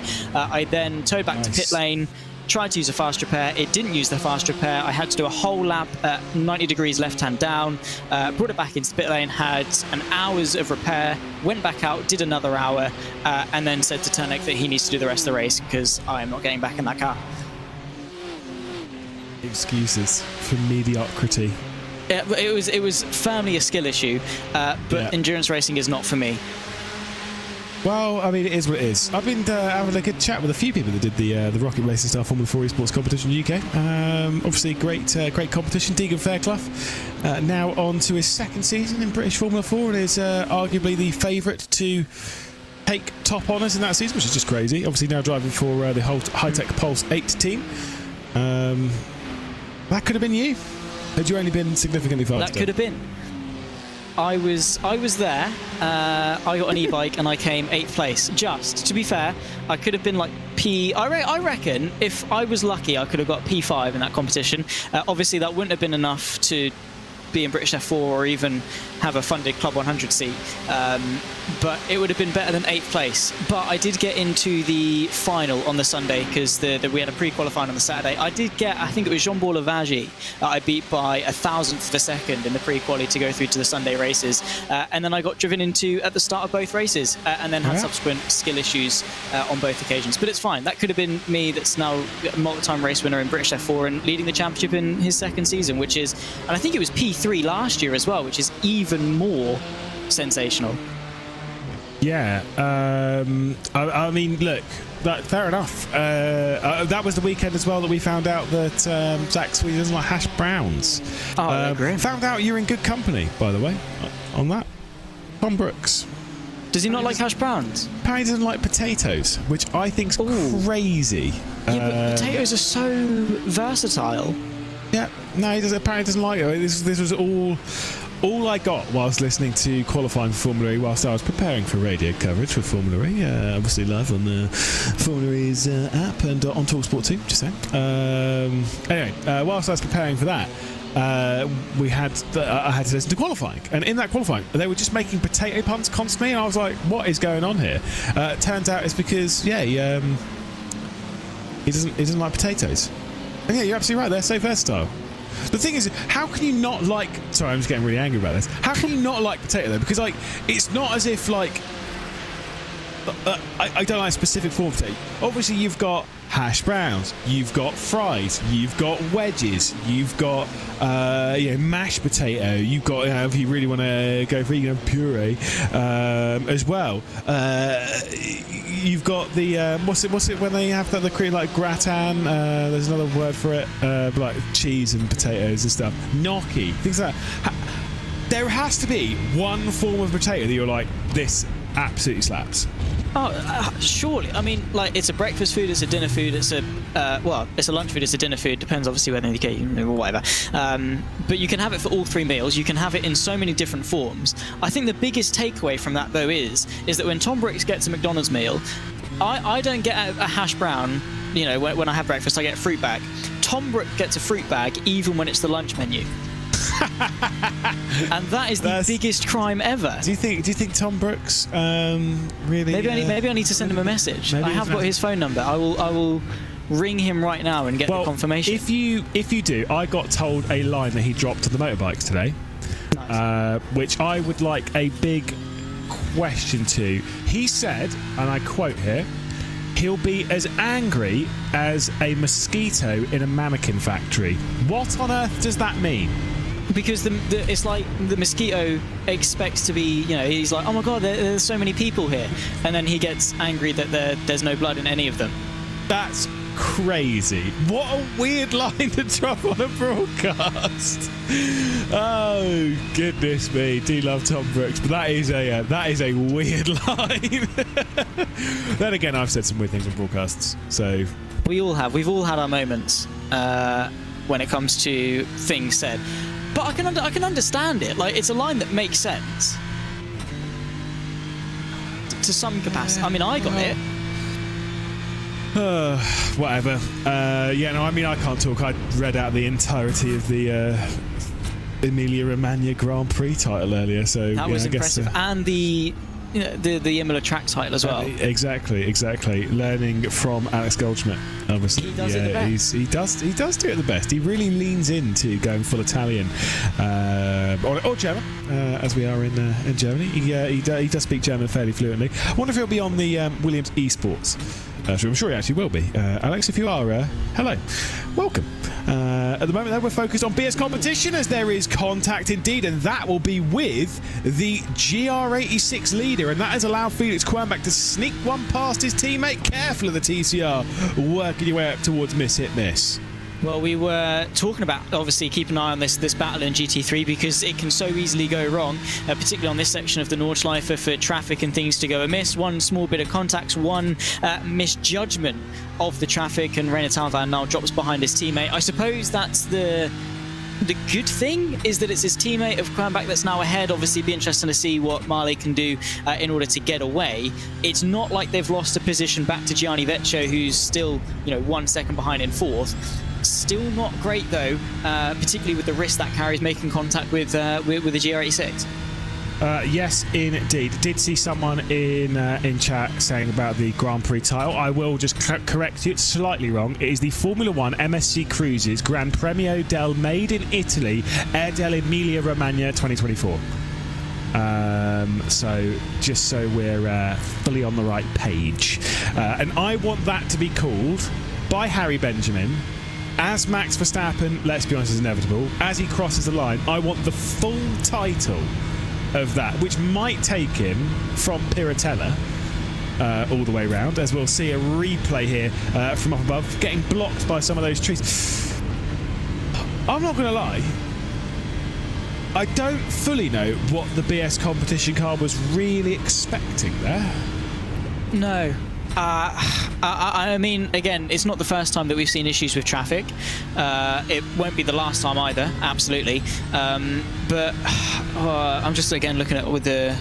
yeah, I mean, you put your foot down on the exit, fully knowing the GT3 has a much better pull than the GR86, and then you find the rear end of it. I mean, yeah, I don't see anything that the GR86 leader did wrong there. Yeah, indeed. I don't know, it's just really, really bizarre decision. Miscommunication maybe, but even then it wasn't like there was anything different with the body language that was being shown or anything like that from the 13. I mean, yeah, I think that's just Tava having a bit of a moment. Yeah, I don't know, it's weird. Yeah, I don't really see too many issues coming from Reina Talva, but that certainly was one of them. Thankfully getting away with it. Obviously, it's very easy for that to go slightly awry. I do feel bad for the GR86s. I think this has been the main problem with this race, right? And it's not pointing fingers or whatever. I feel the pace differential between the GT3s and the GR86s is just slightly too large. Which I know what people are going to say. Instantly, people are going to be like, "Oh, but they race with even large pace disparities in real life." And that's because the people that drive in real life are either generally very, very good, or their life is on the line. There's consequence. So there's some very serious consequence to getting it wrong. Meanwhile, in the sim, less consequence, which means that people do silly things. That instant there, actually, touche. Let me pump the brakes now. I was about to say that instant there doesn't happen in real life. That instant there doesn't happen as much in real life. It's just kind of one of those things like, yeah, it's... For me, the GR86 is maybe a little bit too slow. Obviously, we've had MX-5s and stuff for this race as well, so fair enough. But it's just, I don't know, that pace disparity is a little bit too large. Then again as well, I do remember doing a certain race at Zolder when we were in an HPD and there were things like the Mustang out on grid, which to say that Mustang was significantly slower would be an understatement. Was it dreadful? Like, I wasn't... I think we were... I'm pretty sure, because there's a few drivers in this grid that were in that race as well, like Lulham, who I think might have, I can't remember if Lulham was in an HPD or in the Mustang. I think I want to say he was in the Mustang, but I actually think he was in the HPD with us. The pace differential, bear in mind Zolder's not a big track. I think the pace differential might have been like 40 to 50 seconds a lap. Wow. As in 4050, not 14 to 15. At Zolder? 40 to 50 seconds a lap. Yeah. That was a crazy race. Juna binned it, Cam binned it. I actually didn't bin it, actually. I did very well, despite having my wheel and pedals not calibrated at one point. Dan also binned it. I think Cam used 2 of our fast repairs. Can you believe it? Cam, the actual semi-pro sim racer, Cam Roger. Comrade Modger, yeah, exactly. I'm going on a golf trip with him on Monday. Wow, you need to bring that up. Must be fuming. And Dan Cudd as well. He does. What does he do in real life as well? He does some good stuff. Well, I know he's the engineer for High Tech, but he does some racing as well. He does indeed. He's racing C1s this weekend at Croft, as well as racing the Northern Sports Saloon Car Championship every now and then, whenever he can be bothered, and C1s whenever he can be bothered, to be perfectly honest. Although that said, I think his dad might have absolutely blown the engine, probably big time. So I'm not sure how much racing they'll be doing in the Northern Sports Saloon Car Championship this year. But of course, as you rightly alluded to, he is also one of the engineers for Reza Sawarathan in the British Formula 4 Championship, as well as Primo Get Me Free Pass into British Touring Car Boy. So just looking that one out there. Nice, just dropping it in. He also done my seatbelts up at the Sims. Nice. He was like, I wouldn't do this for anyone else. It's just because he done them up for me. He got me a nice seat pad because obviously I needed one. You were short. Not the shortest person there. I was not. Tenor Rodrigo most definitely was, unless you're talking about Ewan. No. I'm thinking more of what was her name? She needed like 4 cushions. Oh my god, I can't remember what her name Charlotte. was. Yeah. Charlotte Bell. Charlotte Bell. Bless her. I think she was one of the ones that did the qualifiers on controller as well. I'm not entirely sure. But she did very well considering, because it's a big jump. Obviously to go from sort of, a controller to big gear that we had, obviously motion and force feedback and, low tail pedals and things like that. I mean, it's a big adjustment. She did all right. She did absolutely fine. She's absolutely fine. And that obviously we are once again alluding back to the Rocket Racing Star Formula 4 Esports Competition UK, which I've been having a good few conversations about in the fairly recent past, but obviously sim racing might hear more about that in the near future. No comment. Moving on. Indeed, TCR's coming into the pit lane, Norbert Leitner behind the wheel of the Impulse racing car now, as I think Obsidian also into the pit lane, so we're at that point with TCRs where they box. If you were in one of the 5 classes, which one would it be? Let me know. Oh, I've always found that they're far too soft to drive. I mean, with the MX-5s, they're still quite stiff on the suspension, but at the very least for the base setup, the GR86, I just found it rolls far too much, and I just can't drive it. TCRs, I don't really like front-wheel drive cars. I say I don't really like, I can't drive them. That's a loose term, I can't drive much. Probably be the GT4. I've got it because the Porsche 992, my experience in Porsches, as much as they sound great, look great, and are great, I can't drive them. Probably would have to be a very stable GT4. I don't know. No, you know which one I'd be in. I don't. What, GT3? Well, okay, right. So there's one of 2 things that I'd be in. And it depends on my methodology. Number 1, it would be a TCR, because I'm a better touring car driver than I am anything else. As in, I'm not. That's to clarify. I'm not saying I'm better than anyone else in a touring car. I'm saying that my pace comparatively to the other is slightly stronger in a touring car than it is in any of the other categories we've got. However, I would, generally speaking, be in a GT3 above all else, and it is not a skill thing. I've always said this time and time again that I maintain that the easiest position to be in as a driver is the lapping car, because in that scenario you have all of the control, right? When you're brand new to sim racing and you jump in, and again, this is slightly counterintuitive, just follow my logic here. If you're brand new to sim racing, and let's say, for example, you take a GT4 round here, well, you've got to now overtake people and be overtaken at points. And understanding the very, very significant difference in what to do in both is tremendously difficult. At which point, then, you would say, maybe you should be in the GR86. Let's see how many GR86s we've seen be absolutely binned off the racetrack thus far today. Not really a nice time to jump into sim racing when all you're having is being thundered off straight down the escape road into Narnia. And thus, that leaves you with one other class, which is whatever the top class is, where you then have the control as to how to do the moves. You can do it in your own time. Yes, there will be mistakes. Fair enough. But at least you have the control over it. You're not at the mercy of anyone else. If something goes wrong, you can 9 times out of 10 blame yourself, which is a good thing. Not necessarily, when it goes wrong, it is your fault. Maybe not a good thing, but at least you won't have the frustration. Again, most of the time of someone binning you off and being frustrated that you're a GR86 that have just been absolutely murdered by a GT3. But what also pays well is eventually to just do all of them, because to become a better GT3 driver, it would pay well to be, say, in a TCR or a GR86. To be a better GR86 or a TCR driver, it would pay well to be in a 992 or a GT3, because you get to put yourself in their shoes, give yourself a bit of their perspective, and it sort of allows you to think what they're thinking and put yourself in their shoes and do what you would hope to have done to you if you were the faster car or even the slower car.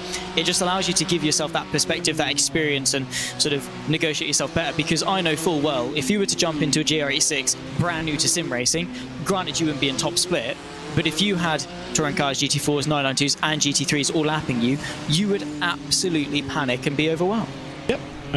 Too right. Alternatively, you could just not do the race. Oh, that's easy. Yeah, you could just come watch it on iRacing or RaceSpot or Redline, where 6.3k people have already run back off to. Or Williams, that's true. That is true. Got to give a shout out to the load that are watching the Williams stream. Max is no longer in the car, has departed, and I believe will not be back in behind the wheel, as we're seeing Alex Arana behind the wheel of the Sontec car at the moment, having a little bit of a fight with Woodsy. Lewis Woods behind the wheel of the Was Cooking Racing Adventures car. Obviously, one of the Porsches that we've got in GT4. BMW seems to be the car to pick, but at the moment, the meme machine behind the wheel of that Sontec car. We know the Sontec as a team, when it comes to special events, have done very well. Of course, they did win the Coach Dave Academy 8 Hours of Fuji last year in a broadcast which was 90% golf talk, to be perfectly honest, between me and Arjuna. Sorry. That's pretty much all you and Arjuna talk about most of the time, is it not? Just golf. Oh, it is the PGA Championship at the moment. Obviously, seeing if Rory McIlroy can finally get back. He's not going to. That's fine. Well, I don't know anything about golf apart from what I've learned from playing it on the Nintendo Switch and the Wii, to be honest, which, to be fair, is very fun. But I need to get VR golf to life, mate. Yeah, but that's like 400 quid for a VR headset, and then again, so you get. I've spent more than that since turning 18 on other things, so that's fine. But what yes, things? Inked up. Yeah. So maybe, because you can do a lot more than just golf on a VR headset. I like the is it Tarkov videos and stuff with the VR shooting and things. That seems like fun. So maybe you and Arjuna have to show me the road to VR golf one day. Exactly. I mean, I do love playing a bit of VR golf. Just easy to jump down, smash the ball around, stick in a score 10 under par, and bail on to the next one. Obviously, just keeping an eye on this. Meme Machine, obviously, the one that I'm alluding to is the Was Cooking Racing Adventures. Because, I mean, a team name like that, with the livery that they've got on, and how they approach sim racing, it is a bit memey. But Lewis Woods, who I've raced with quite a few times in the old oval racing scene, actually, we've done a fair amount of that. He'd normally put a move like that on me, just drive past me as if I wasn't even there. Off he goes and up into the distance, moving up the spot there into 6th position on Alex Arana. That was pretty easy. Not too much sense to fight that from Arana's perspective, I don't think. I mean, the pace was... we'll see now, obviously, as the Porsche's ahead, but it definitely seems as Lewis Woods has got the pace, and if you're going to have a hard battle, you don't want it to be still with just under 15 hours to go in the middle of the Nordschleife, particularly into that particular corner. It's better just to let them go, which I think is a lesson a lot of people could learn from earlier on in this race in regards to how hard to battle a battle, because things can go drastically wrong. But yeah, that was Lewis Woods basically just putting his foot down, being brave, going around the outside and putting the trust in Alex Arana, which was very nice. So Was Cooking, I mean, to be fair, even though they are the meme team, they have got some great success. They've got a couple of wins when it comes to VSO Infinity, other championships as well. My favourite thing about them, though, has to be their social media. Their posts are just great. Yeah, no, they do have a good time when it comes to cooking around the Nürburgring and on social media as well. Like I say, it's good vibes in the Was Cooking Racing Adventures. Seen them do some solid stuff, be it here or in VCO Infinity. Back up to the fight for 2nd position, and that BMW M4 sat off the rear of it, trying to jump its way back in. That is Team Redline. George Morgan called us a BMW M3 yesterday. Can you believe that? Really? Yeah, he did.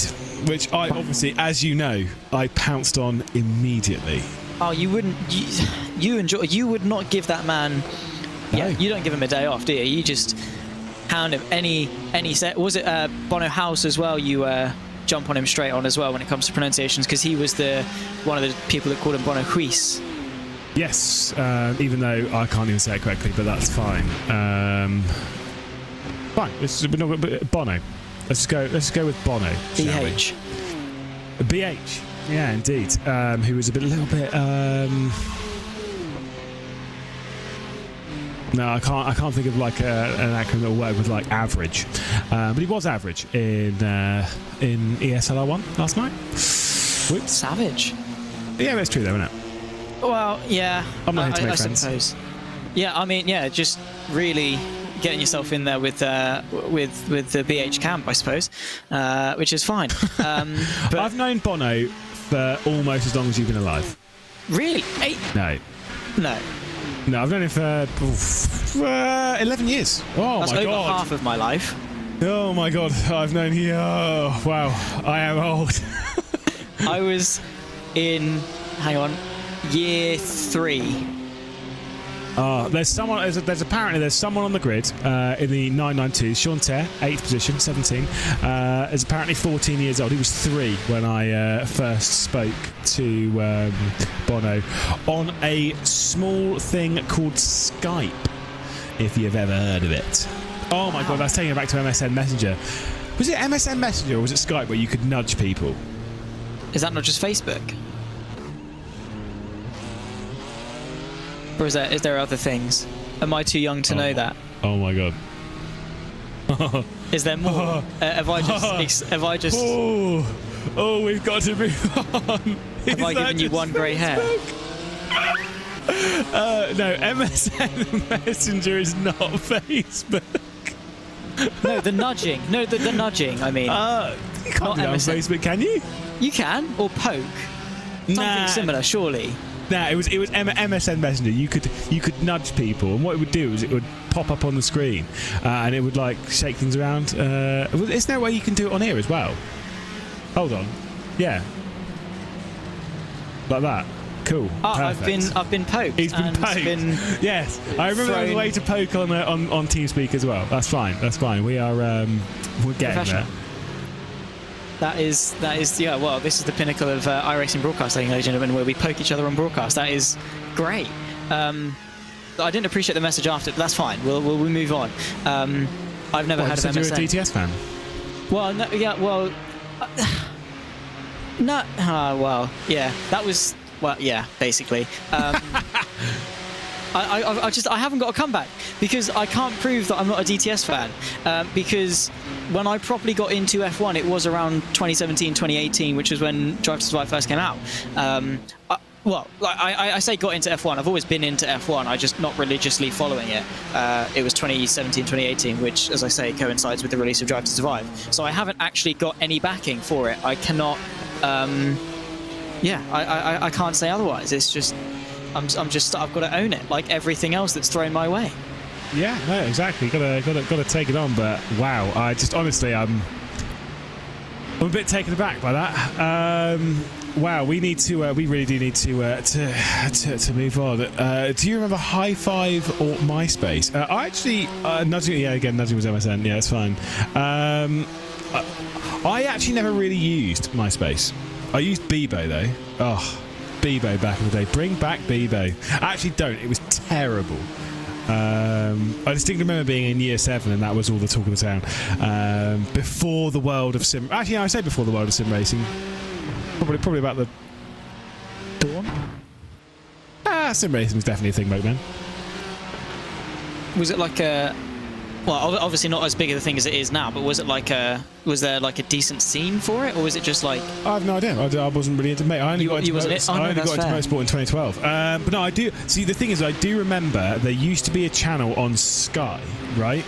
I think it was like xleague.tv or something like that. And it was a channel with games on it, right? And I remember because they had like World in Conflict and things like that. World in Conflict was a great game. But there was also races on Forza on there.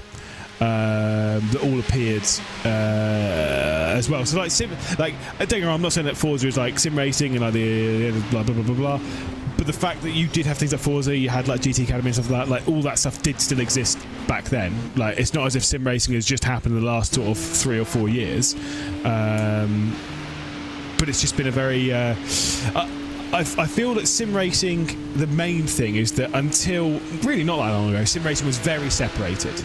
Right, we were all kind of all over the place, but then I'd say even it started getting a little bit close about 10 years ago, and then obviously post-COVID, sim racing has become one proper community rather than lots of different little things doing their own thing.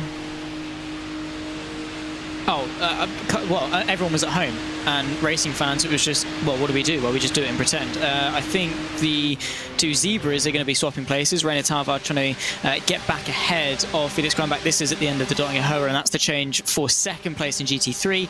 Of course, it was Kronbach that was able to get ahead of Talvar after the nudge that Talvar gave to the GR86 leader, and they have just swapped back, so Talvar back in front. And I think the two BS cars working really, really well together and showcasing how much it does pay to have, to work together, because they've been able to pull out over 2 seconds ahead of the 21 Team Redline car.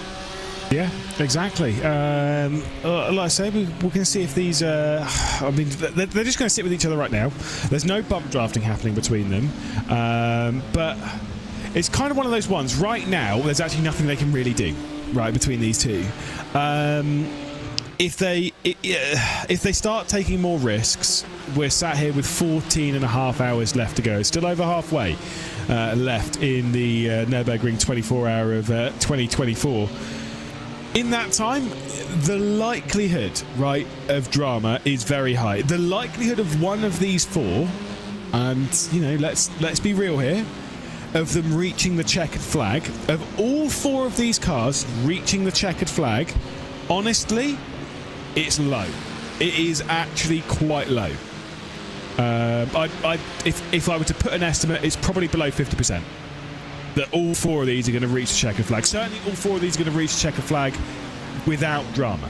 It's exceptionally low, because this circuit, it just delivers drama. Whether that's in a solo incident, whether it's in traffic management. I mean, look, you're not that far away from that. Whether it's within just the confines of the simulator deciding that actually today's not your day. There are so many things that can go wrong, and you are at the mercy of so many. I mean, like you said, there are so many things that can go wrong that are your fault. You can drop it, you can, be at fault for an incident or with traffic or whatever. There are so many things you can do that will put you out the race. But again, your PC could turn off. There could be internet issues. Your steering wheel could unplug. It could uncalibrate itself. That's happened to me a number of times, or I've gone into a corner and just straight lined it because the steering wheel's just decided it doesn't want to work. And there's a lot of time for that thing to go wrong. I mean, 20-minute sprint race or whatever, there's less opportunity for things to go wrong. But when you extrapolate that over hours upon hours and so many different drivers as well, you are sharing that possibility and, of course, increasing the chances of something going wrong. I mean, the chance of all four of these cars getting to checker flag is, there's a decent chance of it. I think the question comes, do they reach the checker flag inside the top four? That probably isn't going to happen. Yeah, indeed. I mean, look, like I say, there is always going to be drama in these races, but alas, that's how it goes. It's just sometimes you got to deal with it. I think that's part of the fun, isn't it? The not knowing. If we knew right now, and even if the drivers knew right now that we'd be rolling our way through to the checker flag in this order, everyone would be like, what's the point? It's too predictable. There's no uncertainty, there's no suspense, there's no tension. It's just, it's like with F1. Max Verstappen's going to win, so how many people switch off after lap one? Yeah. Me. It's how it goes. That uncertainty, that tension. Granted, you hate it when you're on the receiving end of it, but on the flip side, you've also had countless other opportunities where I had it in the Rocket Racing Star Formula 4 Esports Competition UK at the first round at Silverstone, where I was in P4. I was in P5, chasing P4, and Kai Bikini, who was in P3, disconnected. And instantly, I was in a fight for a podium. And that completely changed the dynamic of the race for me. Yeah, I mean, and then you end up getting through into the final, and then getting through into the final of the final, and then Ewan O'Leary appeared out of nowhere. I'm going to blame Ewan.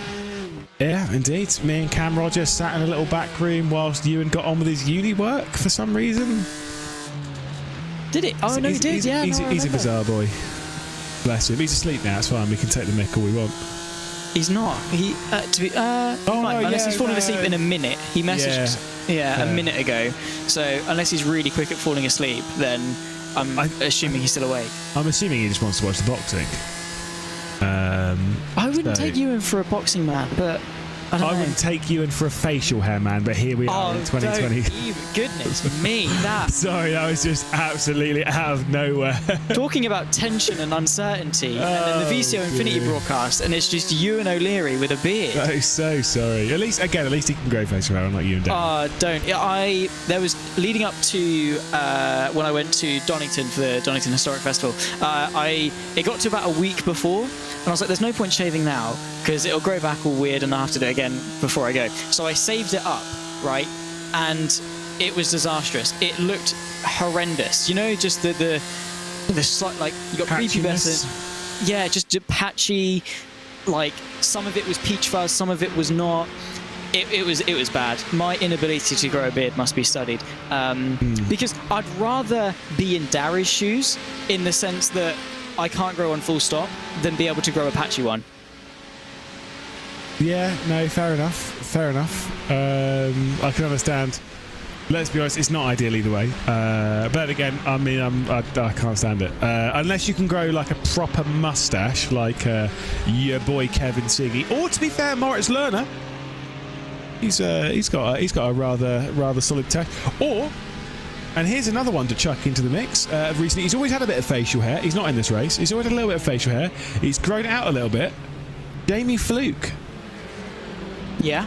He's got quite a beard going on now. It suits him. He's looking good, I think. Yeah, he's doing well. As it just continues to just progressively. I wonder if he'll keep it. Of course, Siggy with his mustache and things like that, people just become renowned for their facial hair, like Mansell and his mustache and things.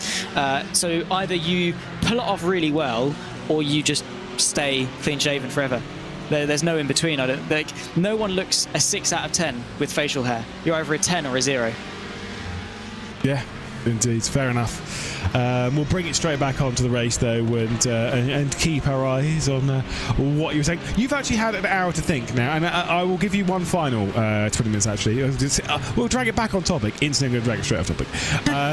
I'm going to give you an extra 20 minutes to think. I want you, Zach Sweeney, to give me a list of your top 5 circuits in the world before we end. In order, or just the 5? I'll allow just the 5. Okay. And the same goes for people watching. If you do have at least what is the best circuit on planet Earth, and I am not talking just about racing, I'm talking about the best circuit that you enjoy in flow, the raceability, whatever your attribute is for it. Like, what is your best? Do you actually know your 5? I could probably give you a confident 3. Okay, let's go with the confident 3. I'm going to go with Spa. I know it's ridiculously overused in sim racing. It's everywhere and very much is oversaturated, but you cannot take away from the fact that it is an amazing circuit that drives really well. It was also the one that I was best at compared to my mates on GT Sport and would absolutely batter them at by about 3/4 of a second lap, so that obviously really helped. So I love Spa in that sense. I'm going to go with Donington because I like the flow of Donington. Obviously, being there the other week as well, you really capture the undulation and things, and that was really cool. So I like Donington for the flow. And to be fair, yeah, it's just a fun lap to hot lap. I was doing it in an M3, one of the older ones, I think the E30 or something, which was honestly some of the most fun I've had on a sim. Number 3, see, I've always put Silverstone up there, but the more I've commentated on it, the more I've sort of leaned off the fact that it's a nice circuit, but it's got no, I don't know, it's obviously got Maggots and Beckett's and Chapel and things, but it's just flat. The racing isn't great. It hot laps well, kind of, sometimes, but yeah, it's a bit mid. So, well, I've got Spa, I've got Donny. I don't know, actually. This is what you got 20 minutes. You got 20 minutes to think. I've got 3 more to fill. Baja 1000, Nürburgring 24, Bathurst, Cadwell Park. Okay, I can Cadwell's agree. A shout. Cadwell's a great shout. It's such an underrated track. The only problem with it, right, is unlike quite a lot of the other circuits, like say for example like a Bathurst or a Hero or whatever, you're actually really limited with the kind of car you can take around Cadwell because it's too narrow. And also Cadwell's damn fast for a circuit. Is disliking Monza an unpopular opinion? No, I can't stand Monza. I don't like Monza as much as people like Monza.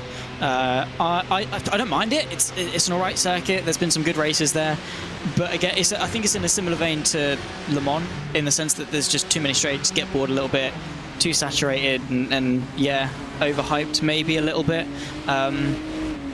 But Cadwell, Cadwell is great, but you can't take anything quicker. I was going to say than a Formula 4 car, but you can't even take an F4 car there. That's even that's too quick. I mean, I was going to say supercar, but then supercars are good. I guarantee a supercar will go around there faster than a Formula 4 car will. Oh, they will. My friend Jack Tritton, he's racer. He was the Division 1 champion last year. He did the 125s the year before and won that as well. And watching his onboards, oh my word! Especially as you go down the hill into that braking zone into the left, the speed and even over the jump as well. He full on pops a wheelie for half that little straight afterwards. Supercars are rapid, and the people that drive, the bravery they've got. You're going what, like 100? I think Div 1 maxes out like 125. Yeah, they're quick. You are sat on the floor, exposed, sat right next to the. I suppose it's similar to being on a bike or something like that. In that same vein, in terms of the bravery it takes, because the speed they carry and the downforce they have, the speed they take through corners is astonishing. Yeah, indeed. It's absolutely crazy. We will, by the way, be having an interview in just a moment's time. Roland is setting his microphone up whilst he's driving around. Roland Alfredson, of course. We'll have a little chat with him in a moment. I will say with Cadwell, though, I think the lap record is actually set by a supercar as well. I wouldn't be surprised. Of how quick they are. I did see a few people have chucked in at least 4 of my picks. Obviously, the Isle of Man TT circuit's already been shouted out. Did see a Nordschleife, Bathurst, Road Atlanta. 3 of those are my pick. The other one's Monaco for the reasons I said earlier. It gives you something that a circuit nowhere else in the world can give you. Yes, I know people will say, but it's boring. And yes, it is boring. It's great to drive though. It's great to hot lap around. Yeah. So there is at least that. Cool. Well, I mean, look, it's fine. It's fine. We know that Will Chadwick absolutely hates Red Atlanta. That's the important bit. That is, for anyone joining us, his Altus Esports debut, crashed into his teammate. That's the TLDR of it. He joins a new team and then crashed into his teammate and cost them a great result. And that is why he disdains it and absolutely hates it, which is fair enough. Will Chadwick, there we go. I do wonder what his absolute favourite circuit. We know what his absolute not favourite circuit is. I wonder what his absolute favourite circuit is. I don't know. Maybe it's the Nürburgring because he's leading at the moment in the 992s. Maybe. Obviously, they've been driving around very, very well in the 992s as the Sherra Esports car. Will Chadwick behind the wheel of that one. Again, gap still fairly close. This is obviously in the GT3 category where things are fairly tight, but it is between the 2 teammates that are just working together. It's more about them holding the gap to Silly Lully up ahead. They've been closing down a little bit, but it's been relatively equal between the grouping. I don't necessarily think the Team Redline's dropping off the back of that. They're not really. They're actually right on the rear end. Johnny Vecchio is fairly on the rear end of the Marla Racing Team car. I feel it's back. He is. It's actually quite close. So that 3-car battle does. I mean, to be fair, I say 3-car battle. It's actually very close between Quambach and Vecchio. 1.5 up to Renault Talvar, though. So definitely proving which of the 2 sort of BS-backed cars are the quicker one. Talvar, of course, able to get ahead. So only 0.2 of a second separating these 2. We are moments away, by the way, from getting good old Roland Alfredson into the commentary booth to have an interview. The solo man himself doing a absolutely sensational job in the GR86. He's running P2 in that respective class, so be great to talk to him. What an absolute achievement that is going to be. He's not necessarily the first person to do a mountain stint at the Nürburgring. Of course, Super GT did 200 laps of it on GT Sport and things like that in terms of charity, but nonetheless, it doesn't take anything away from the fact that he is an absolute hero for attempting it. And to be fair, to be nearly 10 hours in is remarkable and still running quite well. Yeah, indeed. We will get an interview with Roland fairly soon, by the way. He's just making sure his audio settings are set. He is streaming at the moment as well, so he's got to double check a few things. As soon as that's set, we'll drag him in. He said, I need a straight. I think we'll give him until the Dirting Her, and then we'll drag him in. We've still got plenty of time to get him in, at least before we jump out. Vince Cussy said, scuba, scuba, scuba, scuba, scuba. I think I said that 4 times, so scuba. We'll chuck it in again. Do you know what? I'm going to say I got a moderately controversial opinion on scuba because I raced it in the Formula 4s fairly recently. And do you know what? Yeah. I did one race thinking, this will be a bit of fun, this will be a bit of banter. I was like, this is good fun. And then I did another race. And then I did another race. And then I did another race. And then I did another race. Honestly, I thought it was excellent. Did you do another one after that, or did you stop? Yeah, I think I did like 11 races, 12 races. I got my iRacing up to like 3.5k doing that. Mate, that is... I mean, to be fair, the F4 is just a brilliant car. I will always back that as my favourite car in iRacing. But, I mean... I don't know if that says more about Tsukuba or the F4, but either way, you can have a ton of fun with Tsukuba. I mean, again, it goes back to similar to what we were saying about Cadwell, I suppose, in some aspects with Tsukuba, in the sense that it definitely does depend what you take there with how quick the car is, how wide the car is, wheelbase lengths and things like that. But if you get the right car around Tsukuba, it can be a lot of fun. I remember on GT Sport doing it a lot in the shifter karts and things. That was always fun at Tsukuba. Even in like MX-5s and things, Tsukuba's great. I think it is a bang. You know, memes aside, I think it's a fantastic circuit. Yeah, it's fair enough. It is fair enough. Again, got to enjoy it. Now, whilst we're seeing Marla and of course Team Redline navigate their way around the Sontec machine, we are going to have a little bit of a chinwag because I do believe it is time to bring in Roland Alonfredson. We'll just again make sure he's in it. We'll see the G3s coming to the pit lanes. It's a perfect time to catch up with a driver who is doing the race entirely by himself. Roland, hello, welcome to the broadcast. I'm going to try not to startle you because obviously you're in the middle of a race. But talk to us about your about this solo race you're doing. Well, good day. It's interesting so far. I don't know why I'm doing it solo. I just woke up on a random Saturday, decided, you know what, I'm not in a team. Well, let me do it solo. And here I am. I'm doing it. I'm suffering through it.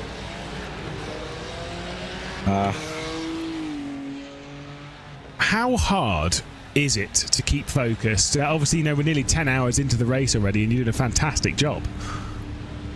Yeah, to be fair, it's easier than I expected it to be. I can't lie. I was expecting myself to be dead sleeping by now, but I am indeed still going. I'm very much focused. I'm awake. I think Max Verstappen passing me every few laps and all these huge drivers passing me every few laps is keeping me awake, keeping the adrenaline flowing, and I've been watching the stream basically the whole time, and I'm very pleased to hear everyone else struggling with GT3s, fuel saving. Meanwhile, I'm just cruising and vibing. Now, you do obviously have a stream of your own, so you've been chatting to a few people. Is that helping you kind of keep focused? You know, at least then you've got like people around to talk to, I guess. Yeah, very much so. It's helpful to talk to people. I'm also chilling and I'm floating around different Discord servers, talking with people. It's very helpful as well. Just the support before, during, and hopefully after the race. It's motivating to keep me going, even though it's immensely difficult. Now, obviously you've been dropping messages in our YouTube chat as well. Like you say, jump between various Discords. With it being a circuit where you've clearly got quite a few straights and stuff where you've got time on your hands, are those like the more dangerous bits of the circuit? Like when you're in the corners, you're obviously focused, but when you're on those straights, like nothing's happening? Yeah, and on during the straights, I've got my keyboard on a tray next to me, and I've got my second monitor, so I can go and chat. I can do whatever on the straights, basically. I'm glad it's long straights. As well, I've got a wrong setup on, so I'm immensely down on top speed. That gives me even more time on the straights. Well, at least it sounds like you're vibing, you're chilling around. Still plenty of time left to go in the race, and I'm sure we'll be catching up with you at some point as well, because I definitely want to hear more of this story. Best of luck, though, at least from my end. Thank you.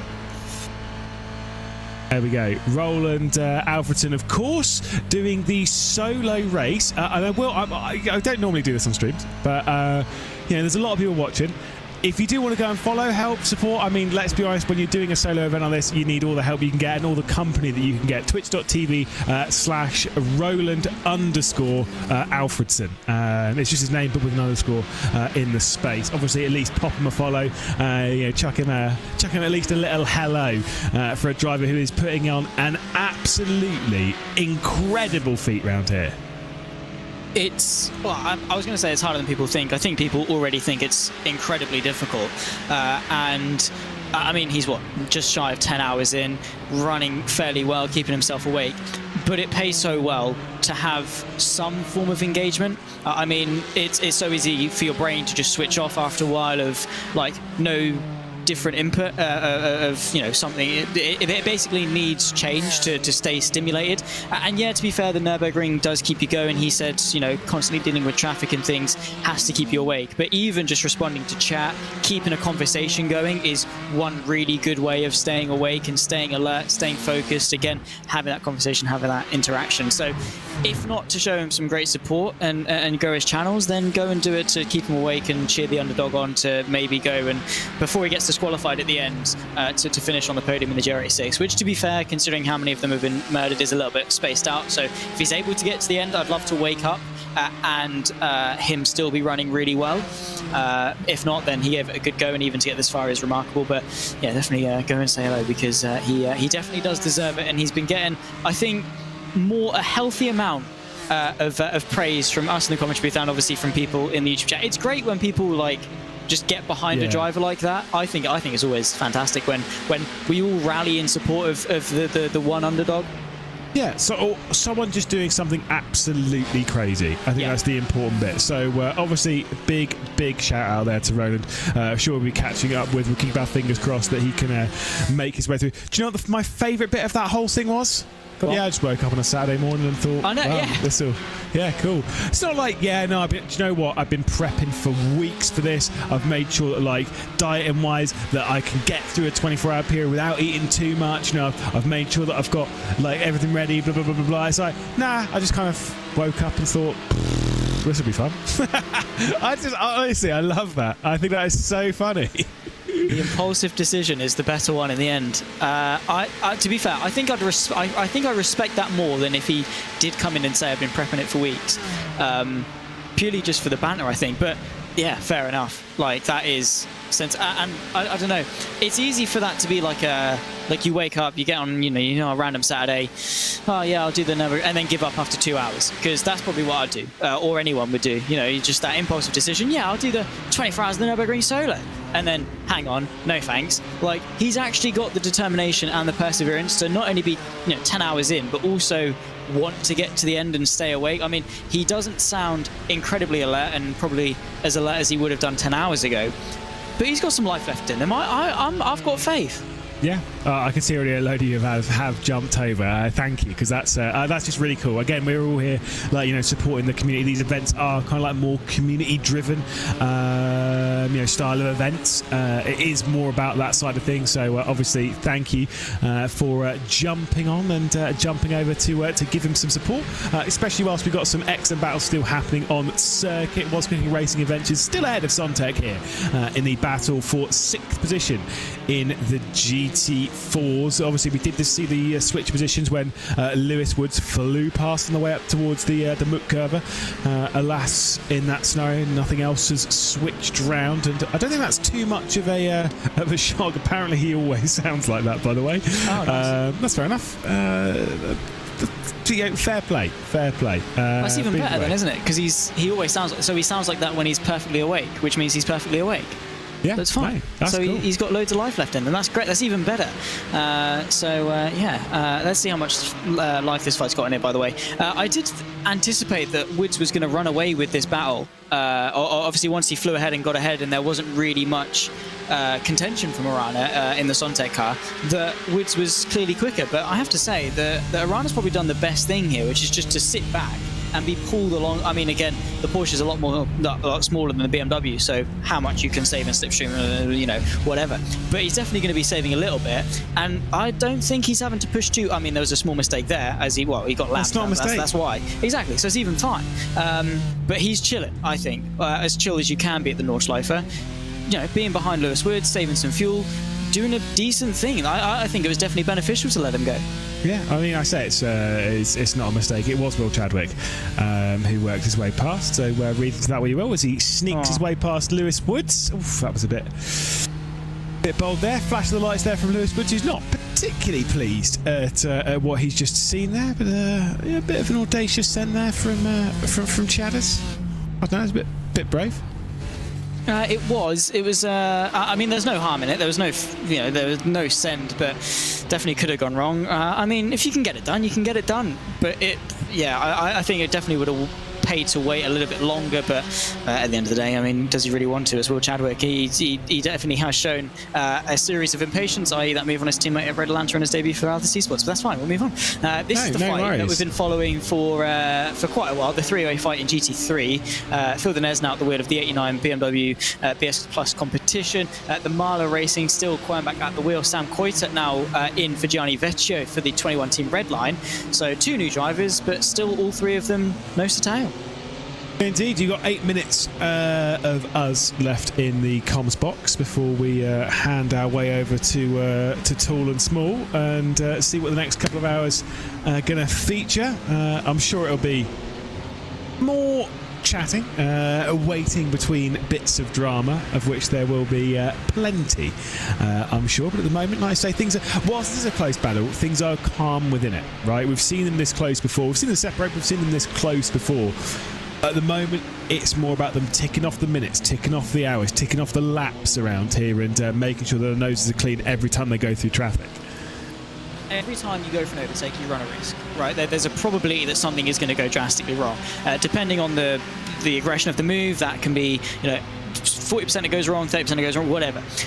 There is always a possibility that something goes wrong. So you have to weigh up that risk versus that reward. What is there to gain from overtaking in a battle like this? What is there to gain from fighting? What is there to lose? If they fight really hard for this P2, what do they gain? Track position until they come into the pit lane?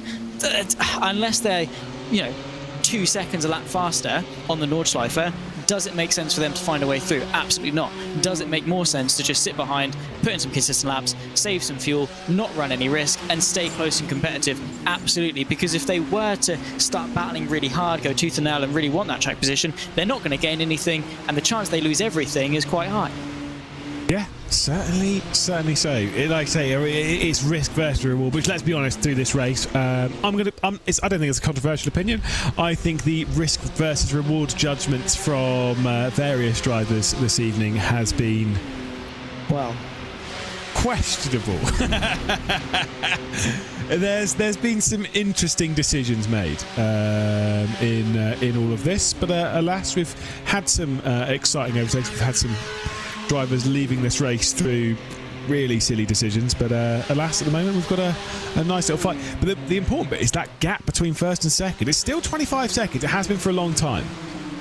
Yeah, it's not really changed too much since London got. To be fair, even when Verstappen was in the car, I mean, it just sort of stayed around that 25-second mark. So, I mean that's both a good thing for these guys, but also not necessarily a good thing. It means that they're running on lead pace, which is great, but it also means they're not quicker than lead pace, which means they're unable to close in that 25.6 second gap that they've got. If they were right in the back of Chris Lallam, it'd be happy days. They're running with him, they're not losing anything. Brilliant. But because they've already got a big deficit, it just puts everything at a stalemate and doesn't help their cause. I suppose the only good thing they can take is, as I say, they're not losing anything. So if something were to go wrong with Lallam, or over time with strategy and things, they can bit by bit chip away, or even a spin and run through traffic. They know at the very least they've got the pace to contend. Yeah, absolutely. Like, I mean, look, the fact that everything's been running very equal just shows again the high level of quality between this top grouping. They're just not really separating each other really at all. Sam Koita, as we can see, riding on board through miss hit miss, staring at the two cars ahead of him. As we've said before, I don't believe at any point in this Sam Koita is thinking, I've got to go for a move. Right now, things are settled in fourth position. In this battle for second position, things are pretty settled. It's more just about, again, ticking those laps off. If you've ever done a Daytona 500, or even to a certain degree the Indy 500, which of course back on iRacing as well, it's in the same vein as that. It's about staying in it, right? It's not necessarily about leading now or battling now. It is about surviving and staying in the race until the final 10 or 15 laps. Of course, less so because there's no safety cars and stuff to bunch things up. But at the same time, it's still like. This is just about getting to the end of the race. That is the important bit. That's when you can go on the attack. Before that point, crashing out because of silly incidents at this point is just absurd, and they're all well aware of that. You've got it all to lose and nothing to gain at this stage. There's no two ways about it. Like I say, what benefit do you have from being second place, third place, or fourth place in this train? There's no difference. Net gain, there's no difference. It's not like if you're in second place at this point in the race, then eventually it's going to lead on to this. Chances are Sam Koita can sit here and still have just as good a chance at winning this race as he does if he were to move ahead of the two ahead of him. That is absolutely fine. But you're right, it's a game of attrition. It is an endurance race for a reason. It's not about how to put your best foot forward 10 hours in, it's how to put your best foot forward 23 hours in to then shoot yourself forward and play the long game. Because if you think too quick too soon, all you're going to do is burn yourself out and wait that attrition. However, things can go amiss a little bit here as they lap one of the GT4s. I think that was probably my favourite car on the grid. Yeah. Nice, but considering how spicy that was, that could have gone quite wrong. That was indeed the Williams Esports Academy. It is the Academy car. See, I actually sometimes forget it is actually the Academy car. Because we keep making that joke. It's absolutely fine. Sure, one thing. Well, before we go, we've got 2 minutes and 30 seconds left to go of this. There was an interview with when Ewan O'Leary was on a little bit earlier on, and he interviewed Will Chadwick. And I thought it was an interesting thing that was said in that interview, which was about obviously Chadwick qualified the car and then someone else started the car, and that was an interesting decision which I didn't agree with until I heard Chadwick's interview, which was the reason why they did that was because it means then you can do the morning practice, right, where one person is practicing purely qualifying and then the other person is practicing purely race stuff. So it's not about jumping into the rhythm. It's more just like you're practicing the right bit for you at that given time. I thought it was very interesting. It definitely pays well, and to be fair, it's not even like if you're practicing race stuff sort of like half an hour before a race that you're going to be out of rhythm by the time you start.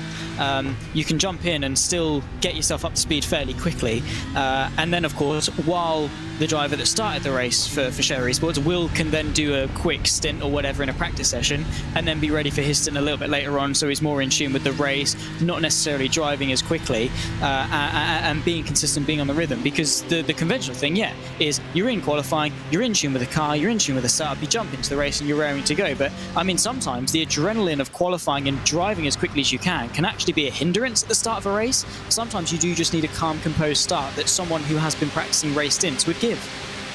Also, you've got to remember, quote here, Chadders just hasn't raced as much as the other guys, and they'll be way better on the starts than Chad is that likes to choke. Not going to say who said that, but it wasn't me. No, it's fine. It's fine. But no, it's chill. It's chill. Obviously, Chad has done an excellent job and is riding around this race very, very nicely indeed. Obviously, at the ahead, regardless of whether it's qualifying pace or race pace, wherever he's navigating his traffic, brilliantly, as we'll still see. There's a couple of looks coming in this, but nothing too major. Obviously, 14 hours left to go in the Nürburgring 24-hour. It is still Lullum leading in the BMW M Team Red Line car. For myself, Liz McGlade from Sax Screening, we're going to step aside for a little bit because it's time for Tall and Small to take you through the next couple of hours.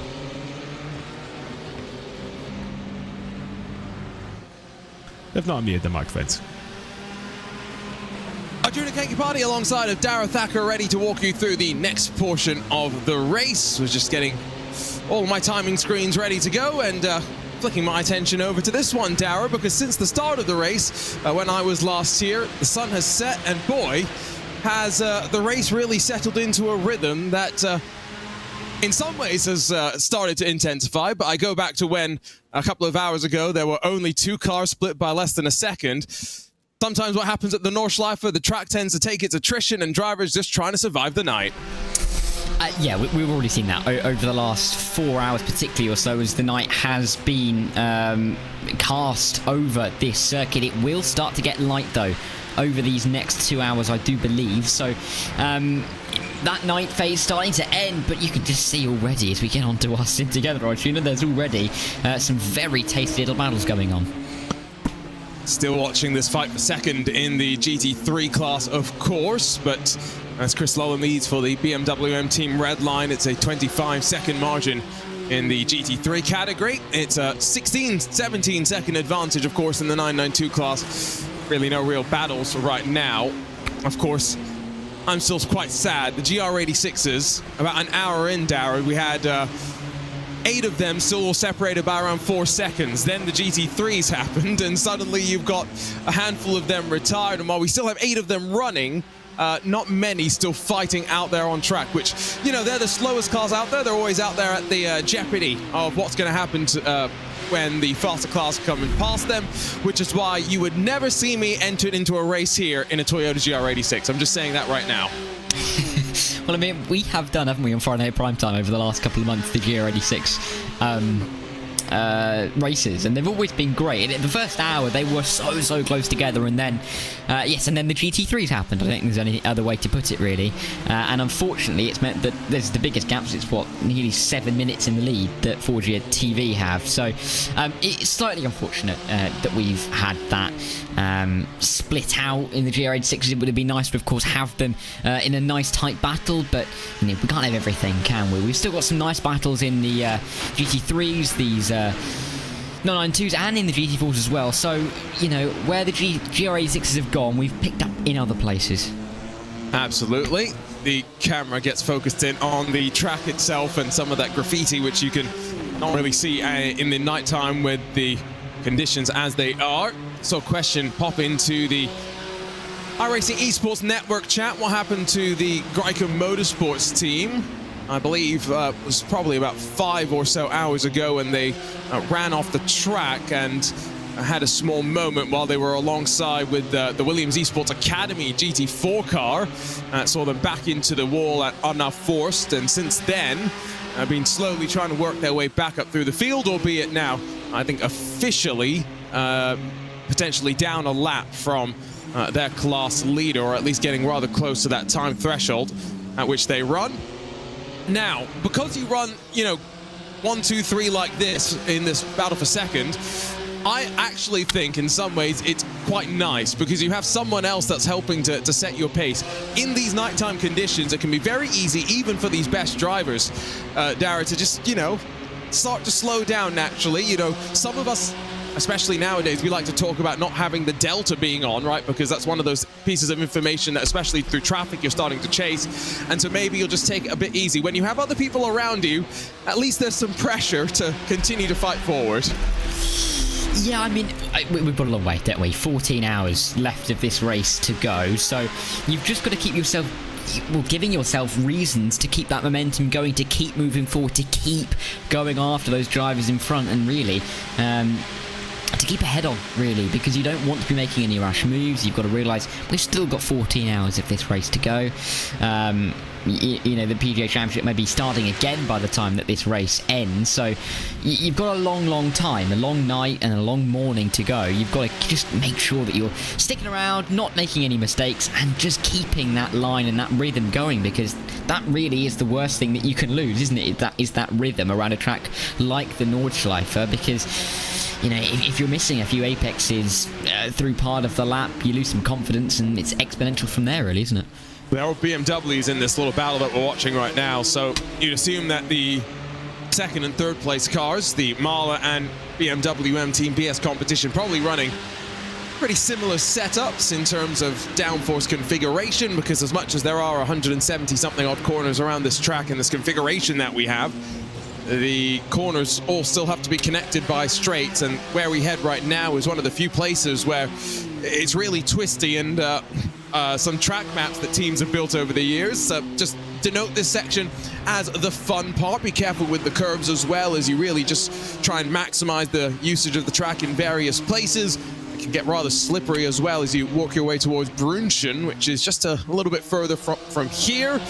The next right-hander on the left-hand side, it can be very slippery through Ice Corner and then down to Flansgarden with that jump where the early hour of the race, very clean, and through traffic, actually, even the first passes through, not too bad. But after that, it was this section where everything really, truly unfolded. And you'll see the cars actually get, that camera shot shows you, a little bit of airtime as well. And I am of the opinion it's safer to brake a little bit, don't go in the air, than jump. Because sometimes what we do see is people over the course of 24 hours pick up small bits of damage that you can't actually fix. Yeah, I remember seeing you put that in a chat somewhere earlier on, that probably safer just to back off and not launch the car over the crest, and just make sure that the car keeps intact. Of course, little bits of damage that you pick up really can be, again, exponential. You know, a little bit of damage can lead you to going a little bit wider than you might expect, bouncing over a curb a little bit harder, and that just snowballs into more and more tiny little bits of damage, and then you're finding yourself a couple of tenths, a few tenths, a second off of where you were before, and that's not what you need to be doing, especially in a track which demands such consistency in pace, and that is the first spin of the hour. Was Cooking Racing Adventures, be careful. Oh, come on. Be careful, you've got an F3 relative box in iRacing, but apparently you can still sometimes forget to use it, and that would have been Lewis Woods, who is on loan from Team PGZ. That makes a small issue, and that would have been down just before the run-up towards Flugplatz, so in through Quiddelbacher Hohe. Meanwhile, GT3 battle for second up towards the final corner, and that's what I was talking about with the curb usage. Oh, come on! We're murdering GR86s here. That's the Mahler Racing Team car. Felix Kornbach driving straight through. Ava Vervadik, I'm guessing there. Yeah, myself and Ewan O'Leary saw something very similar about 3 hours ago, where we were on board with the GR86 and we didn't see a car coming behind us. All of a sudden we were being spun around, and yeah, very similar situation there. Somehow I believe Franco Ruggieri in the 13 has been able to get away with pretty much everything, and is continuing on 7 minutes in the lead there in the GR86s. So he's been the one to just avoid all the carnage, just avoid all of the incidents, and yeah, carry on. And it's not great for these drivers, is it, Archie? You've just woken up and they're already making you sign across. Oh wow, that's a bit ridiculous. Yeah, I'll be honest. I got straight out of my stint. I did the first 4 hours, turned on my TV, very excited to watch Indy 500 qualifying, and it was great. But because I had to wake up somewhat early in the morning, I may have dozed off a little bit, and so yes, had to wake up as well. I've got to say though, well, the thrill of Indy 500 qualifying cannot be replicated, and we have The Indy 500 qualifying grind here on iRacing coming up in a couple of weeks' time. Usually the iRacing Indy 500 would be this weekend and the qualifying would have taken place Monday through Friday, but because of its late addition onto the schedule, the Nürburgring 24-hour race taking place the same weekend as the Indy 500 in the real world this year.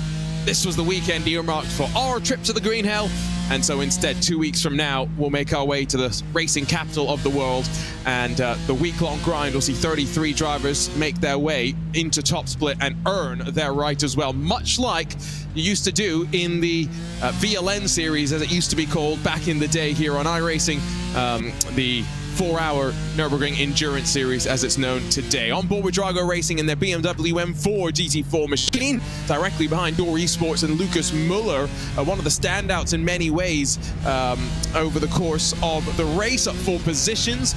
Same can be said though for second place Sven Haase, 6 positions gained there as they rise their way towards Bergwerk, one of the most important corners on the track, because all this momentum that you carry, Dara, gets you up towards the Mut Curva, and that's why you're always trying to get onto the power nice and early. Yeah, these are some of the most important parts of the racetrack, and you want to be pressuring those cars in front of you because you don't really want to be letting them get away too easily when there's such a long race and such opportunity for little errors and little mistakes. You just need to try and pressure those drivers in front of you, not necessarily go for that move, just put a little nose in up here or there, nothing scary, nothing like what Marla did a few minutes ago, just a little bit of a look, maybe just scare your competitor off the road, and when you're off the road here at the Nürburgring, of course, you're going to find yourself in the wall, and then you might not have some lovely straight panels that you have. But I do have to ask quickly, Arjuna, because I was looking this up and I couldn't find the answer. Where did Callum Ilott qualify for the Indy 500? Oh, wow, you're putting me on the spot right now. It wasn't bad. Now, they did get their first... They went out qualifying once. Then I saw, and they got the car inspected. It was maybe a little bit out of technical inspection regulations, and so yes, the time got invalidated. But after that, there was plenty of excitement. We had Rinus VK hit the wall, then he ended up going out penultimate run, putting it into the fast 12. That was crazy. Callum Ilott, I think, got locked in, so he would have been between 13th and 30th. Okay, that's fine for me. Yes. Oh, my Google's just told me 15th. There we go. 15th. Oh, that's lovely. It's nothing like last year. Not that I'm a Callum Ilott fanboy or anything. I think I've seen him driving near me. Really? Yeah, just I have met Oliver Jarvis. I know. I realised that in this scenario that may not be much for boast, but at the time I was absolutely thrilled. Hey, in this place, in this broadcast booth, it is very much worth the boast, especially because Oliver Jarvis, didn't he race the Mazda DPI in IMSA? Yes, I believe, yes. So I used to coach, or I still technically do coach, his daughter tennis, but I never really knew, I never really put 2 and 2 together as to who it was. And then I saw him, I was like, oh my word, that's Oliver Jarvis. And I very sheepishly went up and said hi. And he really knew my name. I was genuine. It was one of the best days of my life at that point. Nice. No, he did. I've gone again to the Google. He did race the Mazda DPI. You know the Atlanta Motorsports Park, Dara, right? Yes. Can you imagine driving a Mazda DPI around that track? No. Yeah, you know they've done that. Have they? Yes. Sorry, the Atlanta Motorsports Park that Racing Prodigy was at? Yes. You were at last week? Yes. No, surely not. I was in the broadcast booth, and they have a whiteboard where they have lap times written down. And so I was there back in October last year, and I just remember looking at, they had a Praga, they had Ben Collins, former Stig, out there driving it. And so I was like, all right, let's go see, right, let me go and look just before we start day one. What's happened since then? I turn around and I see Mazda Jost DPI, and I actually had to ask somebody, that's real, right? And they went, yes. I just can't. I'm trying to picture it in my head, and even though I am slightly tired, I still can't picture it. Trust me. There's no way. Oh, and then we started talking about, could you drive an F1 car around that track? That's like you saying to me, could you imagine getting a hypercar around Snetterton? No, I can't. Yeah, my guess was sub 60 seconds. Do you know what it was? No. For an F1 car, the DPI was. I see. Yeah, the DPI was a 109 something. I can't remember off the top of my head. Yeah, fair enough. Gosh, which is still. Did they get bored of Road Atlanta and thought, let's go up to Motorsports Park or something? Why were the cars there in the first place? You know, I didn't ask that question, but it's a pretty valid point, actually. Someone probably bought it and said, let's go and have some fun.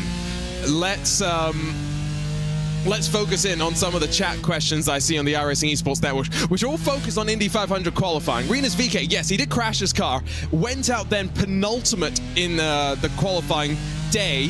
There was one more run after him, or two more runs, I forget, whatever it was. But from a crash car, built it back up. He got back in, shaken up as well, and quite remarkably, Dara, put himself into the Fast 12. So he'll get another chance tomorrow to try and qualify for the pole. That's just crazy. Yeah, and Rahal will have a chance to make it 2 from 2, won't he, in not qualifying for the Indy 500. Let's see if he can do it. I'm surprised Marcus Ericsson was down there as well. I did see that.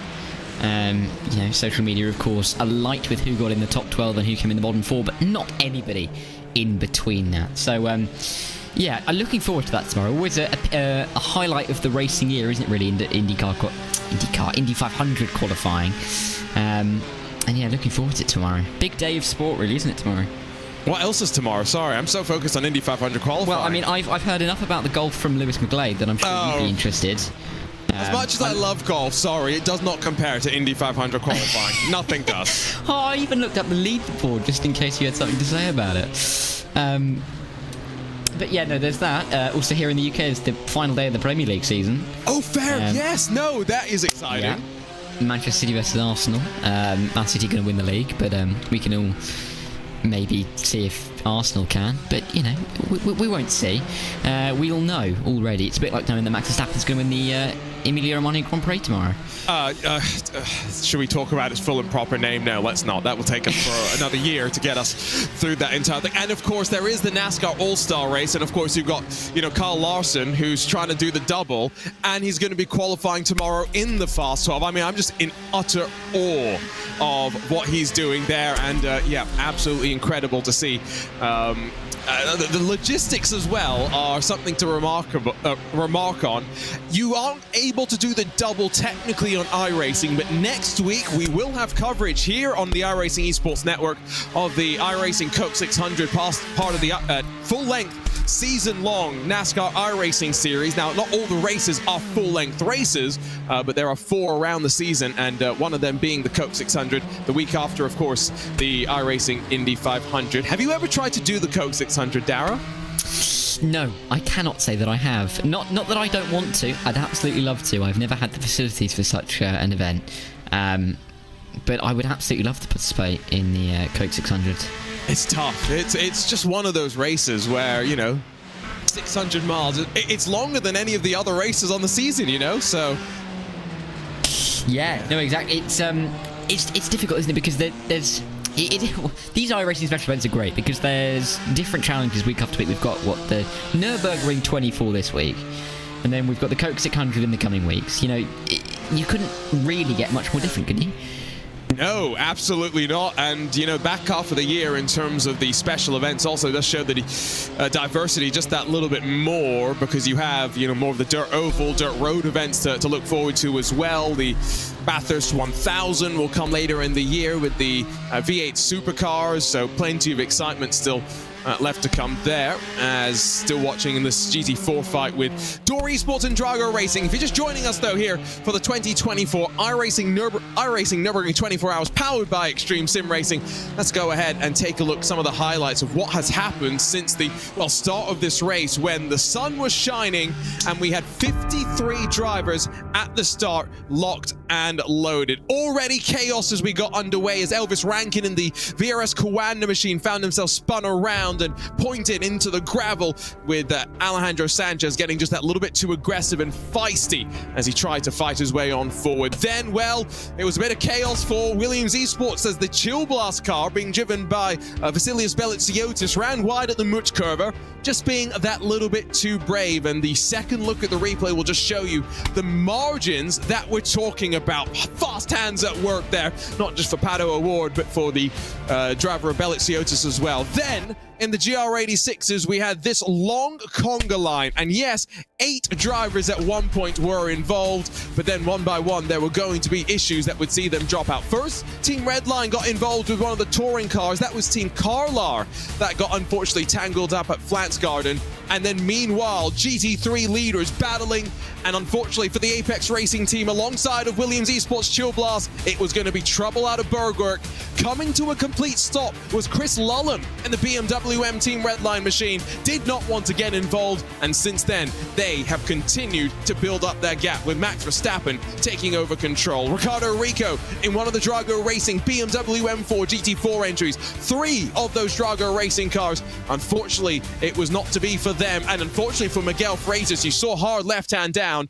Technical issue for him. Immediately snaps into the wall. For the Nürburgring Esports crew, the 487 Toyota GR86 was fighting up towards the front, but drama in the night saw the rear suspension break, and a bit of drama as well, just to continue seeing the GR86 field get slightly decimated. And most recently, well, we just saw this on the broadcast. It was the Mahler Racing Team car, Felix Quirnbach behind the wheel, running into the back of, we believe it was Ava Vervatic.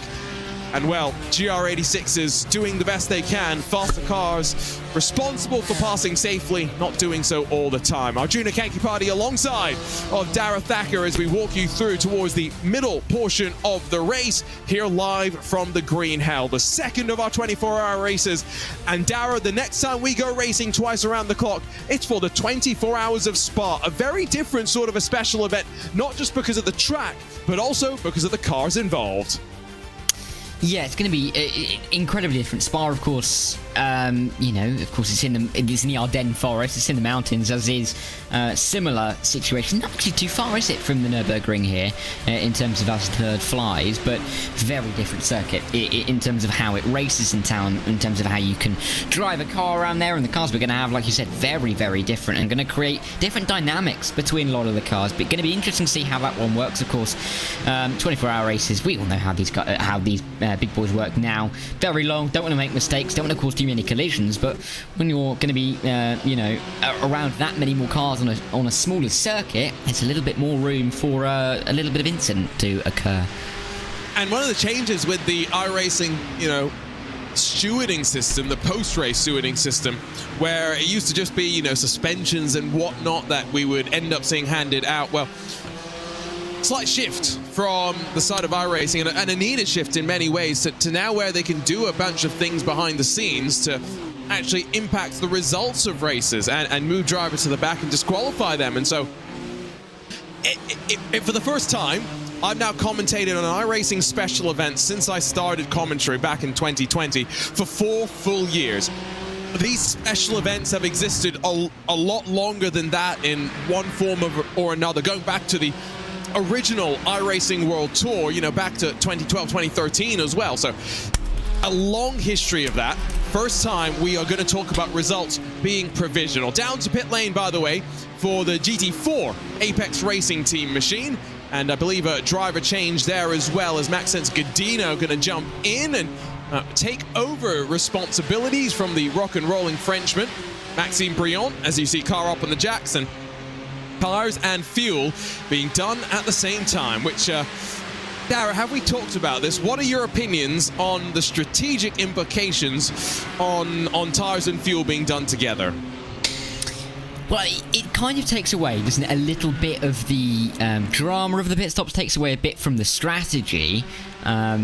And really, we've seen a bit of a monotone strategy, haven't we, all the way through from quite a few of the classes, where tyres and fuel come together, everyone pretty much pits on the same lap. Of course, being such a long lap here at the Nürburgring, you're hard pressed to go one extra or really push hard to do one less, and you'd never want to do that around the Nürburgring. But it does take away a bit, doesn't it? Well, we've seen the 992 category. They've had a little bit more difference in terms of the pit stops. There's been some cars in a lap earlier, some a lap later. We've kind of been on our toes guessing when they're going to come in, so we've at least had that. But I think in general, we've not had too much to talk about really on the strategy, particularly with the GT3s. We saw, particularly when Max Verstappen was in the car, and even now with Chris Oliver in the car, the top 4 split by 24 seconds. They've all come in on the same lap every single lap, and we've not really seen that ability for an undercut or an overcut because there's just not really been a possibility of one.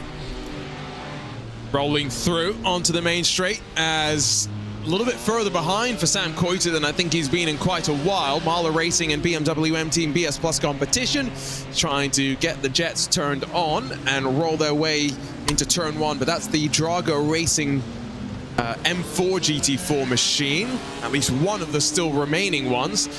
Rolling back out onto track now. I did see that Door Esports in the GT4 class going 1 lap longer, so they have taken over the lead of class, and in the touring car category, the sole remaining Impulse Racing by GTU entry still does have a somewhat sizable lead over Team Hoisingveld, with Obsidian Racing, who led for the first 2 or 3 hours with Michael Polishek behind the wheel, dropping to 3rd and almost, 90-odd seconds behind of the race leaders. Now, Guy Valera and Patrick Hingston have been bouncing back and forth in the car of late.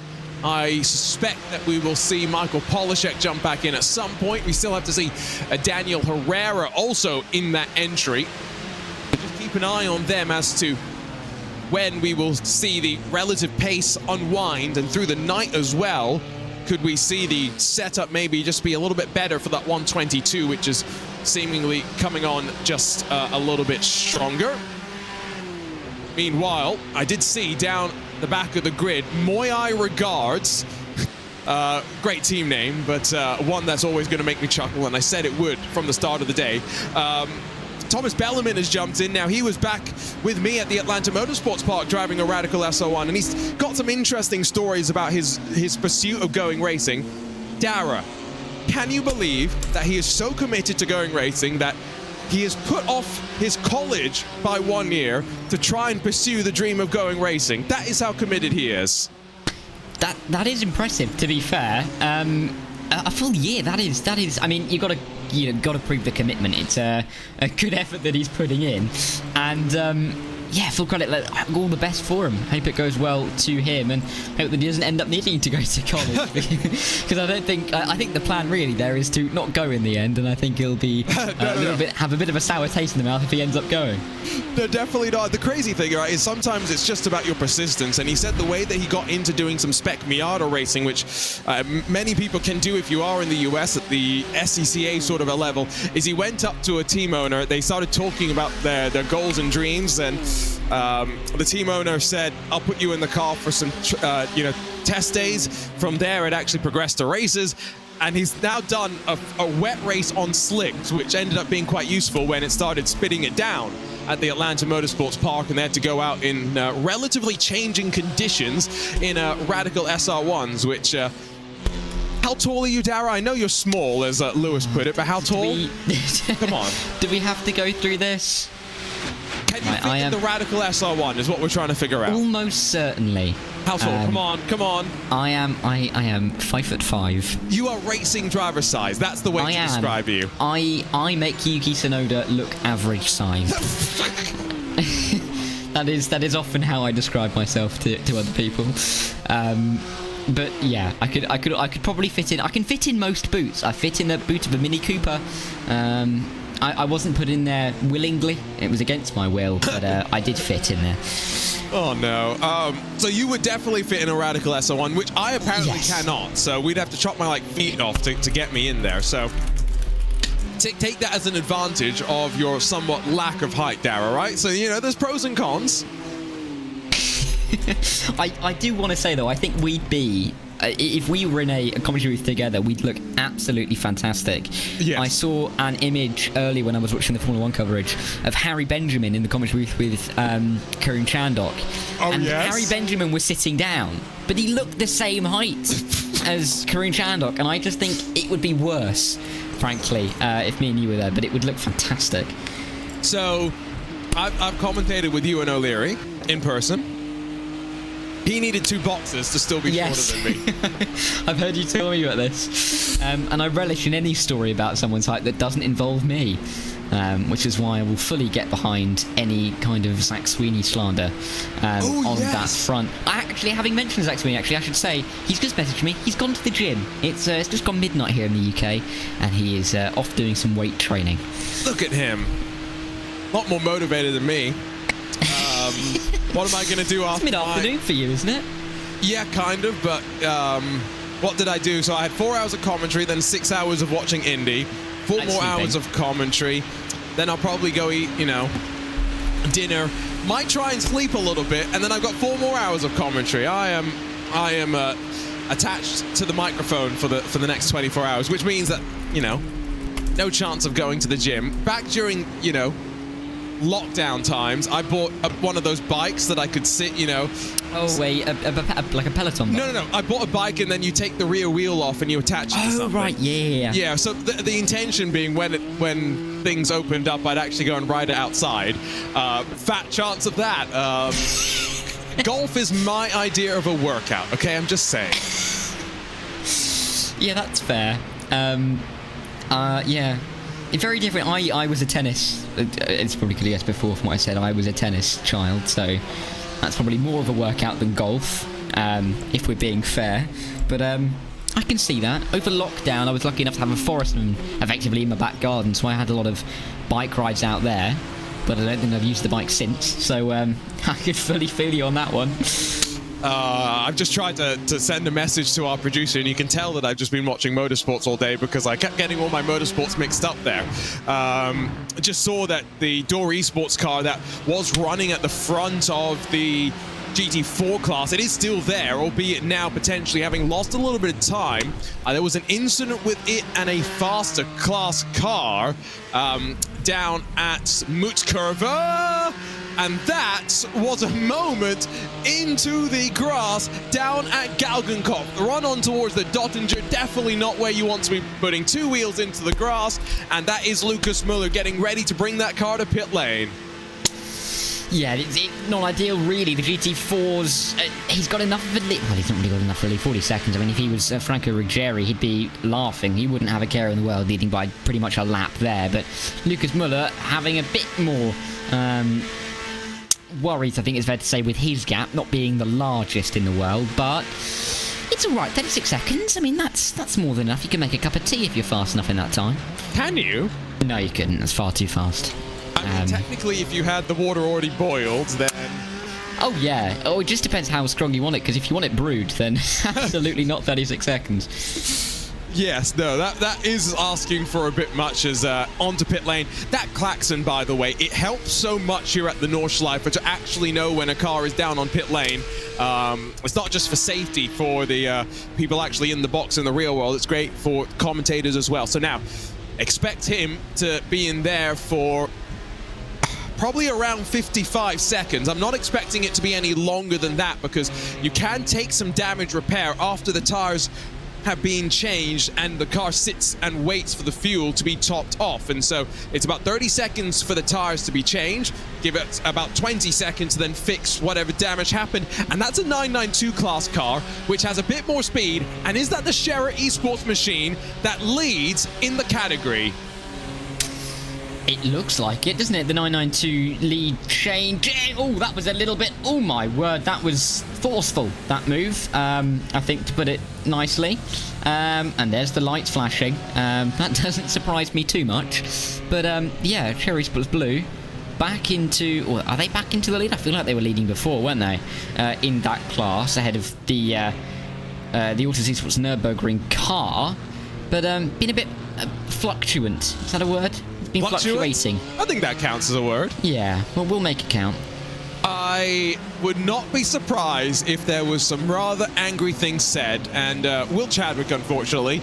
I do think that indeed was the Sherry Esports machine, so we'll see what the communication is maybe when Chadwick gets out of the car and comes to join us for a quick chat as we near the halfway point of this race. If you are just joining us, Max Verstappen has already driven in this race, and I don't know if we're necessarily expecting him to drive once more. He did a pretty quick triple stint, all things considered, and since then, I get the feeling it's probably time for him to get some shut-eye and get ready for tomorrow's Formula 1 Grand Prix. If anything, Dara will be lucky if he jumps back into the car in the early hours of the morning and graces us with his presence once more. Because let's be honest, he was flying when he was out on track. Yeah, I remember that when I jumped into the booth, he had just jumped into the car, and I was looking at the lap times, and I'd written down Max Verstappen dropping a little bit of time to Nürburgring, 0.8 seconds on last lap.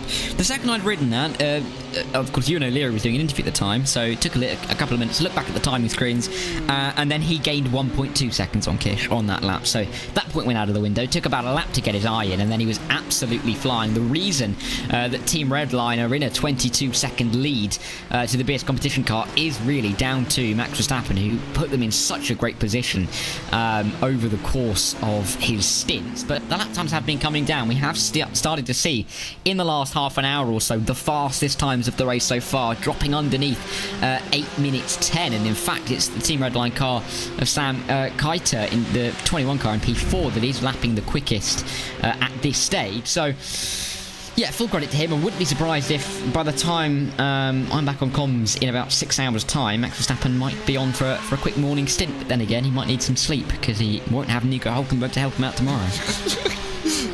Yes, I heard about some of the games played in Q2 and Q3 in qualifying, and I actually haven't watched F1 qualifying. I was so locked in, literally, to Indy 500 qualifying. I've just realized that when you are back on comms, I will probably be grabbing my couple of hours of sleep. So if that's when Max Verstappen's going to be in the car, what will probably happen is, because the Grand Prix doesn't start until after we are well and truly off the air, right? So we finish probably around 1 p.m. UTC.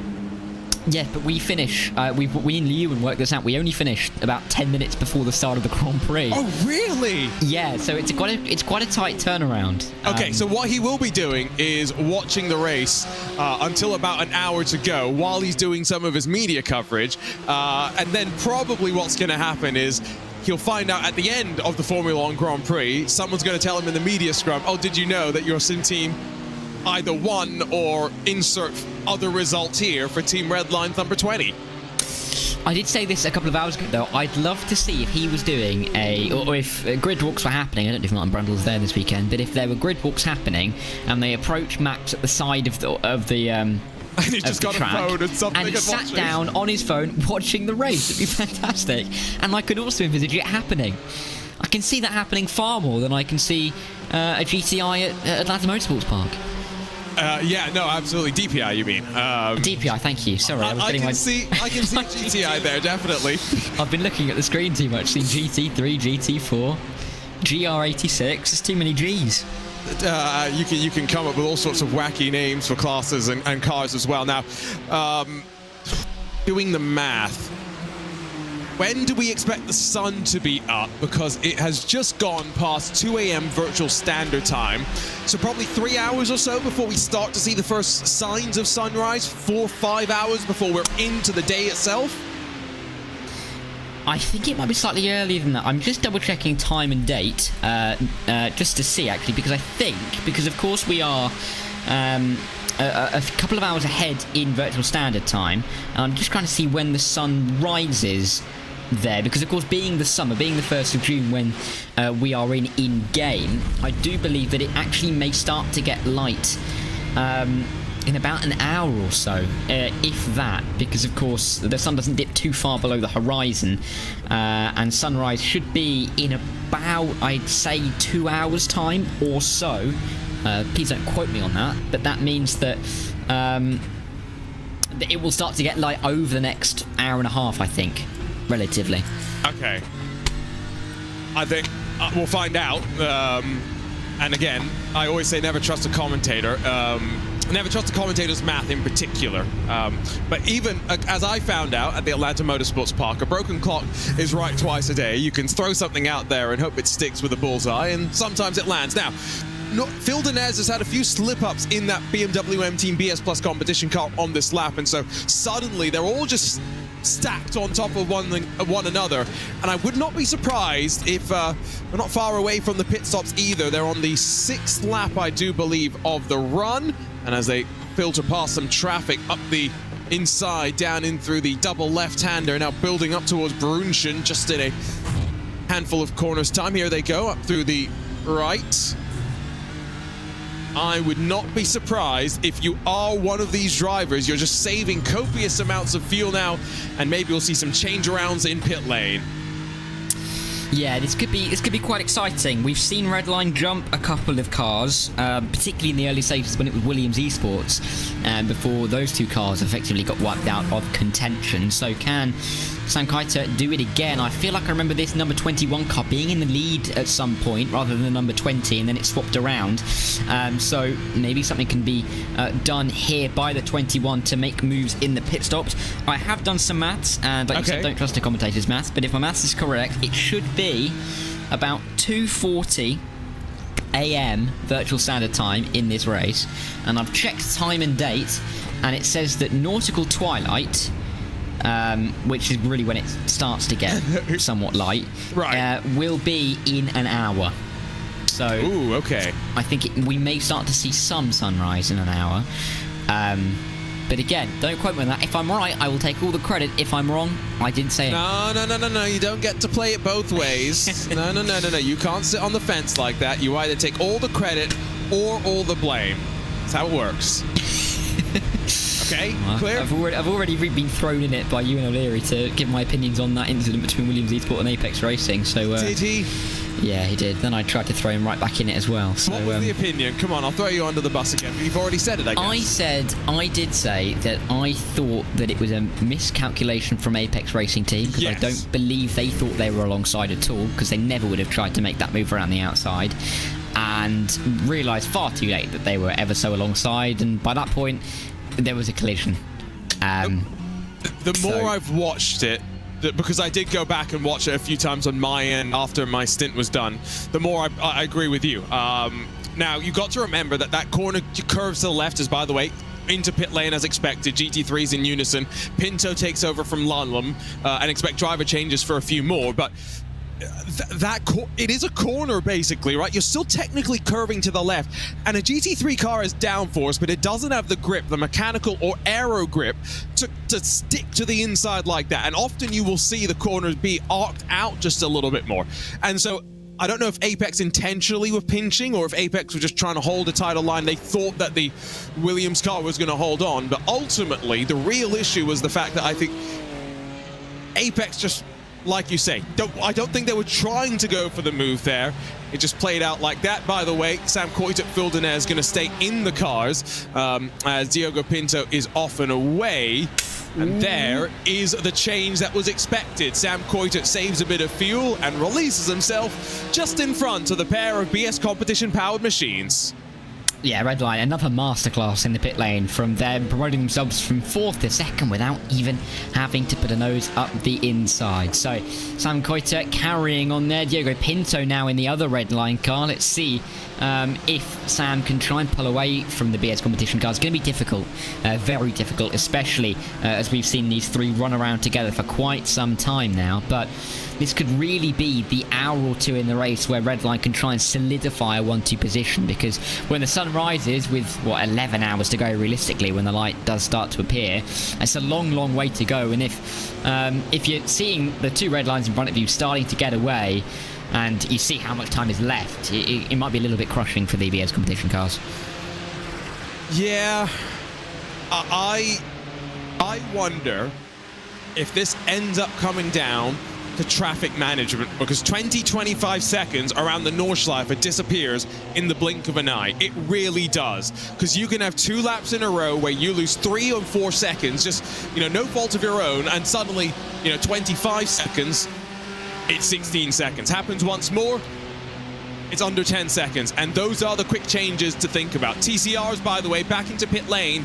And for the Impulse and Team Hoisingveld entries, I think driver changes for both. And so Norbert Leitner jumps out for the 122 race leading machine. And Cesar Nagy is going to jump into the Impulse machine. Steven Scheller, is going to take over for Team Hoisingveld, replacing Marcel Tai.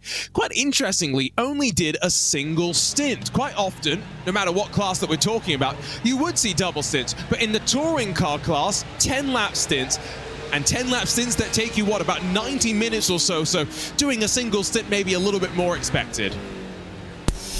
Yes, I mean, it's in this kind of stage of the race where we're seeing lots of these driver changes, lots of drivers swapping in, swapping out. Of course, it is kind of that period, isn't it, where it's 1:30 on the European continent, midnight here in the UK, Ireland, Portugal, and parts of Western Africa. But then, of course, you jump all the way back to 7:30 Eastern time and 4:30 Pacific time if you live out in California, who I know no one who does that.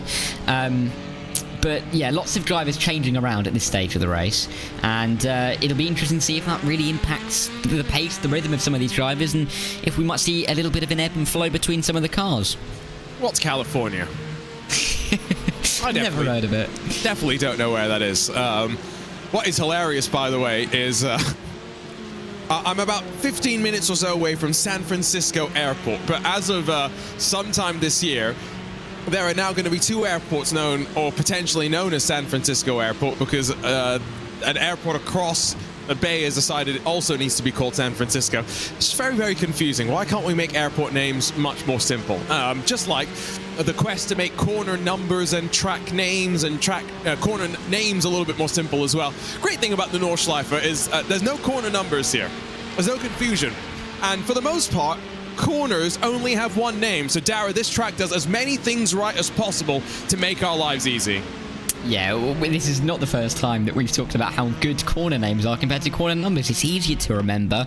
You're not trying to think in your head of the track map, trying to count all the corners in front of you. You can just know. You see the corner, you know, I know exactly what that is. I know exactly where we are, and I know exactly how to call it. So always nice that we have corner names rather than numbers. And yeah, it's always an experience when you go from corner names to corner numbers and then you realise, I've got that wrong quite a lot of the time, because you cannot remember for the life of you where it is. And another example is when series like Formula 1 go to places like Spa and they start talking about turn 8, turn 9.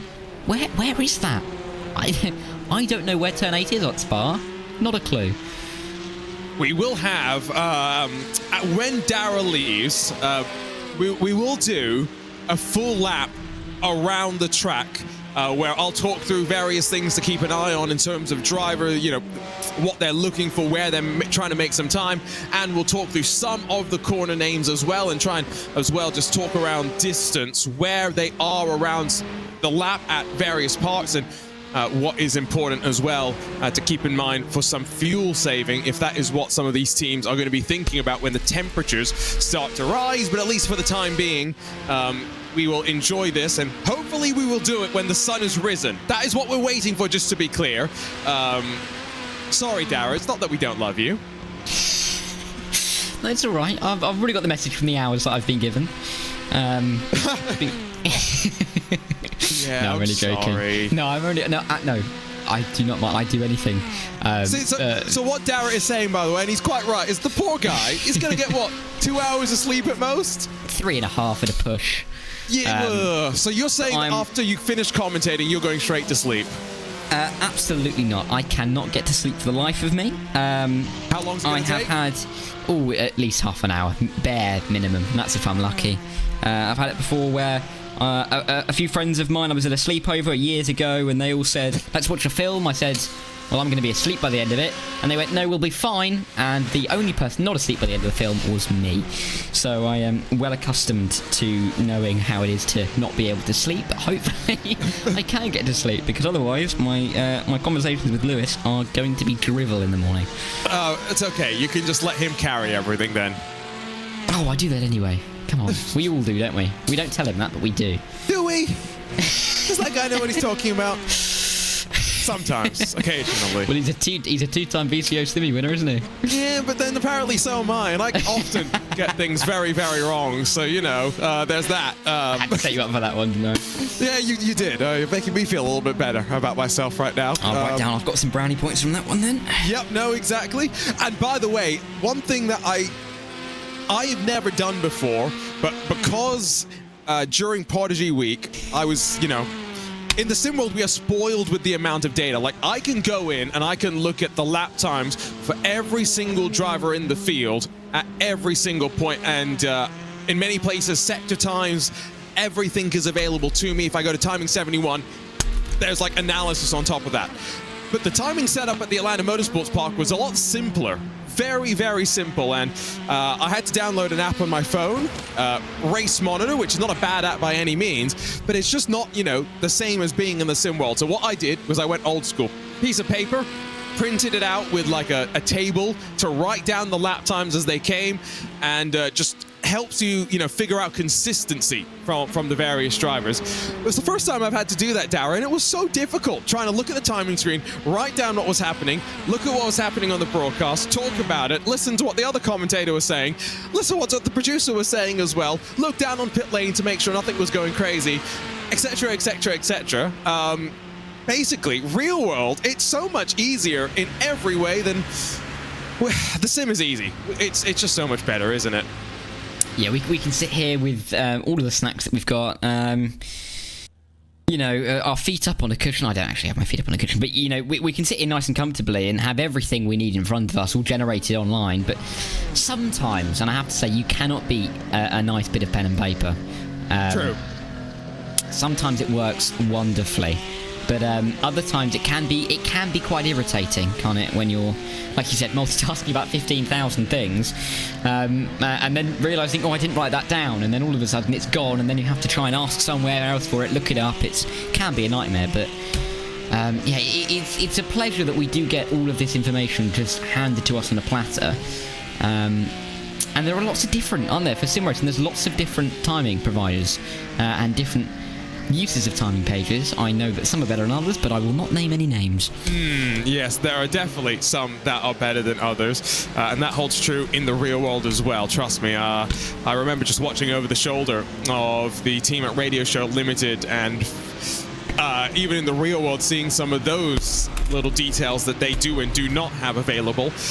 It's the same thing even in the sim world when it comes to the various platforms and whatnot. We are 10 minutes away from the top of yet another race hour, and that will bring us into, well, within 1 hour striking distance of the halfway mark of this race. 53 teams attempted to take to the green flag in the top split of the iRacing Nürburgring 24 hours, powered by Extreme Sim Racing.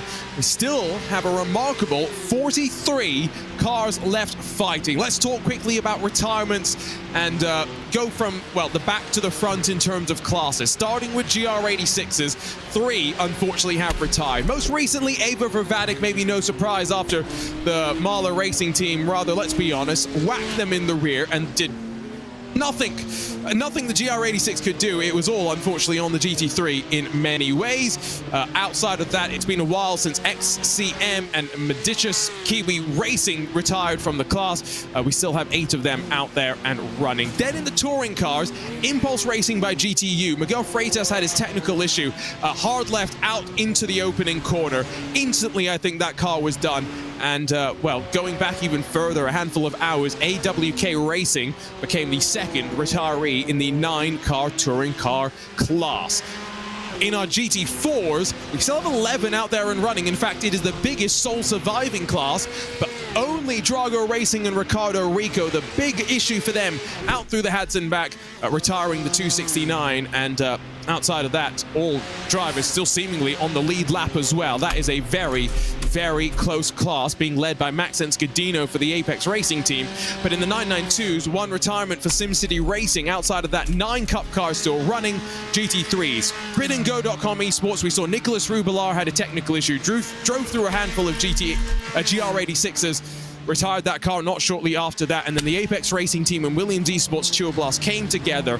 Instantly, both cars needed a tow back to pit lane, and while Vasilius Belitiotis did head back out onto track in the 150 an hour or so ago, That car is very much retired, and the 3-car train that we were watching slightly earlier on in the fight for second has broken up, but the gap for the lead is down to 21 seconds as Diogo Pinto runs at the front. And Dara, it's that phase of the race now as well, where if we're expecting the sun to not be far away, these drivers are about to get into golden hour, when the temperatures will be at their coolest and when the visibility is going to start increasing. It's a great time to be in the car. Yeah, I'm going to live on my sword and I'm going to die on my sword that we will get to see a little bit of light before the end of my stint in just over an hour's time. And I really hope that that is correct. But when the sun does start to rise and we kind of get that picture emerging of the race, of course, we already have it. But when it's dark, you know, the race can be a little bit tighter because you can't see so fast. But it just feels a little bit... smaller, the race. Your race is your race. You can't really see anybody behind you. You might not be able to see anybody in front of you. And it just feels like you've got to pound the lap times in. When the sun starts to rise, of course, it opens up a bit.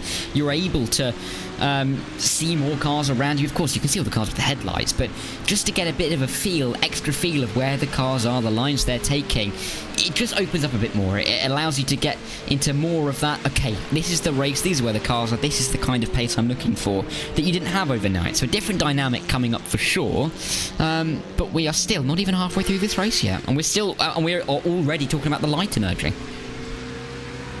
It, along with Spa, is, you know, they're probably the two biggest, longest races rather, in terms of the amount of daylight that we have, just because they race, you know, during the summer when the nights are at their shortest and the days are at their longest. So that's definitely something to keep in mind in terms of, you know, balance of the setup. And back in, you know, 2020, when so many races had to get shifted around, you know, you think about Le Mans when that, you know, had a very different complexion. I think about Bathurst as well, when that race shifted from its traditional summer date in Australia to a bit more of a winter date, and so you went from having 30 minutes of dark running at the start to closer to 90 minutes. You know, these are those things that make these races so unique, and I've got to say, very, very glad to see Diogo Pinto patient behind that Toyota GR86. I believe that's the Nürburgring esports car driven by Gregor Kinski, running in third right now. It would have been very easy at the top of the track at Hoaak to run into the back of the slower class car, but does so safely, and now heads through the fun part of the track. This is where you really just sling the car around.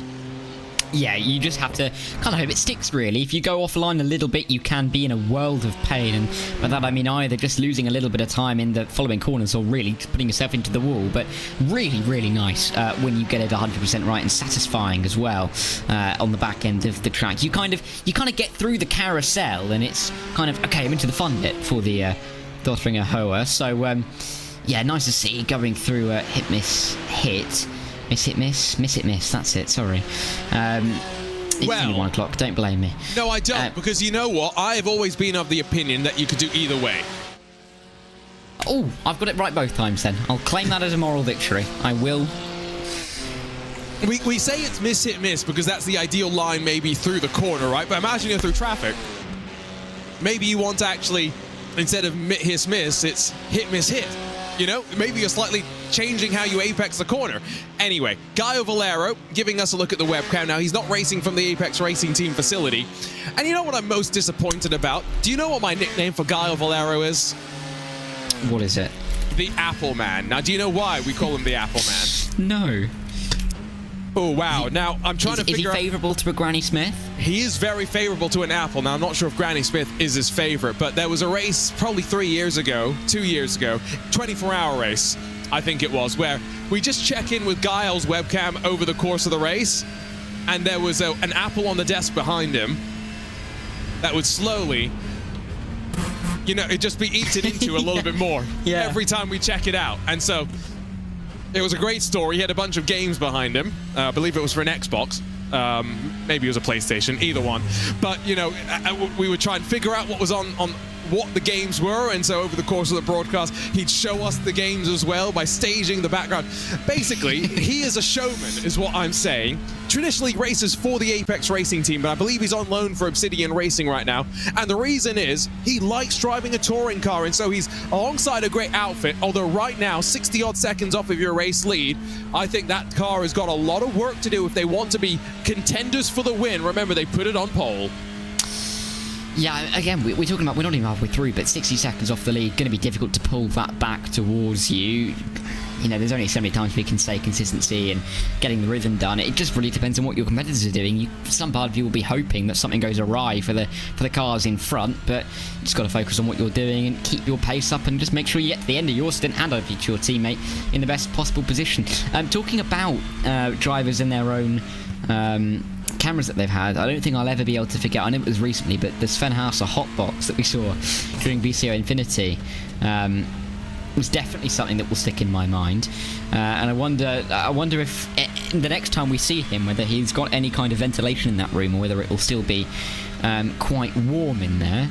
But it's always nice to see, isn't it, the drivers as they're driving. It has a nice little bit we don't really get in real life racing, because you know, you can see the drivers behind the helmet, but in sim racing you can really get a feel of the drivers, as we see here, just sat in their rooms, their sheds, their attics, their basements, wherever they are racing. Yeah, it's just nice to see their emotions there. You can really see how they're feeling: anxious, happy, calm, and it really adds a bit of depth to the race that we have. Yep, absolutely. And I hope more of the drivers would send the webcams to us for these special events. And there's a couple of reasons why, but when I write my rule books for series and events that I get to help run, for example, IMSA Esports, we require the drivers to send us their webcams. It's both for competitive reasons, but also just for the broadcast, because we want to see as many of the faces and stories as possible. And also to see the t-shirt, so that we can, in certain cases, try and ask the teams for one. I'm very happy to say that Javi Guerrero made sure that I left Atlanta with a Williams shirt, and Dara, he made sure to give me the new Williams shirt as well, so I feel very, very special. Well, I'm too new. I don't have any shirts, so we'll get you there. Come on. I was gonna say if you have any hand-me-downs, then I'd be delighted. But I think they'd reach below my knee if I took any of your shirts. So that may not be the best idea. Yeah. Yes, unfortunately, I think my shirts might not be your best. You and O'Leary if they have any, because that might be more my size. Oh, you know what? I know Ewan's got a BMW M Motorsport hat. I don't know what else he's managed to swindle, though, from teams. I don't think that he's been as persuasive, a.k.a. as buggy, as Lewis and myself have been. As officially, we have crossed our way on over into the final hour before the halfway mark in this 24-hour duel around the green hell, the iRacing 2024 Nürburgring 24 hours, powered by Extreme Sim Racing. Arjuna Kankipati alongside of Dara Thacker walking you through this current mid-portion of the race. At one point, we had a 3-car battle for second. Now, there is no car within, 2 seconds of their closest rival. So we have unleashed the podcast mode, and hopefully they start to close things up in a little bit of time. It is closing up for the lead, though. 25 seconds when we jumped into the broadcast booth. Dara, 19.5 seconds. Sam Coiter on a mission. He is on a mission, but, you know, I really don't want to be that kind of guy to kind of ruin a party, but it is, of course, back to another Team Redline car, so the likelihood that those two would work together if they did find themselves on the track is high, but having said that, you're right in saying that the Marla Racing team and the BS competition car are also closing on Diogo Pinto in the number 20 Redline car, so opportunity, possibility. The gap is only 22 seconds. We've been going for 11 hours. The gap being 22 seconds. I mean, if you cast your mind back to qualifying, I remember loading up the timing screen and looking at the top, and there was 5 thousandths for pole position. I mean, so some incredibly fine margins at such a long track, so there is still possibility, but I think it would take a couple of mistakes from Team Redline, because they've looked good in the pit stop phase, they've looked good when defending their positions, and generally they've not really seemed flustered, even when they didn't qualify particularly well. Williams Esports dominated that qualifying session, you would say, getting pole and third. They didn't seem flustered, they always seemed calm, and with the likes of Pinto, Sam Coiter, Max Verstappen, they've just looked in control, and really it's theirs to lose at this point, isn't it? It is. We, by the way, have been tracking a commentary sheet across our team of commentators. We have, myself, Arjuna Kankipati, Dara Thacker alongside right now. Ewan O'Leary, Paul Smith, Lewis McLeod have all commentated alongside of Zach Sweeney so far. We still have Lorenzo Bonder and David Haynes to join us, but a sheet that basically notes down various incidents. In the first hour, we noted down, well, about 7 things in the first 30 minutes, and then not much after that. And the event list has become increasingly sparse through the night, which in many ways is a good thing. We're going to see plenty of drivers see the daylight. It's also just that phase of the race, though, where everyone's just trying to see the sunrise, and from there we will go into battle, into the carousel. Oh, that was aggressive from Koiter. Did not want to hang around. Carlar Esports in the TCR machine, forced a little bit high, did not want to get involved by any means. And next up, Marla and BMW M Team BS Plus competition going to filter through as well. Already, though, I think that indecision, that hesitation might have cost a couple of seconds, maybe half a second or so, for Koiter in his charge. Yeah, I don't think I'll be too worried about it at this point, but every little tenth or two counts in a race like this, especially when you can look back and go, well, there were a couple of these laps getting through the traffic where we lost a second or two, and that really could impact on a pit stop much later on into this race, possibly into the last couple of hours. You were talking about that spreadsheet. To give people at home a bit of reference, I believe there is 15 things we've written down for the first 3.5 hours, and since then, so we're looking at the last, nearly 8 hours, there's been 6. So it really was quite top-heavy, wasn't it, in terms of the action? But hopefully, it'll be bookended with actual laps and great stuff at the end of the race with the closing couple of hours. We've still got close battles in quite a lot of these groups. I mean, don't look at GR86s, there's a lap between first and second. But looking at the GT3s, they're quite close. The TCRs aren't that far away. And the GT4s as well are kind of in that ballpark. So there is still opportunity for some good races in terms of the classes towards the end. We have a taker into pit lane as Will Chadwick hands over the Scherer Esports leading Porsche 992 Cup car into the very capable hands of Luca Alpert. So going to look forward to seeing that car out on track, and of course best class mainly because fuel and tires done separately as it should be done. So now Alpert's going to just wait. The car will go up on the jacks at some point, and at a minimum, it's going to spend 2 full minutes from cone to cone in the pit lane. It's a lengthy time to spend in the pit lane, yes, but that is sometimes what you see. Although, he's put the car into gear, are they going to not take tires, and are they about to fire back out onto track? This might be a very, very interesting call, because you can risk not doing any tires.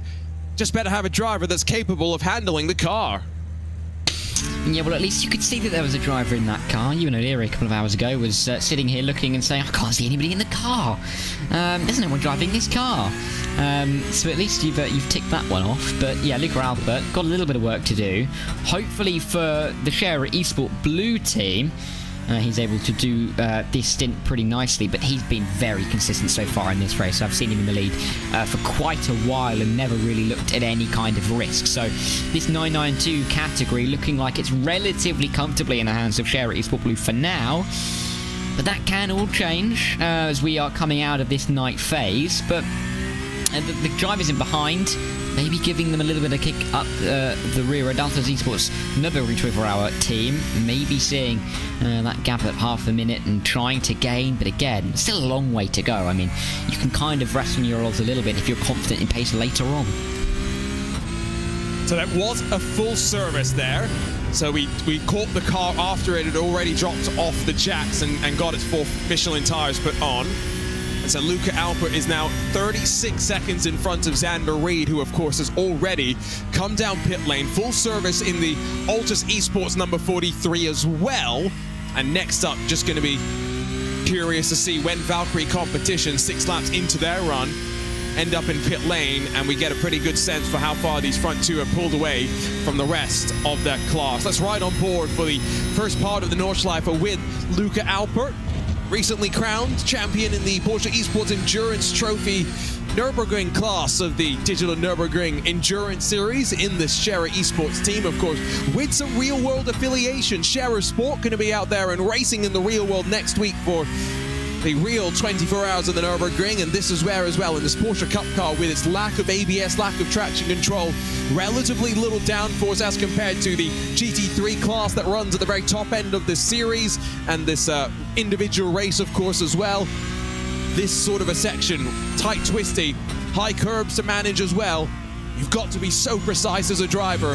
And this is the car that Porsche uses to figure out who its next crop of factory drivers for the future will be. Yeah, it's crunch time, really, I think it's fair to say, and everyone going to be looking to impress and looking to attract some attention onto their name. And it's, and maybe that was just normal. It looked like a little bit of an extra bump there for Luca Alpine. May just be my eyes at this early hour in the morning, but very nicely negotiating his way through some traffic and not really looking at too much risk. These 992s have been pretty much on pace with the GT3s, haven't they? They've only been a couple of seconds off every single lap. There was a point where I think they were only about a second and a half off a couple of the GT3s, so going nicely is Share at Esports Blue. Of course, they have been overtaken by Williams Esport Huisenfeld, who were all the way towards the back of the field, but now back 7th in class, 7th overall. And really, they've only got to worry about Autos Esport Nürburgring, who are 35 seconds behind, because 1 minute 45 back to Valkyrie at this stage of the race, not too much of a concern. And will it be a punch heard around the world, or it be something that potentially, for Xander Reed behind, will this stint just be holding at bay? I do feel as though it's going to come down to these two cars, though, as long as things hold as they are. It's basically been pretty steady for Altus in terms of the driver rotation. 2 stints apiece for Simone Marcheno, then Gnozzo Tazdelin, Dino Lombardi was up next, and Xander Reed is into now the second of his stints in the car. Down in through the chicane. Whoa, be careful on the curb. Maybe I'm getting too excited. Luca Alpert, such a veteran of the track, he's probably exactly aware of what he's doing. Slowest part, though, of the Nordschleife. Not down initially to first gear, though, because Alpert's trying to maintain some traction at the rear as he gets back onto the loud pedal and brings it down towards Exmüller, and such an important section as you run your way towards Bergwerk.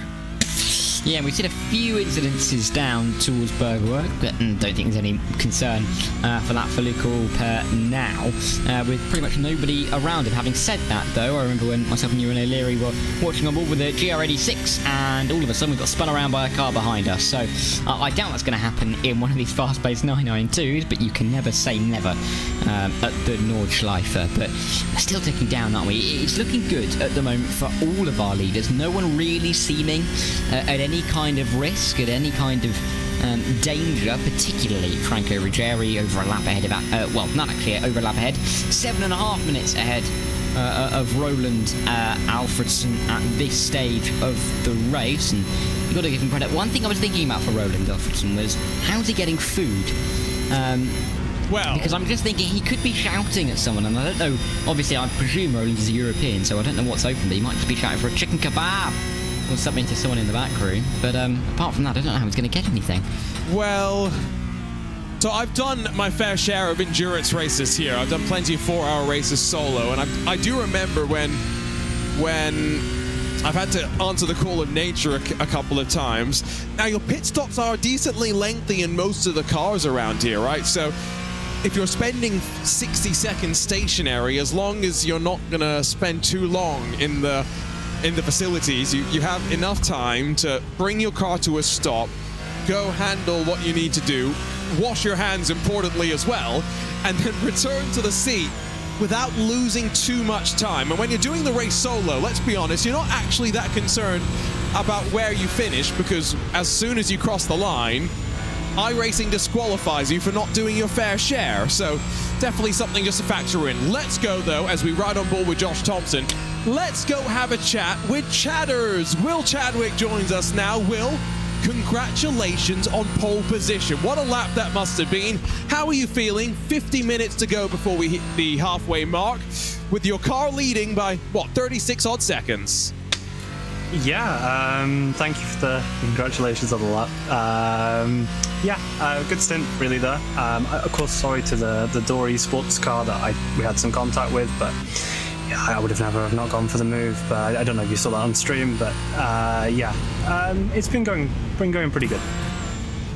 How are you feeling in terms of the balance of the car? I'm guessing you're here joining the Scherer team a bit for a one-off race. How's it been, joining a team that has so much experience at this car, with this track combo? I know you've got plenty of experience with both, but maybe they've got a little bit more of the experience in terms of traffic and whatnot. Have you learned stuff from them? Have you been helping them as well, find a little bit here and there? Yeah, certainly we've helped each other in terms of bringing our performance. We're up against a car that's had all 4 drivers inside the Pro Series of the Porsche Taycan Esports Super Cup Contender Series. I think all of them were in that. I don't even know. I can't remember how close Sander was to getting in the main championship, but I think it's important that we just keep to our strategy, and they've helped us out a lot from the strategy side of things, and from the way that we set the car up ready for the double stint. But there's things that I've helped them with as well, I guess. Glad to hear it. Now, what's the plan for the rest of the race? Not talking strategy, because I know you teased me with your Discord message. You said there was plenty happening with strategy. You just didn't want to tell me. You've done, 2 stints already so far. You've gotten out of the car, Luca back in. What's the plan? How are you going to sort your driving out for the rest of this race? Yeah, so we're doing doubles. I've noticed that the Altas seem to be doing triples, but we're doing doubles in our car. We've got 3 drivers, so we've got Luca in for another 2, then it'll be Julian, and then I believe I'll get back in. All I know then is that after I get back in again, I think then I finish the race and the final stint, providing we get there. Really happy with how things have been going and how we've managed the tyres mainly. I think that's obviously people know what the strategy to run is, but it's how well they're executing it, which is why we've currently got an advantage. We've now gained 2 laps of fuel advantage over the 43 Altus car, so that's really helped us out in terms of a general buffer perspective, coming towards the end of the race.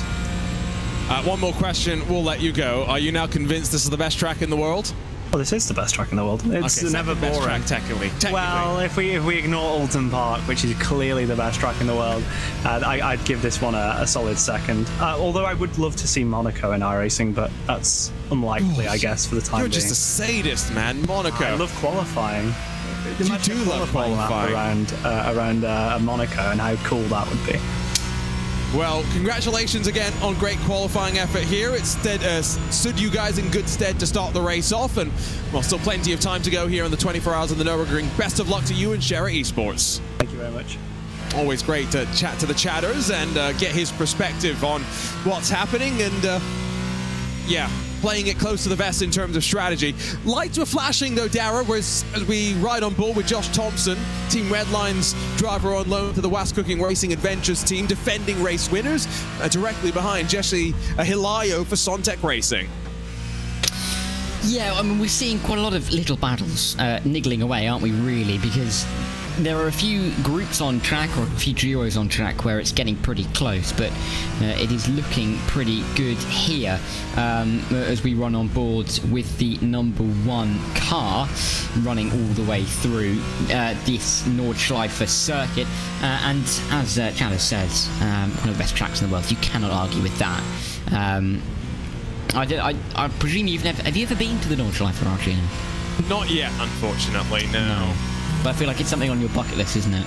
On my bucket list is doing a full race season at the Nordschleife.